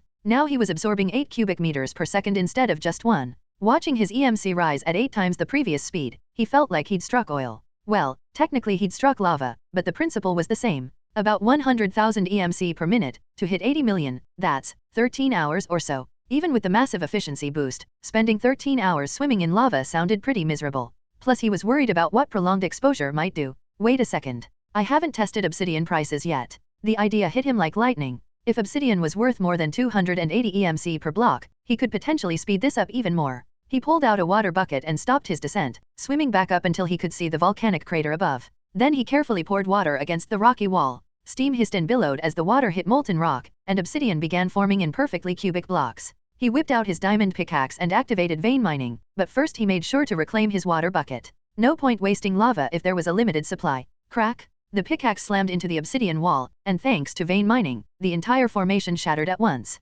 Dozens of obsidian blocks tumbled into the lava below. Holy shit! Marcus held his breath, but thankfully, real-world lava couldn't instantly destroy Minecraft item drops the way game lava could. The obsidian blocks just bobbed on the surface like strange black cork cubes. He quickly scooped them up and checked the transmutation price. 482 EMC per block. Jackpot. That was significantly higher than lava's 400 EMC, and he didn't need to burn through golden apples every 5 minutes to harvest it. 3. Sure, diamond pickaxes only had 1560 durability, with each block costing 1 point. But at 482 EMC per block, that was over 750,000 EMC worth of obsidian from a single pickaxe, easily enough to cover the diamond cost and then some. Now it was just a matter of optimizing the process. He quickly threw himself into the work, setting up an efficient operation. He discovered he could create a continuous water flow that would automatically generate obsidian as fast as he could mine it. The water would hit lava, form obsidian, and he'd mine it out before the cycle repeated. An hour later, he checked his progress and was pleased to see he was earning around 150,000 EMC per minute. Much faster than the lava method, but still looking at 6+ hours to hit my target. He wiped sweat from his forehead. Ah, screw it. Time to grind. He set up a simple water flow system that would carry the obsidian blocks directly to him, so he could just stand in one spot and mine downward continuously. No need to chase after drops or worry about them getting burned up. Meanwhile, on the other side of the island, the rest of the Straw Hats were having their own adventures. The Luffy and Kira group had encountered Dory, while the shipbound duo of Usopp and Nami had somehow managed to meet Brogy despite never leaving the Going Merry. Unlike in the original timeline, Mr. 3 was nowhere to be found, which meant no Baroque Works interference. Just giants, dinosaurs, and good old-fashioned adventure. After sampling the fine wine Luffy's crew had brought, a feast began. And thanks to Marcus' volcanic activities, the usual eruption that marked the giants' daily duel had been delayed indefinitely. 1. This surprised both Dory and Brogy, but they didn't dwell on it. Sometimes volcanoes just went quiet for days at a time. It happened. As the sun set, the celebration gradually wound down. Not because anyone wanted to stop partying, but simply because they'd run out of alcohol. Giant appetites were no joke. The modest amount of wine they'd purchased for the Merry was nowhere near enough for two warriors who stood over 69 feet tall. 1. As for the experimental wine Marcus and Sanji had been brewing, well, it was more like fancy fruit juice at this point, and even that had been quickly consumed. The dinosaur meat that Sanji, Zoro, and Alvida had hunted earlier was also completely devoured during the feast, despite the creatures being absolutely massive. Kabababa. Brogy laughed, patting his enormous belly. I never imagined your food could be this incredible. Even I feel more full than I've ever been in my life. Dory chuckled. Gyagagaga. Since coming to this island, it's rare to eat until we're truly satisfied. Feels like one more bite and I'd burst. Luffy, who now stood as tall as a giant's waist, nodded proudly. That's all thanks to my crewmate's special abilities. Even I had trouble handling that much food at first. Don't treat overeating like it's some kind of achievement, Sanji sighed in exasperation. These days, no matter how much he cooked, Luffy could eat it all and ask for seconds. The workload had increased exponentially, especially with two giants joining their meals. Thank God Marcus had crafted him that massive furnace that could accommodate unlimited quantities of the same ingredient. Without it, he seriously doubted he could keep up with demand. After all, Luffy's current appetite surpassed even the combined hunger of both giants. By the way, where's your other companion? Dory asked curiously. The rest of the Straw Hats had gathered for the feast, but the crewmate who'd apparently created all this amazing food was still nowhere to be seen. Luffy scratched his head. Now that you mention it, where is Marcus? The others all shrugged or shook their heads, but Alvida pointed downward. He's probably mining. Didn't he say this island would be rich in mineral resources? Mining? All by himself. Brogy looked confused, tilting his head. But the ground here has been compacted solid from a century of our battles. Even we would have trouble digging through it. He'll show up when he's ready. Luffy wasn't concerned. He turned back to the giants. Hey, you've been fighting here for 100 years, what started it all? The question caught both Dory and Brogy off guard. They looked at each other for a long moment, then burst into hearty laughter. Kabababa? If not for your crewmates' competition earlier, I don't think we would have even remembered why we started fighting in the first place. Gyagagaga? You see those two skeletons over there? Skeletons? But that's a Mount. Usopp followed the giant's gesture, then his jaw dropped. Wait, those are Sea King skulls. That's right. Back then, we were competing over whose prey was bigger. And well, Brogy grinned sheepishly. Kabababa? That competition has lasted 100 years now, just because of that. Nami stared at the giants in disbelief. You've been fighting for 100 years, over who caught the bigger fish. This wasn't some schoolyard scuffle that lasted an afternoon. This was a century of warfare. The rest of the Straw Hats were equally stunned. Fighting for 100 years over something so trivial seemed insane. Seeing their expressions, Dory slapped his thigh and burst into laughter. Gyagagaga? Brogy, look at their faces. They're exactly the same as our old crewmates used to make. Brogy nodded, chuckling. Kabababa? Identical reactions every time. 100-year war, Usopp repeated slowly. Just over. Size. 11. Dory stroked his beard. I understand why it's hard for you to grasp. But we staked the honor of Elbaf itself. No matter how small the matter that starts a fight, once we raise our pride and engage in battle, everything else stops mattering. Kabababa? If you hadn't shown up, we might have completely forgotten what the original wager even was, Brogy added. It really brings back memories of the old days. I wonder how the others from our crew are doing now. Looking at how casually the giants discussed their century-long conflict, the Straw Hats felt completely bewildered. Honor. Usopp muttered. I think I get it, Zoro said quietly, his hand moving instinctively to touch his swords. When his fingers brushed against Wado Ichimonji, memories of an old promise rang in his mind. He fought for a childhood vow, to become the world's strongest swordsman, so his name would reach where she rests, and Kuna would know he'd kept their promise. He fought for a promise, while Dory and Brogy fought for honor. Their honor means the same thing to them as our dreams and promises do to us, he explained to the others. Luffy wants to become Pirate King. I want to become the world's strongest swordsman. Different goals, but we're willing to give everything for them. Kaba Baba? That's a good way to put it, Brogy said approvingly. Elbaf's honor is everything to us giants. We'll sacrifice anything for it. Dory nodded enthusiastically. Exactly right. Listening to this explanation, something clicked for Usopp. For the first time, he began to understand what honor really meant. But it also made him feel uneasy, because his own goal of becoming a brave warrior of the sea had always felt more like an excuse to leave his village than a true dream. Compared to Luffy's burning desire to become Pirate King, or Zoro's drive to be the world's strongest swordsman, or even Sanji's dream of finding the All Blue, his conviction felt vague and directionless. But now, listening to the giants, something was starting to take shape in his mind. I think I understand now. If it's possible, I'd really love to see your homeland someday. The two giants exchanged glances, then grinned, and made a playful offer. We've got an eternal pose to Elbaf. Want to try taking it from us? No, no. Usopp waved his hands. That's not what I meant. Both giants burst into laughter again. It had been so long since they'd had guests who were this entertaining and friendly. It reminded them of the good old days when the giant warrior pirates still sailed the seas together. Just then, the ground began to shake beneath their feet. Moments later, the volcano at the center of the island erupted, sending a column of fire and ash into the sky. 1. The two giants, who had been laughing just seconds before, suddenly reacted like sprinters hearing the starting gun. They stood up. Without a word, they walked to their dwellings and retrieved their weapons. The Straw Hats looked around in confusion. So the duel begins now, Luffy realized, watching as the giants took their positions. The others quickly retreated, hiding behind large rocks and vegetation to avoid getting caught in the crossfire. Over the past years, the constant battles between the giants had worn the ground between their camps into a perfectly round fighting arena. It was the exact spot where the Straw Hats had just been having their barbecue feast. But before the two warriors could begin their clash, a shrill scream echoed from somewhere high above. Ah!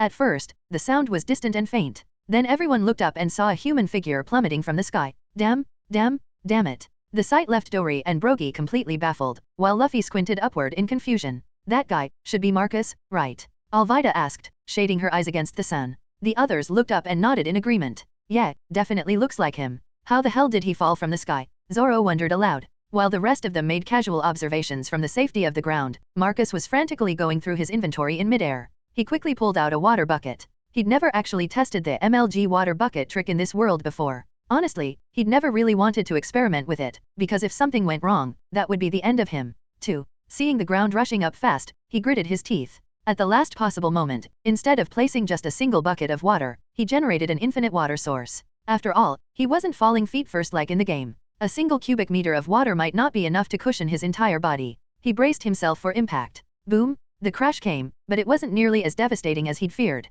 The water had absorbed most of the impact, though he still felt like he'd been hit by a truck. Opening his eyes and checking to make sure his nose wasn't broken, he let out a breath. I'm alive. He wiped cold sweat from his forehead and started to climb out of the water he'd created. But as soon as he stood up, two enormous heads loomed down toward him. Whoa! He went on guard instinctively, but quickly calmed down when he realized who they were. Just then, Luffy's rubber arm stretched out and grabbed hold of Marcus, yanking him away from the center of the arena. What the? The very instant Marcus was pulled to safety, a massive shockwave blasted through the air where he'd been standing. The two giants had slammed their shields together. The impact created such a violent pressure wave that trees throughout the surrounding area bent sideways, and several smaller ones were uprooted. Next came the weapons. Brogy's massive axe collided with Dory's enormous sword. Dark purple lightning crackled at the point of impact. 6. Awesome. Luffy stared in fascination at the battling giants. Zoro's eyes were locked onto the moment of impact, studying every detail. He could feel the force of their auras colliding. When their weapons met, despite being chipped and worn from decades of use, neither blade took any new damage from the exchange.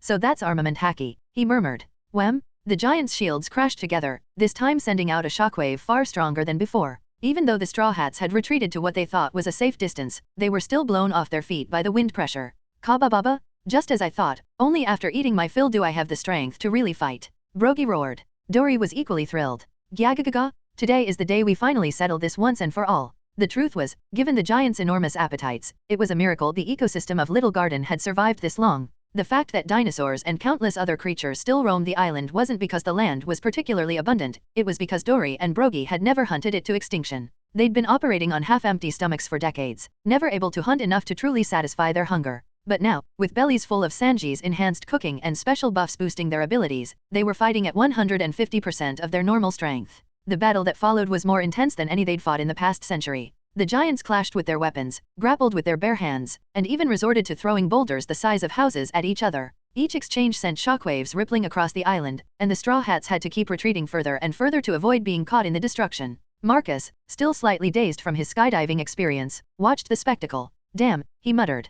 And I thought the anime made them look strong. But this is completely insane. The duel raged on for an entire day and night, lasting until the first light of dawn. Even then, neither giant showed signs of giving up. Their weapons rang against each other. But in the end, just as the sun began to rise, both giants landed uppercuts to each other's jaws. They stood there for a moment, swaying slightly, then both collapsed backward onto the ground. Battle number 73,466. Dory wheezed. Draw number 73,466. Kaba baba? In the end, still no winner. Brogy chuckled weakly, then promptly fell into a deep sleep. Dory was already snoring. Chapter 72, Light My Fire. Zoro stood at the edge of the massive scar carved into the earth by Dory's sword, placing his hand on his blade as he replayed that incredible strike in his mind. What struck him most was that this was the only flying slash Dory had released during the entire duel. Not because he couldn't do more, but because their battle had always come down to pure endurance rather than flashy techniques. For Dory and Brogy, everything was perfectly matched. Trying to win through raw power or fancy moves alone was basically impossible when your opponent was your exact equal in every way. So naturally, their battles always dragged on until the very end, sustained purely by willpower.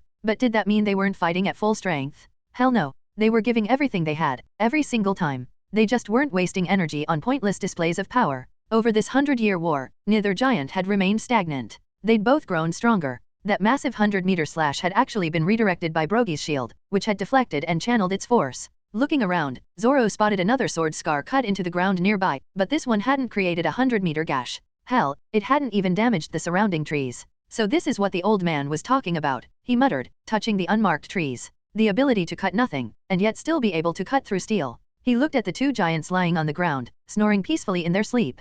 Both of them could unleash that same type of slash. If I can't even achieve this basic level of control, then I might as well forget about surpassing my hawk. He remembered how, even though Dory's slash had sent him flying, he hadn't been injured at all. That kind of precision went way beyond simple power control, it was complete mastery over the blade. Drawing Wado Ikimonji, he swung it forward. The trees ahead were sliced clean through, crashing to the ground. No, this isn't it at all. He sheathed the blade and tried again, this time focusing on the feeling rather than the motion. The giants had shown him something he'd never truly understood before, that true strength wasn't about how much you could destroy, but about how precisely you could control that destruction. One more time, he muttered, settling into his stance. Meanwhile, the rest of the crew was processing what they'd witnessed during the battle. Luffy sprawled out on the grass, staring up at the sky. Those giants are seriously strong. That's exactly what I want to become. Usopp's eyes burned with admiration. What, you want to become a giant? Sanji chuckled, lighting up a cigarette. No, Usopp shot back immediately. I mean their belief in fighting for honor. That conviction. Nami looked puzzled. But they've been fighting for 100 years over who caught the bigger fish. How is that honorable? You don't get it, Usopp said, surprising everyone with his serious tone. It's not about the fish. It's about keeping your word, no matter what. They made a promise to settle their dispute through combat, and they've kept that promise for a century. That's the kind of man I want to be. Vivi nodded slowly. I think I understand. In Arabasta, we have similar traditions. Once you give your word as a warrior, you're bound by it until death. Exactly. Usopp beamed, then deflated slightly. Though I'm not sure I have that kind of courage yet. You will, Luffy said with absolute certainty, not even bothering to sit up. When the time comes, you'll do what needs to be done. Sanji turned to Marcus. Hey, can you give me some ingredients? If I'm right, we're gonna be feeding some very hungry giants soon. What do you need? Cooked beef, the best quality stuff. About 20 pieces should do it. Marcus raised an eyebrow. That's it? You sure that's enough? We're talking about feeding giants here. Trust me, it'll work. I'll chop up the beef, mix it into other dishes, then cook everything a second time, Sanji explained with a smile.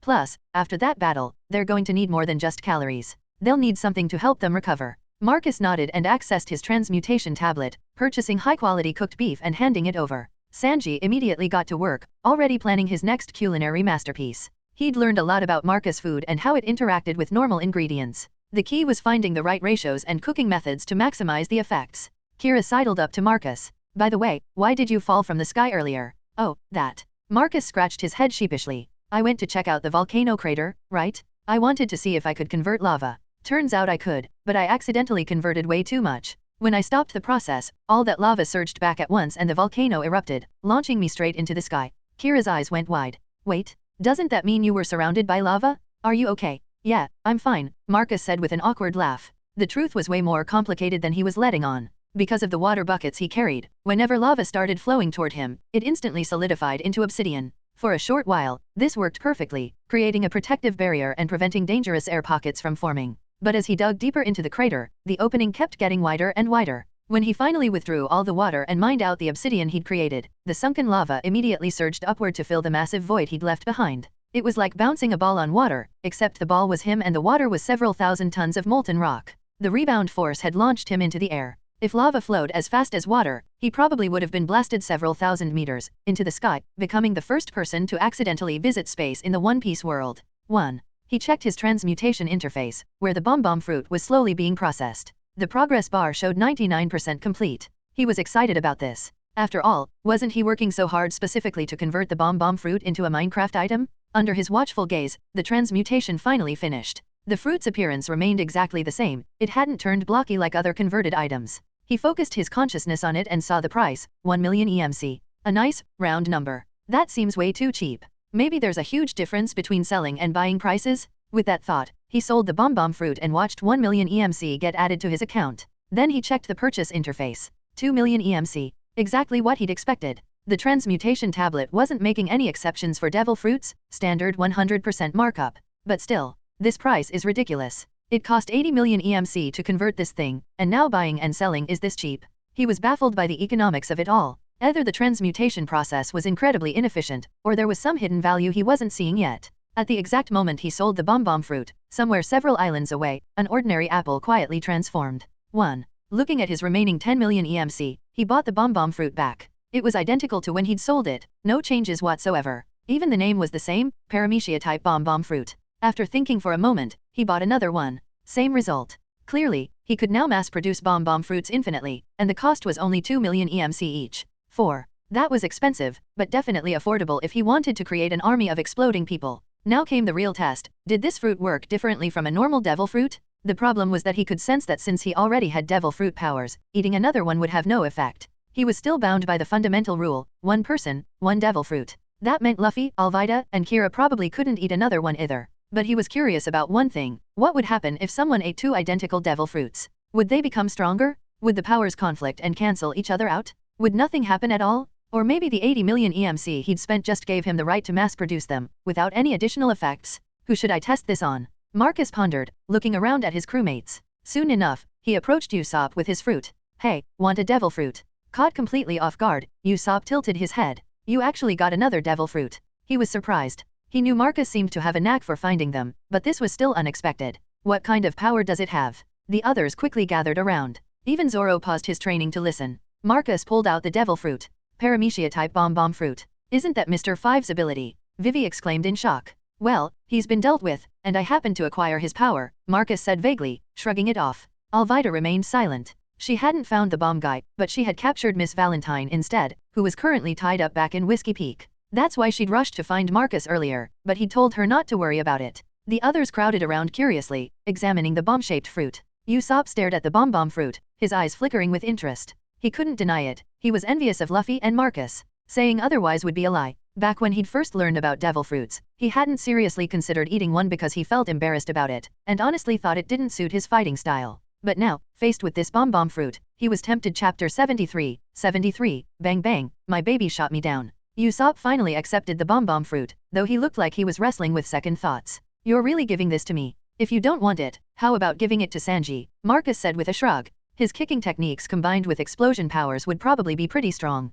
Sanji, who was busy preparing food nearby, overheard the conversation and chuckled. Hey, I wouldn't say no to that kind of upgrade. Could make my kicks a lot more impactful. That was all the motivation Usopp needed. Then I'm eating it, he declared, grabbing the fruit protectively. Marcus gestured for him to go ahead, curious to see how this would play out. Usopp took a deep breath, and bit into the fruit. He chewed twice before his entire face scrunched up in disgust. It's absolutely horrible, he managed to say, forcing himself to swallow the pulp. Like eating rotten garbage mixed with sewage. Marcus nodded knowingly. That's normal. All devil fruits taste like that. Despite looking like he was about to be sick, Usopp choked down the rest of the bomb fruit in just a few bites, eating it completely. When he finished, he collapsed onto the grass, staring at the sky with dead eyes like someone who'd just experienced unspeakable trauma. Marcus watched him, then pulled out another identical bomb fruit. What the hell? 1. Everyone stared in shock at the second fruit in his hand. Wait, what's going on here? Aren't devil fruits supposed to be unique? Only one of each type exists. Sanji exclaimed, his cigarette nearly falling from his mouth. The others looked between Marcus and the fruit. Even Vivi seemed stunned by this. Usopp sat up quickly, looking betrayed. Don't tell me what I just ate was fake. Marcus waved his hand dismissively, grinning at their reactions. Relax. This one's a copy. It has exactly the same effects as the real bomb fruit. At that moment, Usopp became aware of new sensations flowing through his body. A strange instinct had awakened inside him, and he somehow naturally understood the power of the bomb fruit. He was now immune to explosions, and any part of his body could detonate at will. To test his new abilities, he plucked a single strand of his own hair and tied it to a lead pellet. He loaded it into his slingshot and fired it toward a distant tree. With just a thought, boom! The explosion was massive, sending dirt and debris flying everywhere. The blast was so loud it jolted both sleeping giants awake. What the hell happened? Dory shouted, scrambling to his feet. Both giants looked toward the source of the explosion, weapons ready for battle. The power is incredible. Usopp stared at the smoking crater where his target used to be. Marcus observed the destruction thoughtfully. The ability seemed identical to Mr. Five's power, no reduction in effectiveness at all. So converting it to Minecraft format didn't change anything about how it worked? He pondered this development.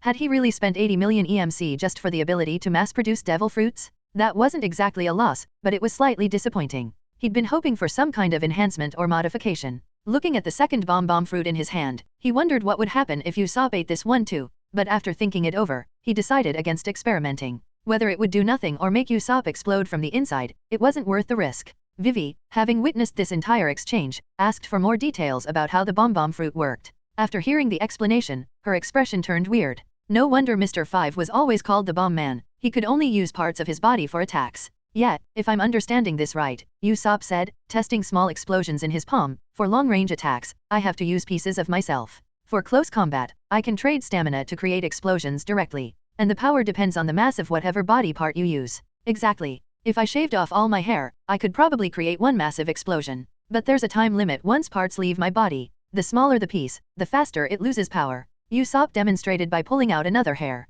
Like this single hair, after about 5 minutes, it loses some of its explosive ability. Marcus nodded. That made sense from a game balance perspective. If body parts could be stored indefinitely, Usopp could theoretically stockpile biological explosives during bathroom breaks and launch. Well, let's just say the mental image was deeply disturbing. 6. Anyone hit by that kind of attack would suffer in ways beyond just physical damage. If that's how it works, I'm gonna go bald pretty fast, Usopp groaned, running his hand through his hair. His fighting style was all about long-range sniping, which meant constantly sacrificing hair for ammunition. Everyone burst out laughing at the image of a bald Usopp.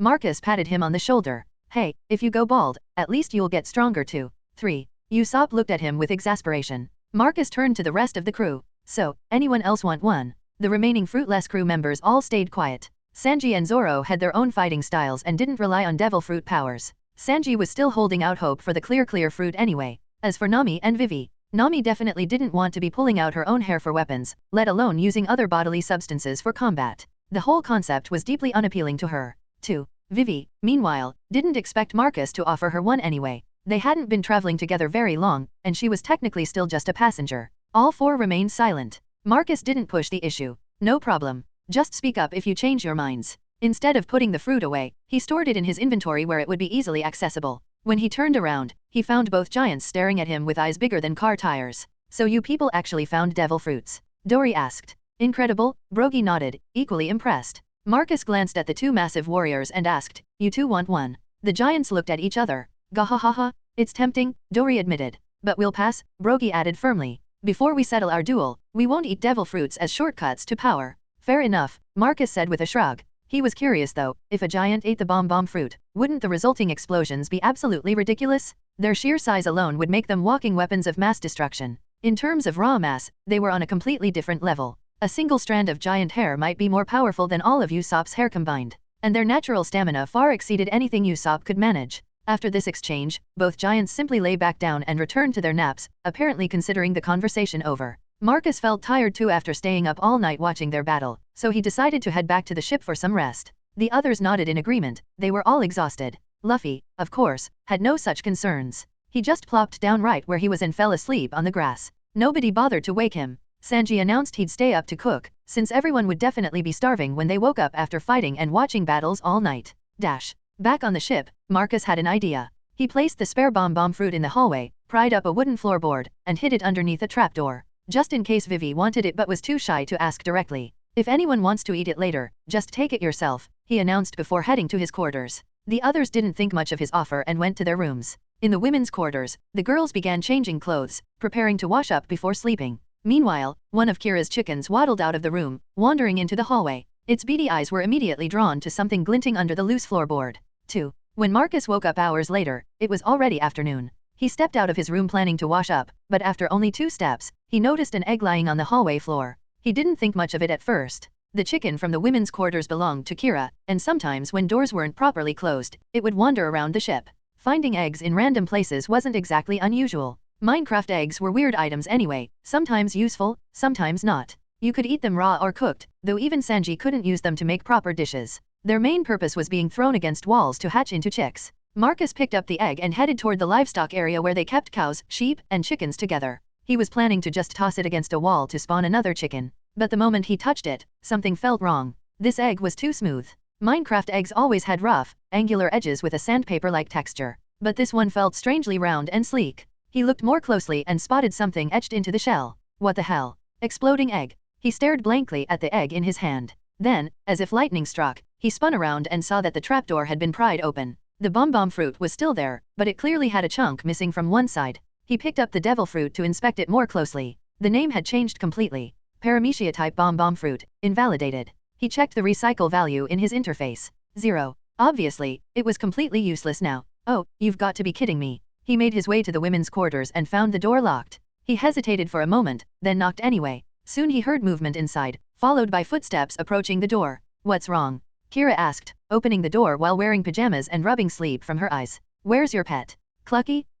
Clucky. She looked around confused. The little chicken that had originally been in classic Minecraft style had undergone a transformation. While it still maintained the basic blocky aesthetic, its edges were no longer sharp and angular. Instead of the pixelated appearance, it now had actual feathers sprouting from its body. Just as I thought. Kira picked up the chicken, looking puzzled and slightly worried. What happened to Clucky? What kind of change is this? Why does it have real feathers now? The commotion woke the other women, who gathered around to see what was happening. If I'm not mistaken, Marcus said, examining the transformed chicken, it ate the devil fruit. What? Kira's face went pale, then flushed with embarrassment and panic as she realized what must have happened. I'm so sorry. I didn't mean to. Marcus waved his hand. I don't care about that. I'm more curious about Clucky's condition right now. Let me borrow it for some research. Kira hesitated, clearly reluctant to hand over her beloved pet. Anyone could see how attached she was to the little creature. Don't worry, I won't hurt it. I just want to understand what's happened. He carried Clucky out onto the deck, where the morning sun was beginning to warm the wooden planks. The chicken tilted its head and looked at Marcus with what appeared to be curiosity. So you really did get smarter. Can you understand what I'm saying? Nod if you can. Without hesitation, Clucky nodded its blocky head. Marcus wasn't particularly surprised by this development. In Minecraft, animals basically operated on simple code: run when hit, make noise when idle, follow food when hungry. They didn't have real intelligence. But in the One Piece world, animals generally possessed at least some level of intelligence, though they typically couldn't understand human speech. Clucky had been no exception to this rule before eating the devil fruit. Now, however, its eyes were clearly much more alert and expressive. Marcus could actually sense emotions from the creature. He pulled out some wheat seeds from his inventory. Clucky's attention was immediately captured, its gaze locking onto the seeds with intense focus while making excited clucking sounds. Still attracted to wheat seeds, huh? But in this new state, do you even need to eat? Marcus wondered aloud, but fed the seeds to Clucky anyway. As usual, a small heart icon appeared above the chicken's head, indicating contentment. But in the next instant, an exploding egg dropped onto the deck. Marcus picked it up carefully, turning it over in his hands. Since the eggs you lay are technically part of your body, I wonder what happens to any chicks that might be inside. 4. He was curious about the mechanics, but he couldn't experiment inside the ship where people could get hurt. Taking Clucky with him to the ship's railing, he spotted a perfect test subject on the shore, a massive T-Rex that had been eyeing their ship hungrily for the past few minutes. Perfect timing. He hurled the egg toward the dinosaur. It wasn't particularly fast, arcing through the air like a normal thrown object. The T-Rex watched the egg flying toward it. In its primitive understanding, this round thing looked like food. Maybe this human was being kind and offering it a snack. What a nice gesture. Perhaps it would chew more gently before swallowing the human in return. 4. The T-Rex opened its massive jaws and caught the egg, swallowing it whole. Boom. 1. An explosion shook the island. Shockwaves rolled outward, sending countless birds erupting from the forest canopy. Even the Going Merry rocked violently from the blast, and everyone still sleeping in the cabins was jolted awake by the sound. 3. Marcus wiped blood and gore from his face, looking at the smoking crater where the T-Rex used to be. Holy shit, that's some serious firepower. Not bad at all. He looked at another egg that had appeared in his inventory. Clucky, can you lay bigger eggs? The chicken tilted its head thoughtfully, then nodded. But it started clucking insistently, and Marcus couldn't understand what it was trying to communicate. Seeing his confusion, Clucky began pecking at his palm repeatedly. You mean, seeds? Clucky nodded eagerly. Marcus pulled out a single wheat seed, but Clucky shook its head. Not this. Another head shake. Not enough. Now Clucky nodded vigorously. After thinking for a moment, Marcus directly pulled out a full stack of 64 seeds. Clucky's eyes lit up immediately and it began gobbling them down with surprising speed. Watching the rapid stream of heart icons popping up above the chicken's head, Marcus' mouth twitched. The density of those hearts was ridiculous. Anyone who didn't know better would think someone was spam clicking likes on a live stream. Cluck. With a loud, triumphant cry, a slightly darkened egg appeared directly in Marcus' inventory. Exploding egg F1. 1. What? Marcus examined it. Even the name changed? So a full stack of wheat seeds produces F1. What happens if I keep going? He thought for a moment, then pulled out 128 seeds, 2 full stacks. While his inventory storage limit was now 1,000 items per slot, the maximum amount he could extract from his transmutation interface at once was still 64. Clucky immediately rushed forward and began eating frantically again, its enthusiasm seemingly unlimited. Exploding egg F2.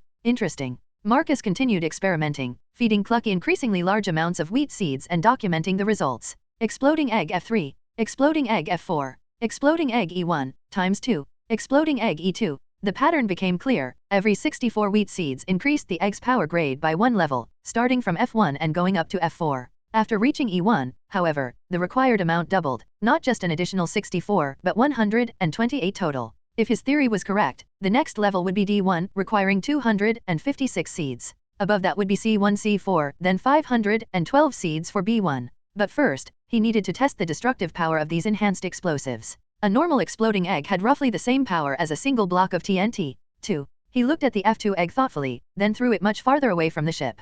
Boom! Another massive explosion sent shockwaves rolling across the island. After the dust settled, he walked over to examine the damage. The crater was roughly 10 times larger than what a normal exploding egg would create. Next, he tested the F3 egg, lobbing it toward a different section of the shore. This time, the explosion wasn't 100 times stronger, but about 50 times more powerful than the baseline. Finally, he pulled out the E1 egg, the most powerful one Clucky had produced so far. 2. The explosion was absolutely devastating, creating a crater that was easily 100 times more destructive than a normal exploding egg. If this progression continues, he mused, a sea-level egg might reach small mushroom cloud territory. As for feeding Clucky enough to produce something on the level of an atomic bomb, well, even magical chickens apparently had physical limits. Despite having more wheat seeds right in front of it, Clucky couldn't eat another bite. If his estimates were correct, the chicken could produce at most 1 E4 level egg per day at full capacity. 1. While Marcus was conducting his explosive experiments, the massive commotion naturally drew everyone on the island to investigate. Both giants wandered over to examine the smoking craters.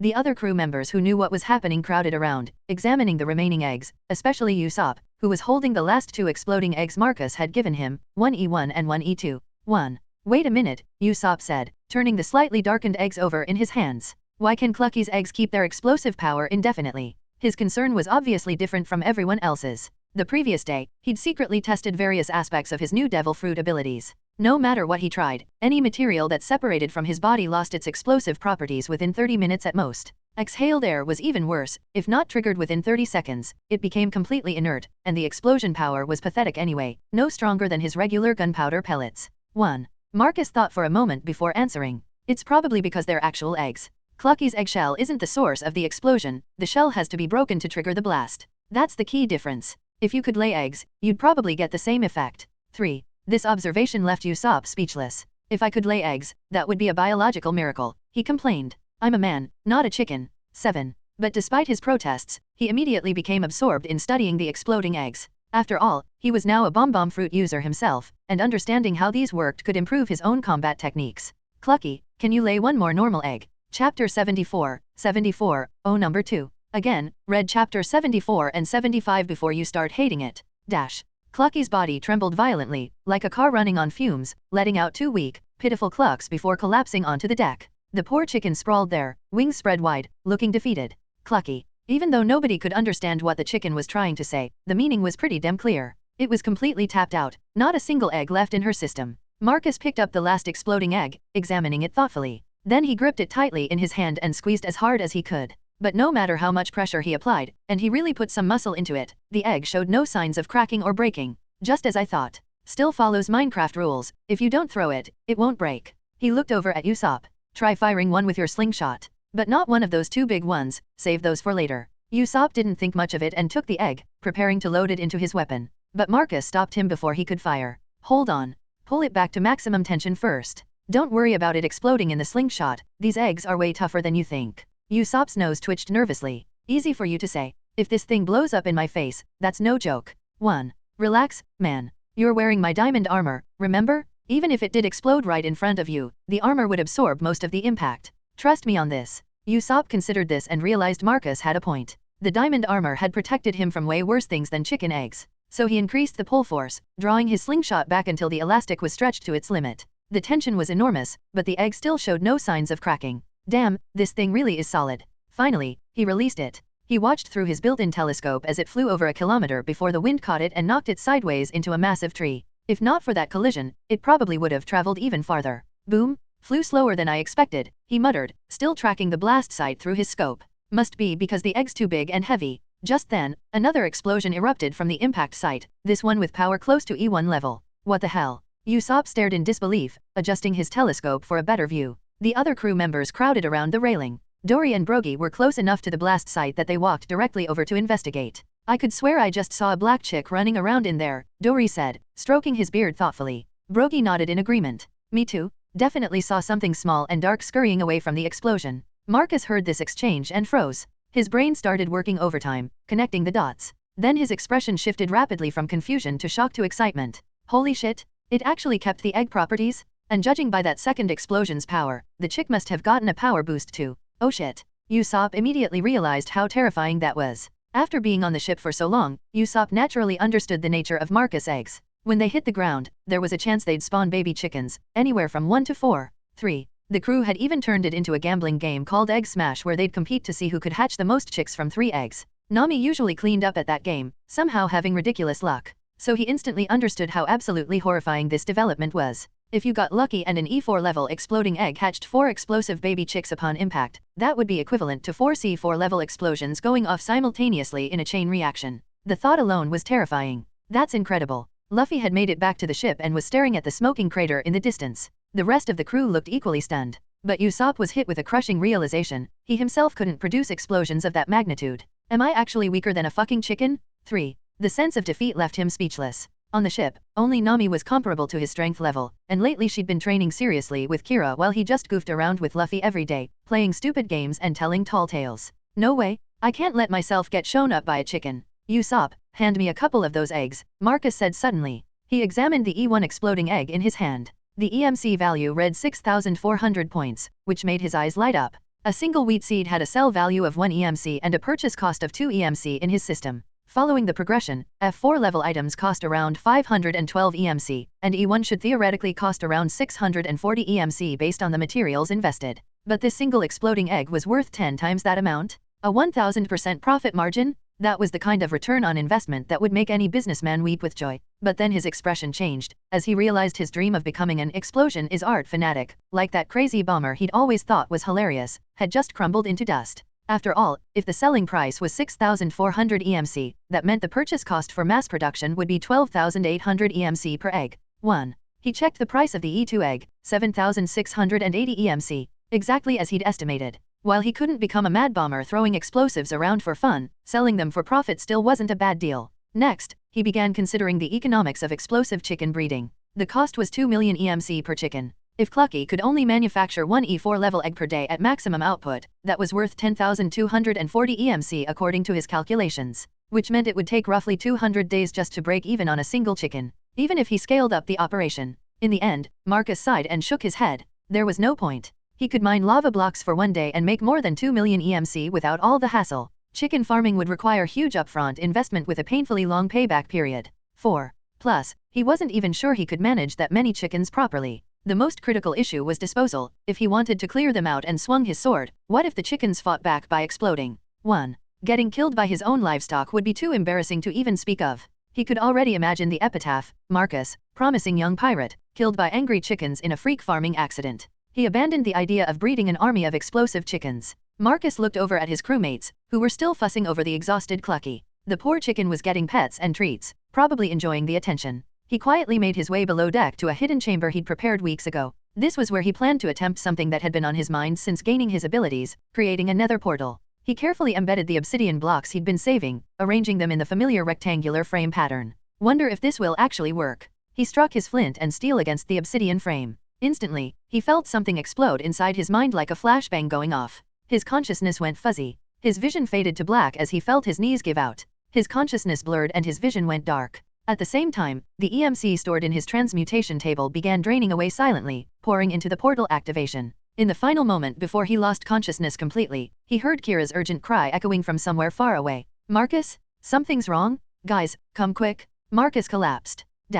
Darkness. An unknowable amount of time passed in the void. When Marcus' consciousness finally returned, he opened his eyes groggily to find himself staring at an unfamiliar ceiling. Something cool and hard was gently pressing a wet cloth to his forehead to bring down his fever. Sensing his body's movement, there was a series of clattering noises followed by silence. He turned his head toward the sound and saw a small reindeer with half its body hidden outside the doorway, staring at him. A raccoon. I'm not a raccoon. I'm a reindeer. Realizing his mistake, the reindeer immediately panicked and ran off in a flutter. Marcus slowly sat up, looking around the room he found himself in. Through the window, snow and wind howled across the landscape. What happened to me? This has to be Drum Island, right? How did I get here? He tried to piece together his recent memories. I remember. I was testing the exploding eggs, and then I tried to light the nether portal. He looked down at his body and was shocked by what he saw. He'd become gaunt and withered, his lips cracked and peeling from dehydration. An drip in his arm was slowly feeding fluids into his system. Even lifting his hand made it tremble from weakness. Without thinking, he tried to open his transmutation tablet to get some food out. But when the interface appeared, he froze. Where was his 6 million EMC? Who the hell stole his EMC? He checked and rechecked the display, but the EMC value remained at 0. No. He collapsed back onto the bed, his mind going completely blank. Chapter 75, carry on. While Marcus was lying there, a soft rustling sound came from the other bed in the room. Someone else was quietly waking up. It was Nami. She sat up slowly, still groggy from whatever illness had knocked her out, and noticed Marcus staring at the ceiling with his eyes wide open. You're awake. Marcus turned his head and saw Nami looking mostly normal, except for her face being unusually flushed red. So the story had developed as expected after all. Even though there hadn't been any major battle that destroyed her clothes, she had still gotten bitten by those disease-carrying bugs somehow. What the hell happened? He asked, curious about how they'd ended up here. Nami thought for a moment, then gave him a quick rundown of the past few days. According to her, Kira had found Marcus unconscious on the ship. In the middle of all the chaos and panic, Nami had stepped up and immediately started treating him using the methods she'd seen Marcus use before. First, she'd tried feeding him milk, then started giving him food. But no matter what she did, he showed no signs of waking up.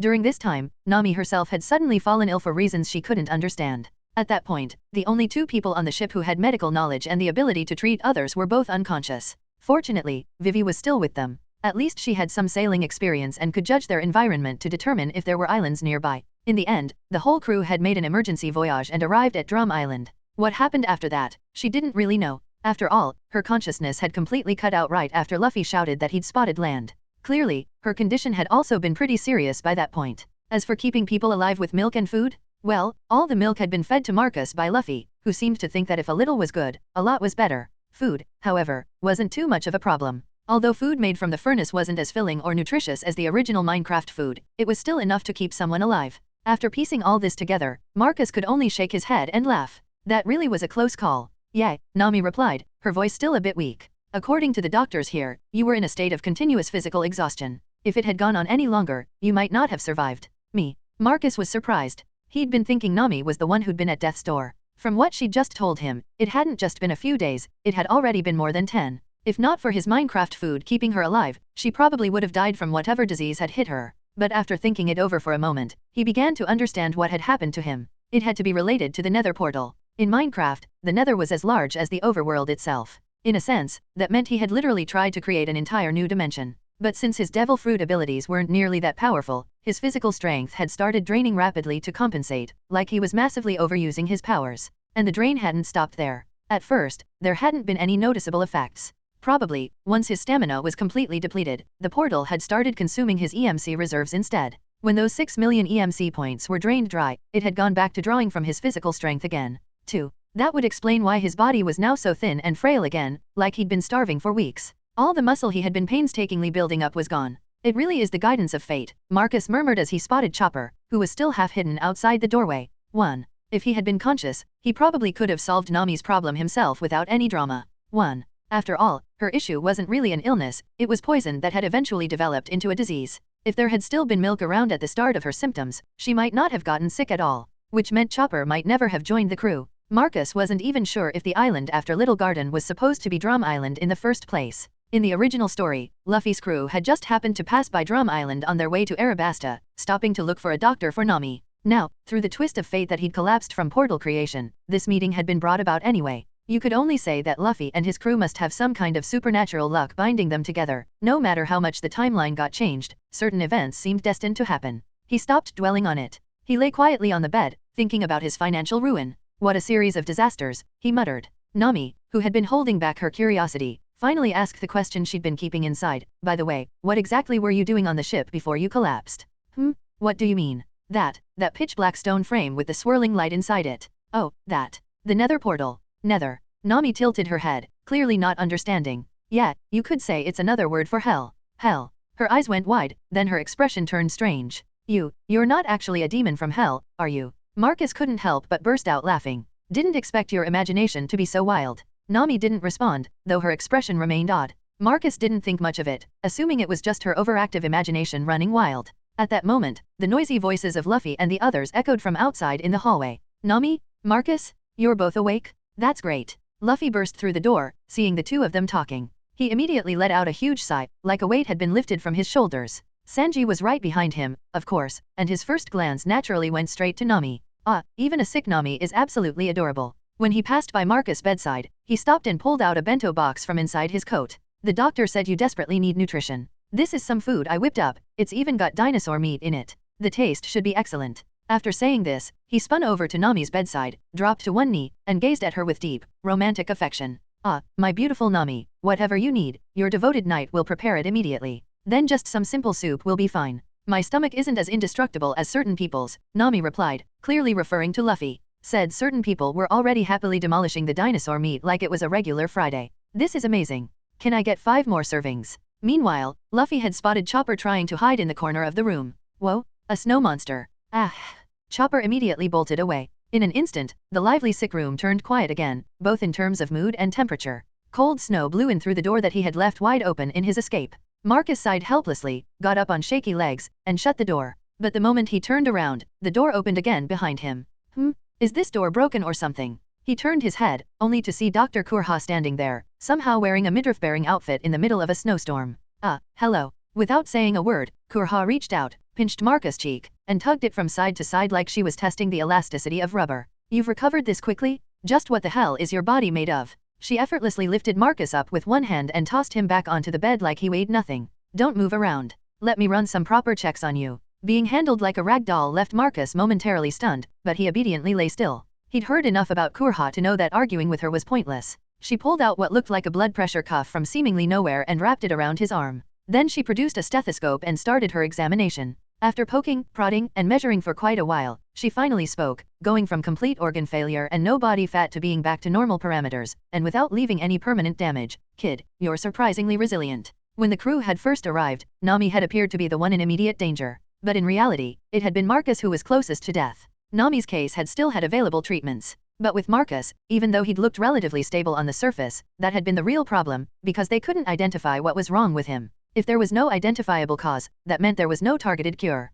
And no cure meant waiting for death. Kurha had even begun doubting her own medical expertise. In the end, she'd discovered the truth: his stamina and life force had been draining endlessly without any natural limit. Though she'd found the root cause, there still hadn't been any way to solve it. All she could do was give him nutritional injections and hope his body could somehow recover on its own. Marcus smiled sheepishly and said, "It's all thanks to my devil fruit ability, really. Sorry for the trouble." As a reminder, Marcus doesn't have a Minecraft system. He ate a mythical Zoan-type devil fruit. Let's call it human fruit, model, Steve or Herobrine. Like Luffy, the closer he gets to awakening, the closer he becomes to his fruit's true form. In Luffy's case, Nika. In Marcus' case, Steve or Herobrine. Zoan fruits, especially mythical ones, grant massive stamina and physical energy. 5. In Minecraft, when you start a new game and create a save file, the game generates a unique seed. That seed contains its own overworld, nether, and end. The nether portal doesn't create a new world, it just gives access to the nether that already exists within the seed. But Marcus' case is different. When he ate the devil fruit, no world or seed was generated.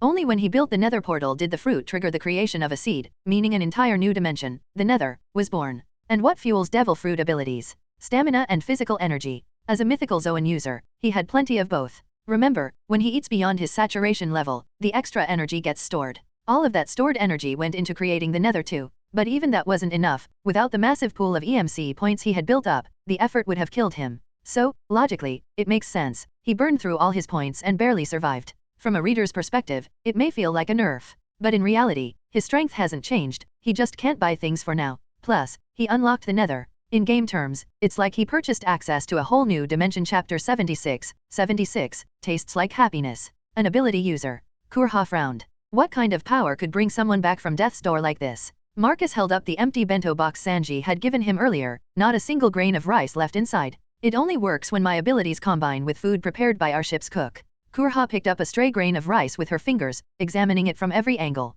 To her, it looked completely ordinary, just regular rice that could have come from any kitchen in the world. But the way she was staring at him afterward made Marcus uncomfortable. This woman had a presence that reminded him of his old college professors, the ones who could make you feel stupid just by looking at you. Want to know the secret of my eternal youth? What? Marcus blinked in confusion. How the hell had the conversation jumped to that topic? He waved his hands, sensing this was some kind of trap. No, I definitely don't want to know. 3. Shame, Kurha said. Your loss. Seeing her prepare to leave without the slightest hesitation, Marcus realized he'd probably just failed some kind of test. Then, remembering what he knew about her personality from the anime, he quickly spoke up.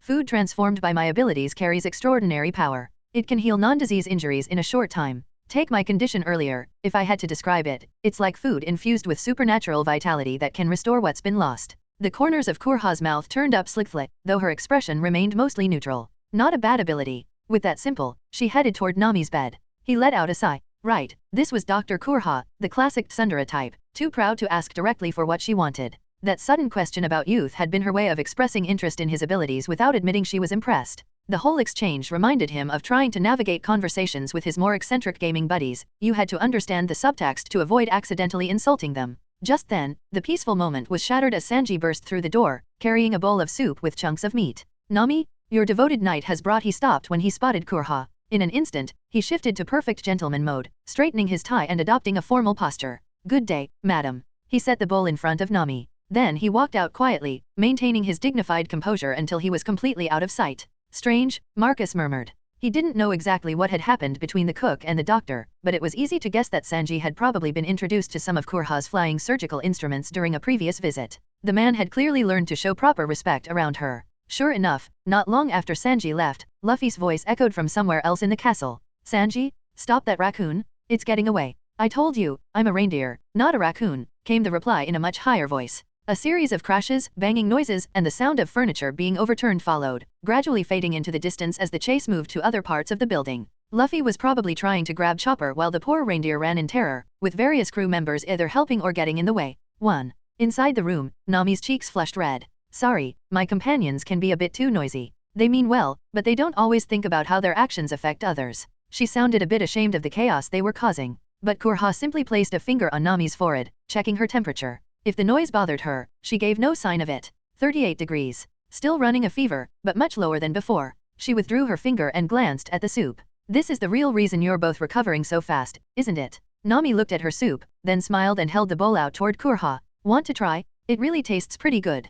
Kurha hesitated for a long moment. Finally, curiosity won out. She took the offered spoon and carefully scooped up a small portion. The taste was indeed that of ordinary soup. But the moment she swallowed, her eyes widened slightly. She could clearly feel a rising sense of fullness. Just from that single bite, she grasped the underlying principle behind this food. As I suspected, ingredients infused with extraordinary vitality. She set down the spoon and looked directly at Marcus. Would you be willing to sell me some of these ingredients? Consider it payment for this round of medical treatment. Marcus shook his head, and though Kurha's expression didn't change much, Nami immediately looked worried. After all, this wasn't like him at all, and she started to speak up. But he spoke first. Meat supplies probably won't be enough right now, but I can provide you with something more special, tools that should achieve similar effects. The truth was, he didn't have a single EMC point left after the nether portal disaster had drained him completely, and it would take time to build them back up. But more than that, compared to consumable ingredients that would eventually run out, he preferred giving something that could be used sustainably. He. I like the way you think.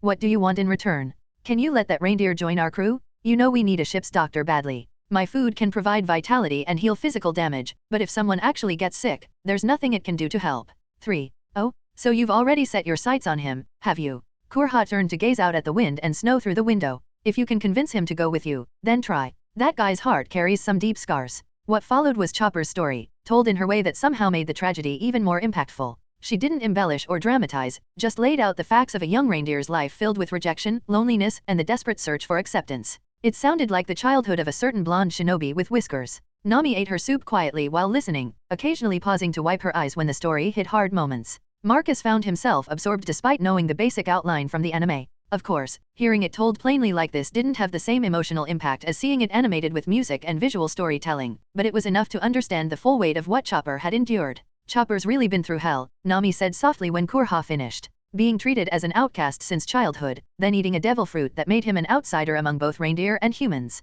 Rejected by everyone. She felt a strong connection to his story. After all, hadn't her own past made her something of an outcast too? Not a fishman, yet forced to work with them, while enduring the stares of her fellow villagers who didn't understand her situation. Marcus stood up from his bed. Dr. Kurha, I should get going then. I need to prepare what I promised you. But the moment he took a step toward the door, a scalpel whistled past his ear and embedded itself in the wooden wall. What's wrong? You can't leave yet. As my patient, you're only discharged when I say you're cured, Kurha said. And I haven't finished my examination. Marcus was speechless. He pointed at himself, gesturing to his obviously healthy appearance. I'm bouncing around full of energy right now, do I look sick to you? That's not the point. As a doctor, I need to determine why you suddenly lost stamina without any natural limits. Until I figure that out, you're not going anywhere. Marcus paused, realizing she had a point. Then he laughed and waved dismissively. I already know what caused it. It's not an illness, it's my devil fruit ability. When it activates beyond my limits, my stamina gets drained. But it's fine now. It stopped running. Kurha studied him for a long moment. After all, he did look completely healthy now, practically glowing with vitality. Fine. But if you collapse again from overusing your abilities, I'm keeping you here for a week and running every medical test I can think of. Deal. Marcus agreed quickly, before she could change her mind. As he headed for the door, Kurha turned her attention back to Nami. She noticed that the fever flash had completely faded from the girl's cheeks. Frowning, she began checking Nami's temperature again. 36.8 degrees. Normal. She glanced at Nami's bowl, which was now empty. Your recovery rate is remarkable. Nami smiled and shook the bowl slightly. I feel much. Before she could finish the sentence, Kurha abruptly lifted Nami's shirt, exposing her stomach. Kaie. Nami squealed, instinctively trying to cover herself, but then she saw what had caught Kurha's attention, dark purple marks, like corpse spots, spreading across her abdomen. Even though your temperature's back to normal, your illness isn't cured yet, Kurha said, her eyes fixed on the marks, which were already beginning to fade before their eyes. She spoke quietly, almost to herself, your body's immune system is actively eliminating the source of infection, what an incredible ability. Chapter 77, Let It Go 3. The moment Marcus stepped out of the room, the chilling wind hit him. He looked down at the cotton coat Kurha had given him earlier, completely useless. The wind cut right through it like it wasn't even there. Pulling out a torch from his inventory, he held it in his hand. The temperature around him immediately rose several degrees. The torch didn't feel hot to the touch, but that didn't mean it lacked heat. He'd tested this before. When stuck into ice, it could melt through solid frozen surface.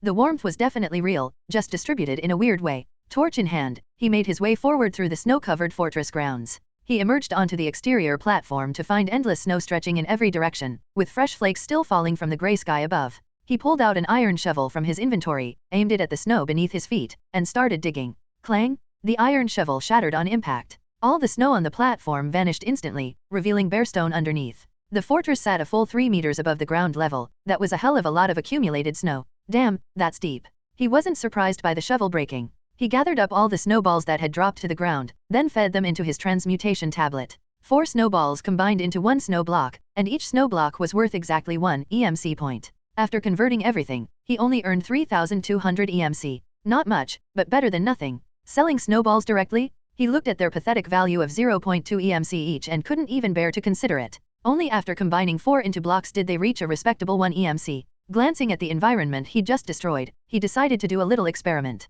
He bought a pumpkin and some snowballs, crafting them into a snow golem. Sure enough, it was exactly like Minecraft. The little guy immediately started leaving behind snow trails wherever it walked. Quietly, Marcus trapped the snow golem inside 4 glass blocks, creating a small transparent prison. Then he pulled out a stone shovel. All right, time to grind some snow. 5 minutes later, he collapsed onto the ground, gasping for breath. Fuck. Despite it being a snowy day, he was drenched in sweat. This wasn't like the game where you just held down the dig button and watched blocks disappear. Here, he had to actually shovel, stroke by stroke, like some kind of demented snow removal service. And sure enough, the snow golem kept the area around it constantly replenished with fresh snow. The problem was, there was no way to automate the collection process. He had to manually dig every single block. He bought some roasted beef from his transmutation tablet and wolfed it down to restore his energy. Marcus gritted his teeth. 5 minutes of backbreaking labor had only netted him snow blocks worth 300 EMC. That worked out to about 1 snow block per second of actual shoveling, and his shovel was already smoking from the abuse.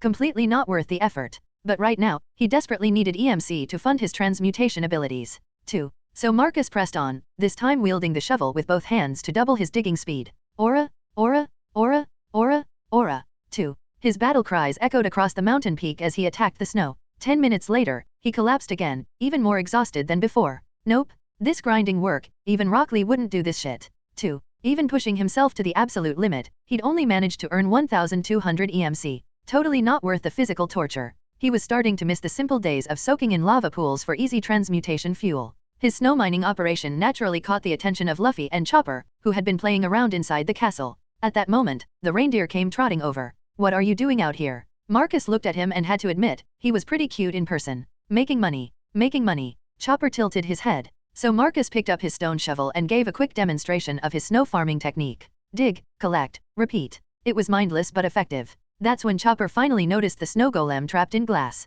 Amazing? The snowman is alive. Chopper, who always reacted a beat late, widened his eyes. Then he noticed the sunken ground around them. Where did all the snow in front of my house go? Marcus couldn't help laughing at Chopper's dramatic delayed reactions. The guy had reflexes slower than dial-up internet. Just then, Luffy came bounding over through the snow. When he saw Marcus up and moving around, he was immediately overjoyed. Marcus? You're finally okay. Before Marcus could react, Luffy launched himself forward and hugged him koala style, nearly suffocating him in the process. Sorry for worrying you, Marcus said with a smile once Luffy let him breathe again. Setting Luffy down, he grinned and nodded toward Chopper. If you don't grab him soon, he's gonna run off. He's actually a pretty skilled doctor, you know. That reminder snapped Luffy back to his recruitment mission. Stop right there, reindeer. Hey, what did you say his name was again? Chopper. Stop right there, Chopper. Come sail the seas with us. No way. Chopper's figure immediately dashed off again, kicking up small clouds of snow. Watching this scene play out, Marcus chuckled. But then he glanced at his still insufficient EMC balance and sighed. He wasn't digging snow for fun, he needed 9,600 EMC to open a nether portal. That way, he could teleport directly back to the ship instead of taking the long way down the mountain. 5. He just hadn't expected snow farming to be this demanding. Keep digging more snow? The first swing of his iron shovel had already cleared the entire platform. Even if there had been more, unsupported snow would just fall off the cliff anyway. He could try digging stone directly downward, but he didn't know the layout of the mountain's interior. Getting lost underground would be even worse than his current situation. Jump down and hope to land in water? Too risky. Last time, he wasn't even sure if it was dumb luck or if the water actually cushioned his fall properly. Either way, once was more than enough for that kind of stunt. Games were games. Reality was reality. Experiencing a fall from this height once was plenty, thank you very much. Should I keep going? He sighed. He estimated it would take over an hour of non-stop shoveling to grind enough EMC to reach his goal. Scratching his head in frustration, he finally dismantled the glass prison and set the snow golem free. The guy immediately wandered off, leaving snow trails wherever he went. Honestly, instead of wasting an hour on this torture, he might as well take the drum castle ropeway down and dig snow at ground level. He scanned the area, trying to spot the gondola that connected the castle to the base of the mountain. But as he scanned the area, he spotted several bedraggled figures climbing up over the edge of the platform. Why the hell did an avalanche just hit out of nowhere? Wapol, clad head to toe in his metal armor, spat snow from his mouth. He even spat out the 2 subordinates he'd swallowed earlier to protect them from the fall, along with a stranger Marcus had never seen before. Marcus focused on the newcomer, pink hair shaped like a mushroom and what appeared to be a face mask over his eyes. Wapol noticed Marcus staring at them. What are you looking at, kid? Wait, why do you look so familiar? The pink-haired man narrowed his eyes. That's one of the people Straw Hat and Curly Brow were protecting. Wasn't that guy skinny as a twig before? How'd he bulk up? Wapol frowned, but quickly dismissed the question as irrelevant. Not that you'd know me, but it doesn't matter. A cannon formed on his arm. Die. Boom! The cannon blast echoed across the mountain peak. Smoke billowed from the impact site, obscuring the platform in a gray cloud. This is what happens when you oppose the King of Drum Kingdom, he said smugly. The cannon blast drew immediate attention from everyone inside the fortress. Windows flew open as people rushed to see what was happening. Kurha stood at her window, her expression shifting to shock when she saw the 2 figures on the platform. How did those 2 come back together? Nami curiously looked out as well, squinting through the smoke.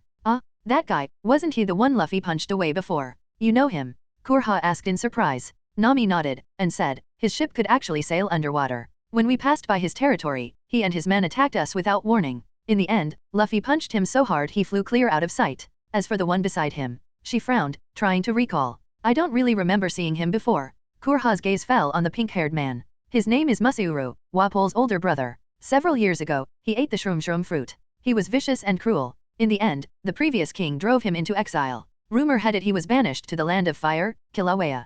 After that, no one heard from him again. I thought he was dead. 2. What does his fruit do? Kurha's expression darkened as she began gathering scattered medical instruments from around the room. The shroom fruit lets him create and control all kinds of poisonous mushrooms spores. Years ago, that bastard spread deadly spores throughout several towns. Dozens of people died screaming, seeing things that weren't there. She hefted a particularly sharp-looking scalpel, testing its weight. Now that so many years have passed, there's no telling what horrific things he's learned to do with that power. Nami started to move toward the door, wanting to help, but then she remembered who was out there. Luffy, Sanji, and Marcus were all capable fighters. More importantly, Marcus had that special milk that could neutralize poisons and other negative effects. They should be fine, she decided, settling back to watch through the window. Marcus has ways to deal with poison and hallucinations. Through the glass, she could see the smoke from Wapol's cannon blast beginning to clear. Marcus stood there unharmed, though now he had a shield equipped in his offhand. What a waste of a good devil fruit ability, he muttered, dismissing the shield back into his inventory. Now that he'd gotten a proper look at the mushroom-haired man, the pieces clicked into place. This was from Movie 9, the anime team's attempt at creating an original backstory for Chopper. The enemy had been Wapol's older brother, armed with fungus-based powers. Honestly, the whole plot had been pretty ridiculous when he'd watched it. Wapol was supposed to be the younger brother, so if his older sibling returned to reclaim the throne, wouldn't they end up fighting each other for the crown? There could only be one king, after all. He had been so confused by the movie's logic that he'd initially thought it was some kind of reboot. But if these characters were showing up here, what had happened to the rest of the Straw Hat crew? Had they avoided this encounter, or was something else going on? He steadied his thoughts and focused on the threat. Wapol was glaring at him with murderous eyes, clearly not pleased about his cannon attack being completely negated. Fine? You want to see what I'm really capable of now? Wapol's face flushed red with anger. I'll show you my latest ability, and the best part is, I got the materials for it from your own ship. What? Steam suddenly began pouring from his body as he started to expand and reshape himself. The transformation was strange to watch. When the steam cleared, Marcus found himself staring at Wapol. That guy had turned himself into a perfect cube. A giant, living Minecraft blockhouse person. What the fuck? Marcus rubbed his eyes, unable to believe what he was seeing. I'm not done yet. Wapol opened his massive mouth and swallowed both of his subordinates whole, their muffled screams disappearing into his blocky interior. Another burst of steam erupted from the cubic form. When it dissipated, a wooden door had appeared in his front face. The door creaked open, and out stepped something very strange. It was a fusion warrior, 4 arms and 2 heads stacked vertically, completely encased in armor. Marcus had seen some weird stuff since arriving in the One Piece world, but this was on another level. Mahahaha, surprised by my incredible new ability. Wapol's voice boomed from his cubic form. Don't let the wooden appearance fool you. This armor is harder than steel.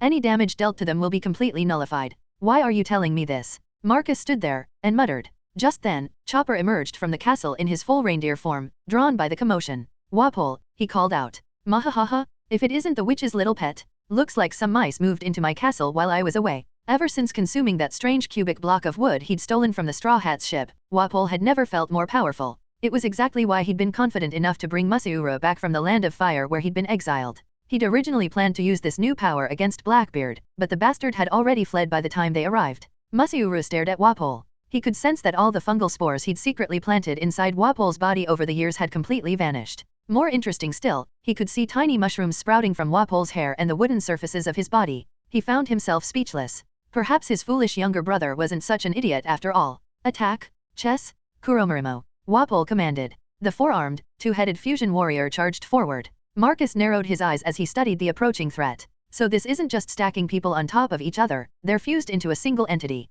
Could it be that the Munch fruit wasn't just capable of creating Wapometal, but could also fuse human bodies together? It was different from what he remembered from the anime, but the underlying principle seemed sound. He vanished from his position in a burst of speed. When he reappeared, he was already beside the fusion warrior, his sword aimed at what he hoped was a weak point in their waist area. Fast? But too bad for you, we're 2 people working as one, the fusion called out in stereo. The lower set of arms immediately swung over to intercept the sword's path. Clang! Despite looking like simple wooden armor, the material was clearly reinforced with high-quality steel while maintaining those distinctive Minecraft properties Marcus recognized. Cracks appeared along the armor's surface from the impact, but they healed instantly, vanishing as if they'd never existed. He pulled back. The hardness and resilience felt disturbingly familiar, exactly like the self-repairing blocks he could create. Mahahaha, how do you like my masterpiece? Walpole's cubic form radiated smugness. Just then, a rubber fist came flying straight at Walpole's face. It was Luffy, who had been restraining himself throughout the entire encounter but finally reached his breaking point. Walpole, how can you show your face here after everything you've done? Walpole barely reacted to the incoming attack. Straw Hat Boy, the me standing here now isn't someone you can just punch away anymore. His mouth curved into a grin. Mahahaha, too weak, too weak. Did you forget to eat breakfast? That strength feels like nothing more than a gentle massage. But Luffy didn't care about trash talk. If one punch didn't work, he'd just keep throwing more until something gave way. Walpole didn't bother dodging or defending, he took Luffy's assault head-on. His cubic body showed cracks and damage with each impact, but every single mark disappeared within seconds, leaving him completely unharmed. Pathetic, pathetic, pathetic. He laughed even louder. As the scene grew increasingly absurd, Marcus quietly circled around to Walpole's side, careful to stay out of the line of fire from Luffy's rubber barrage. In his hand, a pickaxe materialized from his inventory. Then, pop. Walpole's wooden and iron body instantly vanished. What? In the next instant of pure shock, Luffy's fist connected directly with Walpole's now unprotected face. Wham! Without his enhanced shell to absorb the impact, he was launched clear off the platform, his eyes rolling back as he disappeared into the distance with a fading scream. Marcus looked down at the special block that had materialized on the ground where Walpole had been standing. He picked it up and examined it. Wood iron block. A fusion of organic wood and refined iron, enhanced with mysterious properties. Just a simple description. Masiuro blinked as he processed what he'd just witnessed. It wasn't that he hadn't wanted to help his brother, everything had simply happened too fast for him to react. 1 second Walpole had been invincible, completely immune to the Straw Hat's attacks. The next second he was flying through the air like a broken and used toy. And it wasn't even that Marcus had overpowered Walpole in direct combat. He'd somehow tanked the Fusion Warrior's attacks, reached Walpole's side, and then simply mined him away with a pickaxe, like he was harvesting resources. That was a strange sight. How was anyone supposed to counter a technique like that? That idiot, he muttered, shaking his head at his brother's defeat. 1. But despite his words, the corners of his mouth curved upward in a smile. Around him, countless microscopic spores began to drift through the air. Hallucinogenic spores, his specialty. While they were somewhat weakened by the cold mountain environment, they would still be more than enough to handle a few exhausted pirates. Chapter 78, Comfortably Numb Bonus. 1. Hey, Straw Hat, get over here? That guy's releasing some kind of spores. Chopper's instincts kicked in the moment he detected the hallucinogenic particles in the air, and he immediately shouted a warning. But Masiura's lips curled into a twisted smile. Too late? I've been releasing spores since the moment I arrived. His laugh echoed across the snowy platform, carrying the same arrogant tone as Walpole. By now, you should be seeing a wonderfully colorful world, shouldn't you? Oh, my apologies, under the influence of my hallucinogenic spores, even your hearing will be stripped away piece by piece. Unlike Walpole, who had basically stood there like a target waiting to be hit, Masiura wasn't about to make the same mistake. He immediately went on the offensive. White mushrooms began sprouting from the snow-covered ground all around them, their caps glistening with moisture as they grew at an unnatural rate. They moved like living creatures, heading straight for Luffy. Luffy's eyes had already transformed into spiraling patterns. His pupils were completely unfocused. Whoa, Marcus, look, little people everywhere. He pointed excitedly at patches of completely empty ground. The next moment he broke into delighted laughter. Hey, do you guys want to play with me? Shishishishi. One by one, the mushrooms quietly attached themselves to Luffy's body like parasitic creatures. Watching Luffy get controlled just like when he'd eaten those poisonous mushrooms back on their ship, Marcus was at a loss for words. But he couldn't offer any support right now. This fusion warrior was completely different from Walpole. There was no way to simply mine them away with a pickaxe like he'd done before. And their reflexes were sharp. Having two pairs of eyes meant their attention span was effectively doubled, making it much harder to catch them off guard. Trying to rely on pure speed to end the fight quickly was going to be problematic.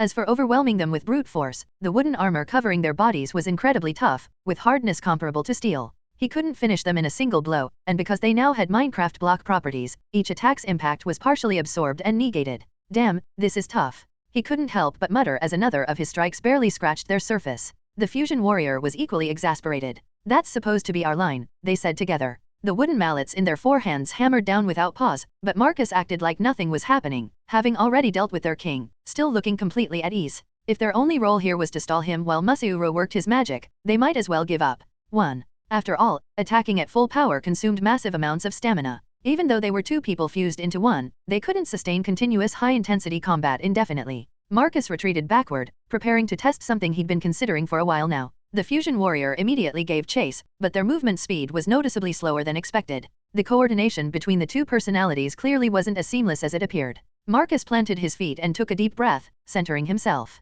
Life return, focus. The technique allowed him to gather all his body's energy into a single point for maximum explosive power. The muscles in his arms visibly swelled as he concentrated every ounce of strength he possessed. His satiety and hunger bars dropped at a rapid pace, until only the very last drumstick remained. When Marcus reappeared, he was already directly in front of the fusion warrior, his sword positioned for an upward strike. A rising cut from below, this was the basic upward sword technique Zoro had drilled into him during their training sessions. No complicated moves, just pure, concentrated explosive strength channeled through his blade. The falling snowflakes seemed to freeze in midair. The snow that had just begun accumulating on the platform scattered. A crack appeared first in the stone beneath their feet. It spread like growing vines, slowly extending its tendrils across the ground before climbing up onto the fusion warrior's body. As if sensing